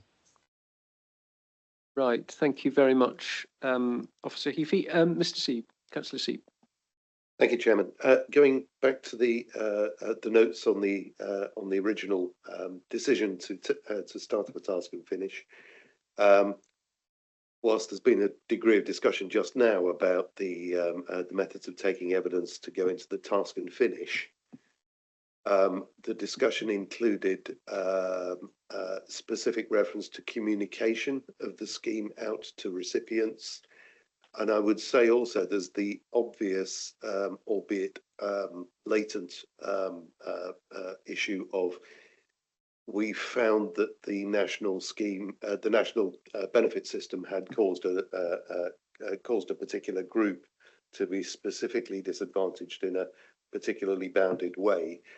And I'm just thinking that rather than that, I want to put an extra word in the consider options part of the objectives, And rather than put communication there, I think engagement might be a better word to put in there as one of the things that we consider options for future scheme design engagement. Engagements and future scheme design, just to make sure that we consider how it will work as well as what it is. And also that we've got a tripwire so if things change around us, we know straight away.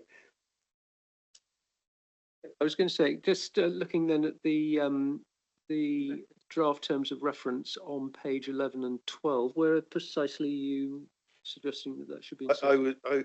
I'm open to options, but I was suggesting that it would be one of the options in the fourth bullet under 2 objectives. Okay. It could be a separate line under 3, quite obviously, engagement options. No, it's a good point, Councillor C. Let's see. Right, I'll give that one some thought while we go on to the next point, if we may. Thank you. Okay, yes, thank you. And I'm sort of agreeing with most of, well, with all of the conclusions that have been made on some changes. The few points. I think the idea of forward flagging to get someone to an early meeting is a good one, and there were some nods about that. And the citizens' advice would be a particularly strong candidate, and maybe on their own in terms of forward flagging that may be enough. Certainly there needs to be more evidence as it progresses, but I think, as is being said, the group itself does need to influence what it's doing, even if it wants to, if there is a need for the work to be reasonably compressed but still within a few months. And there should be a programme of work that is prepared and agreed. I mean, possibly there could be a draft of that at the first meeting, but then clearly for the group to agree and add to as they see fit. So just as a sort of suggestion. Looking at the papers we've got before us, we've got scope sort of twice under the draft terms of reference and also under the scoping proposal. I mean, they're mostly covering the same sort of ground, but they're not the same. I think it would be best if the scope is clearly the same in both of them, or perhaps it should just be in one place. And I think it is identifying the areas that we've all got in mind, which very much must include the whole review, as has been mentioned. I wasn't quite sure that one aspect of that, which has clearly caused us concern in regard to the changes to the universal credit scheme, which has then had a knock-on effect to council tax reduction. I'm not quite sure that's captured in the scope that we put here at the moment, and I think we all think that is important, and we must make sure it is covered. So I think that does need to be added within the scope. Okay, so and then more or less finally, so under the terms of reference, it's got may co-opt subject matter experts. I wonder whether that's quite right. My feeling is, and we've already had discussion with the lead member, that the membership should be drawn from councillors. Certainly taking evidence from others, and there may even be some people who are useful to attend. And we've mentioned lead members, and maybe one or two from various organisations as well. Their presence throughout could be useful, but I'm not sure that's quite the same as co-opting to be a member. So that looks like it needs to be adjusted. There we go. Thanks. Thank you. So just if I may look at those points now, I'm really referring to the draft terms of reference on page 11 and 12. And Councillor Sieb's point is that we need to consider options for engagement design effectively, I think is what you're saying. Shall we add that as a bullet point to the objectives, item 2? Councillor Seed. Chairman, having reviewed things as I spoke, I think it's probably better to pop it in 3 scope, because it's not a thing that we're trying to achieve. It's something we're trying to review that in order to achieve the other things. I don't know, because I think that future engagement is a key part of making the system work in the long term. Chairman, if I could just respond to that. Yes, I think it might well be, for example, we discovered this, we've come across a critical problem right now because the original scheme was crafted with dependencies on definitions of others. And we might, if we had an a better engagement with our target audience, for want of a better phrase, we might well have designed without that dependence. We might have had our own set of criteria, and the disregards wouldn't have been expressed in terms of specific benefits. They would have been for specific topics, for example. So yeah, let's make it an objective. Let's waltz together on the head of this pin. Let's put it in 2 for now, and then I'm sure that the Task and Finish group will deal with it accordingly, as long as it's captured there somewhere. Now, is that a new phrase you've well, made up? dancing on the head of a pin. Never heard of it. You know.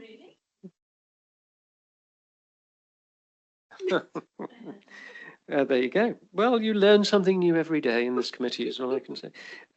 Now, membership, item 4. I think we probably need to say membership minimum of 6. I understand what Officer Heafy is saying about not having too many because it needs to be a concentrated piece of work. But nevertheless, I think the danger is if you don't say that sort of number, then you know, with the best will in the world, you will have some meetings when not everybody can attend, and it starts to look very thin.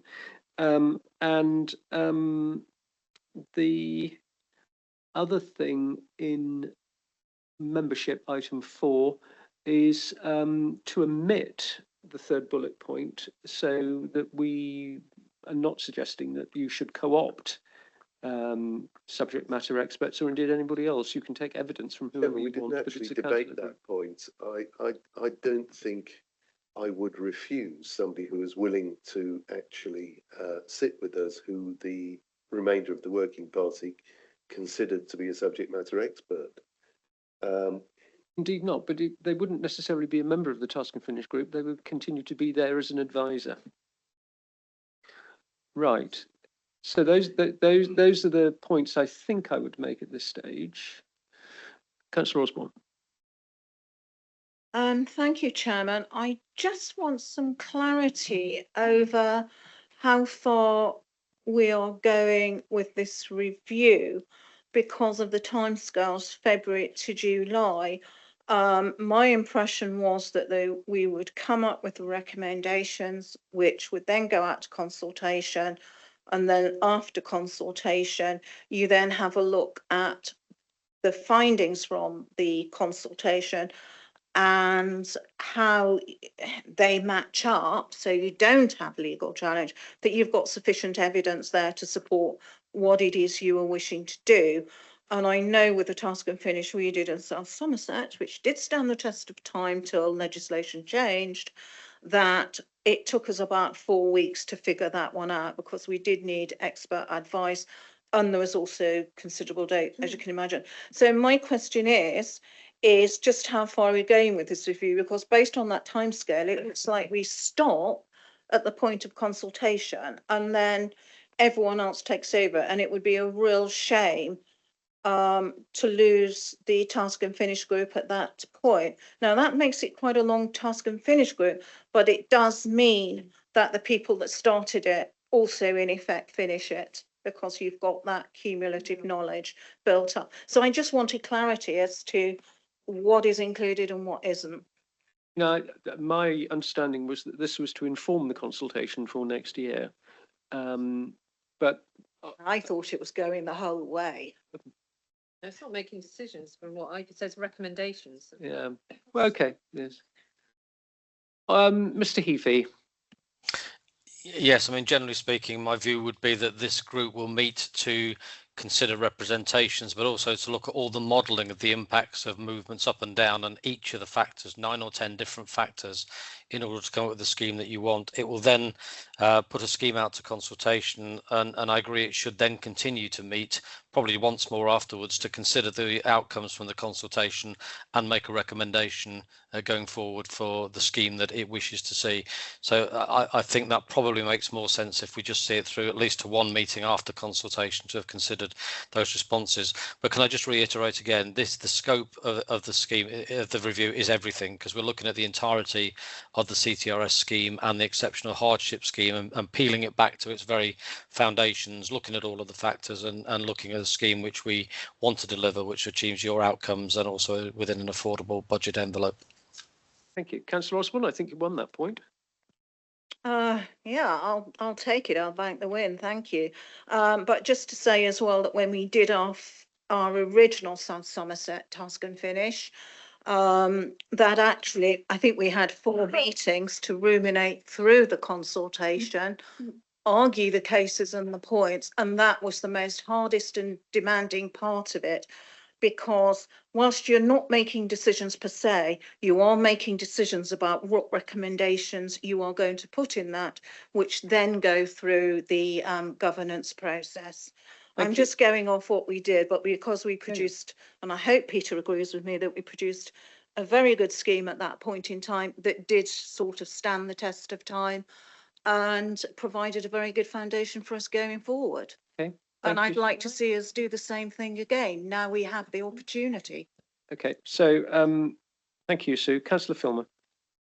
It was really just a question for governance in some respect, because obviously we are a scrutiny committee. We can go away and come up with the proposal. We can analyse it and come up with recommendations. But surely, ultimately, any decision to go out to consultation on this has to come through the executive, because they're the ones who make the decisions. So I think obviously we want to feed in as much as we can, but ultimately it has to sit with the executive to make the decision. I think you're absolutely right, it does. But I think the point that Mr. Heafy was making was that the task and finish group shouldn't stand down until it's had the opportunity to consider some of the points that have then been fed through the executive. Yeah.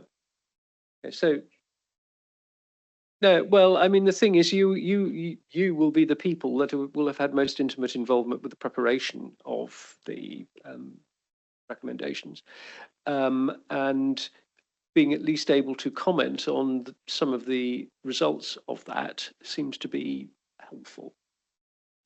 Councillor Hobhouse. Thank you, Mr. Chairman.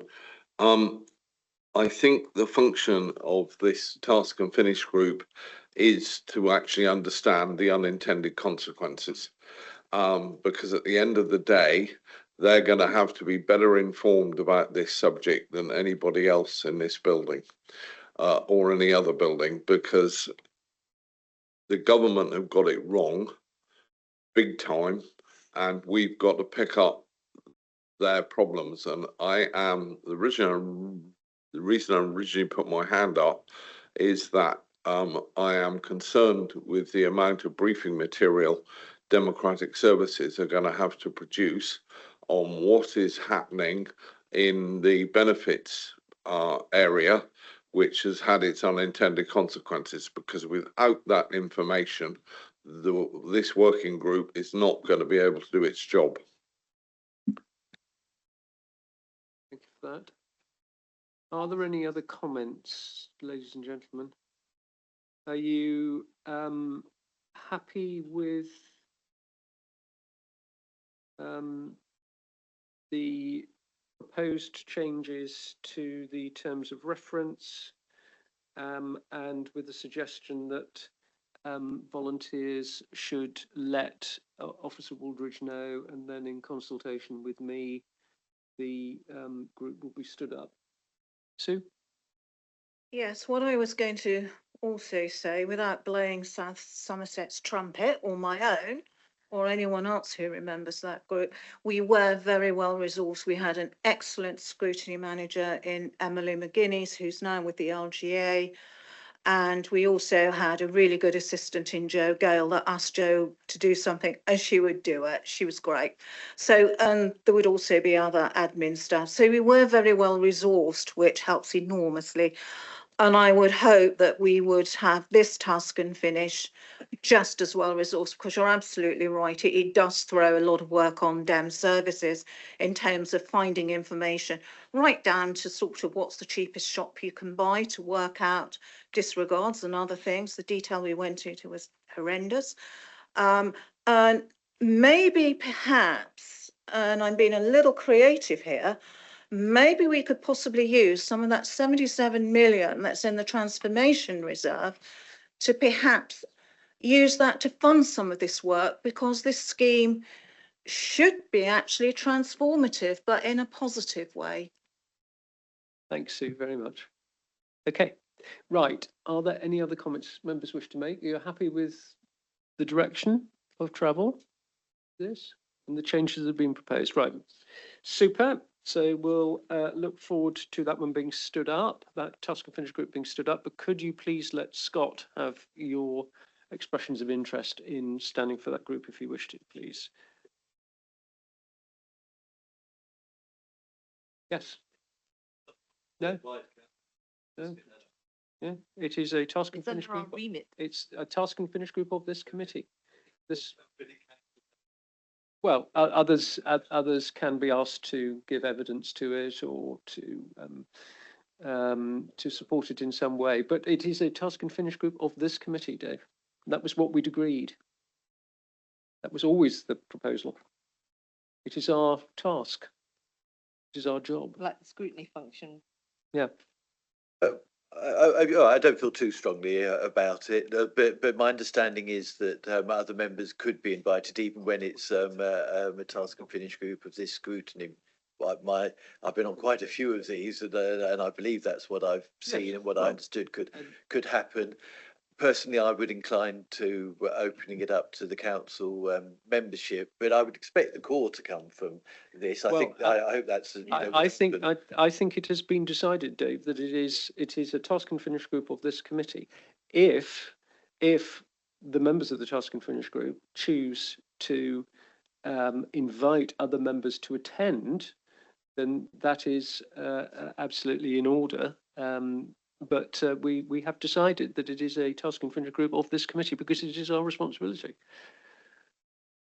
Okay, thank you. Dealt with that one then, I think. So we move, if we may then, to agenda item 11, which is the Scrutiny Corporate and Resources Work Plan. And you have all had notice of the meetings taking place on the 5th of January. The one in the morning at the John Meikle room. So please go to the right place on the 5th. So that will be down in Dean House. And then we're back here in the afternoon at 2 o'clock. Why can't we be here in the morning? We are, are we? Okay, no. Even better, right. Why can't we be here? We're staying in Dean House, apparently. Yeah.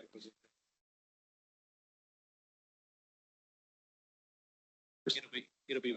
Yeah.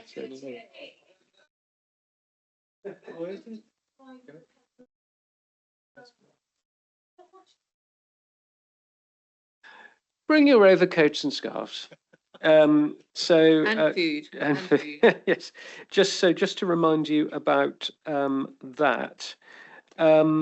And the item in the morning is an informal one, and for members and officers only. Are there any suggestions for additional items that you wish to be discussed at that, or are you happy that it should be as we are proposing one that we're looking at the further budget proposals, savings, areas of growth, but across all of the scrutiny areas? Councillor Seeb? Chairman, just in terms of the forward plan, I'd have thought logically we probably want to allow for some feedback from the task and finish because you know, there will be a monthly meeting of this committee, which should hear from the Task and Finish group. I would also suggest that at some stage, and I would say after the budget, we probably I threw in some suggestions in this meeting on to address the timeliness on the financial reporting, and I just wonder if there isn't a sort of topic of future methods of scrutiny that might be enabled by technology, and sort of investigate how we might work in the middle distance future as a result of transformation and other things which will happen around us. And again, I mean, that sounds an excellent proposal for, remember we've had the training around impactful scrutiny and the scrutiny review. I mean, that's exactly the kind of stuff that lends itself well to workshops or spotlight reviews. So I think that might be one of those kind of topics that we could look at as part of those.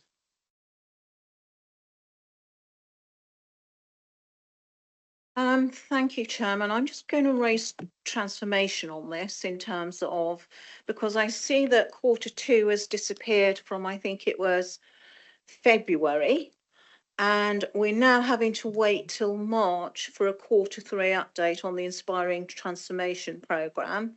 That's an awful long time to go for radio silence on transformation, considering we are relying on this programme or expecting it to do the heavy lifting in terms of delivering different ways of working and hence cashable and perhaps non-cashable savings. That's an awful long time, but yet we have got a regular report on modern data and AI, which might address some of the technical concerns that Councillor Stevie is raising. So I'd like to see a Q2 report, because I think that was due to come February and it's not, because it was going to be squashed up very tight to Q3. And also as well, when are we going to see those business cases coming forward? Because we've been promised that, but that isn't on there either. So without seeing some of those items on here, how do we know they're moving forward, and how do we know they're moving forward at pace? Pace. Officer Lakovic. Thank you, Chair.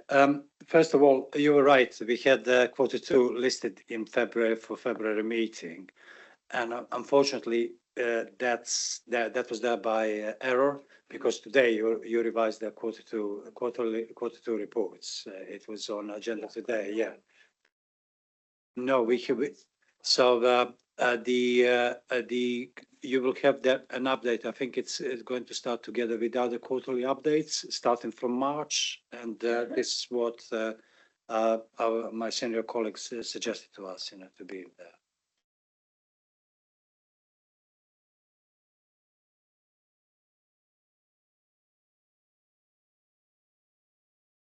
Officer James. Thank you, Chair. Just to add some clarity, Jack's absolutely right that in terms of the standard reporting, but because of the link of transformation to the budget, it will be part of those papers. So you will receive an update, because in order to approve the budget, as Clive clearly said, you'll need to have clarity on the approach to transformation, the progress so far, and importantly, the areas that will be developed. So effectively those business cases. So it will be included as part of that revenue update. We can make that clear as part of your forward plan, if that would help. I think that would be very helpful to make that clear. So as particularly any member of the public who wants to have a look knows that it's coming forward, because the way it's structured, it does look like there is a very, very long radio silence. Thank you. Councillor Filmer. I was only going to say, if we are going to have all the budget reports and the transformation reports coming to one meeting, then we need to make sure we've got an adequate length of meeting, because that is going to be pretty chunky if you're going to get into the detail. And the heating is on. Is there anything else on the specifics of the forward plan? I just wanted to reflect, and it's associated with the forward plan, on this morning's meeting, because I sense a degree of dissatisfaction with the way in which we have been asked to look at an already decided effectively executive report. I do to a large degree share that. It is rather frustrating that frankly, we're asked to spend quite a lot of time looking at something that effectively has already been dealt with. And how can we try to sharpen up the process so that scrutiny does add value to it rather than lip service? I think they were promised to go away and look at that, didn't they? Well, one of the things, for instance, is should we be expecting that scrutiny should have a specific reference? Sorry, that the executive should specifically say, we want scrutiny to look at this particular area of business. So rather than just saying, here's our report, it's here is the report, but these are areas that scrutiny might like to look at in more detail arising from your meeting. I'm just going to ask Councillor Filmer to come in. You, as the very long-standing chairman of this committee. I think, as I was sort of mentioning to you earlier, I mean, my concern was the way that it's now turned. It took us a long time to get to a point where scrutiny fed into executive and tried to help their process. We knew that this year that had been reversed, but I think we do need to look at it. I mean, for example, I came to the executive and here, and I wasn't sure, do I raise my points of query at the executive, or do I do it as part of scrutinising it? And you sort of then are left into this limbo as to which is the decision making. Now, in the old process of having us first, we don't decide anything. We feed in and then they can decide. And with all the recommendations we've made today, I would have expected those to go on to executive for them to say, yes, that's what we want to do. But we're left in that limbo at the moment if we are simply following up.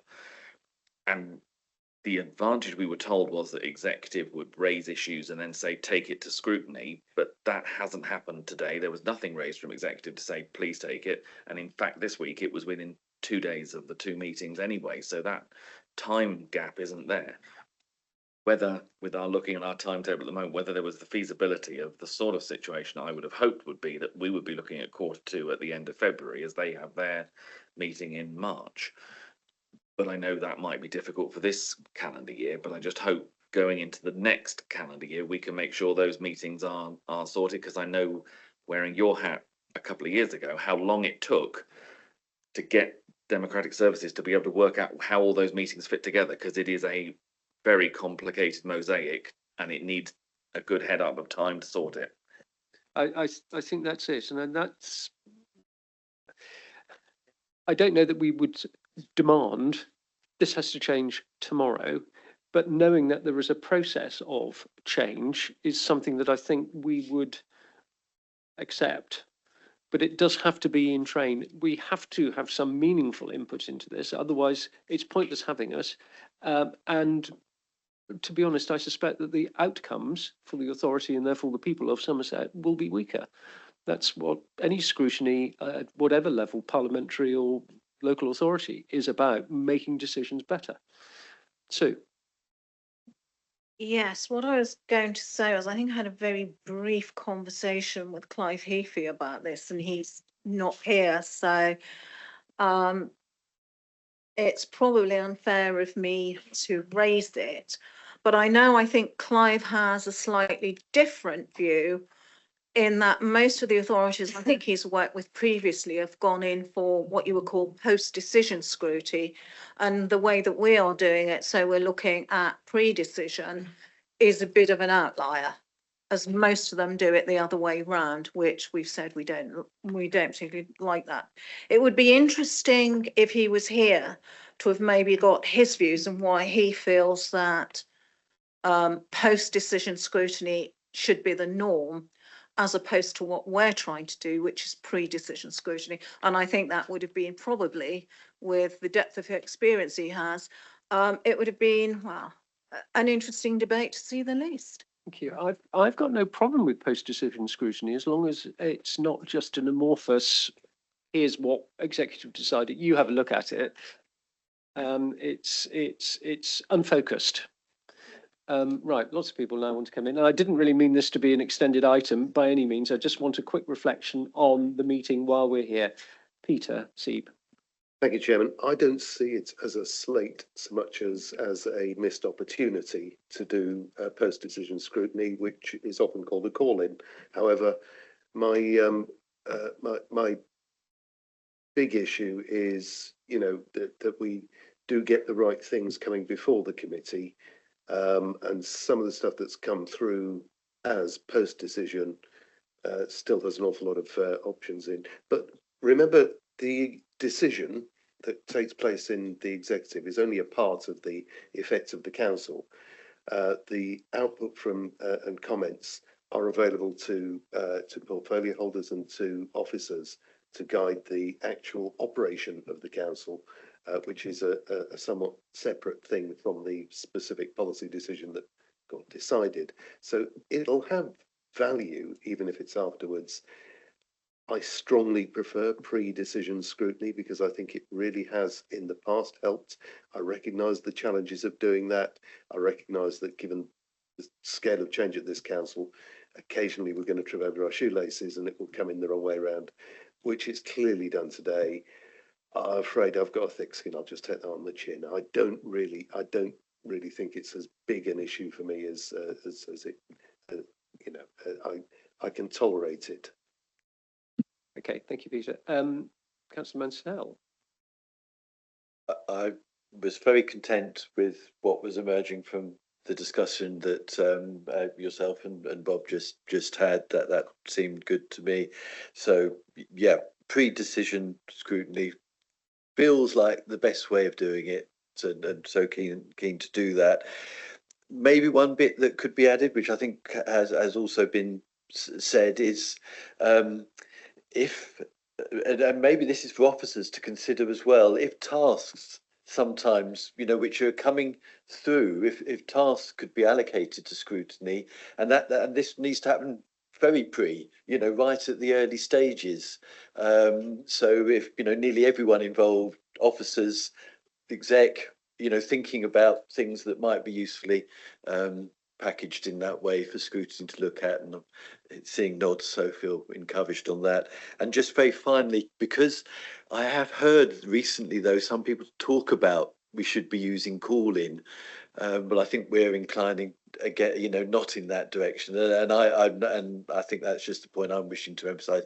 Call-in just doesn't feel. That's what call-in feels like when you feel something's gone wrong and you're wanting to try and correct it, and it's looking at the process, I think, as well as.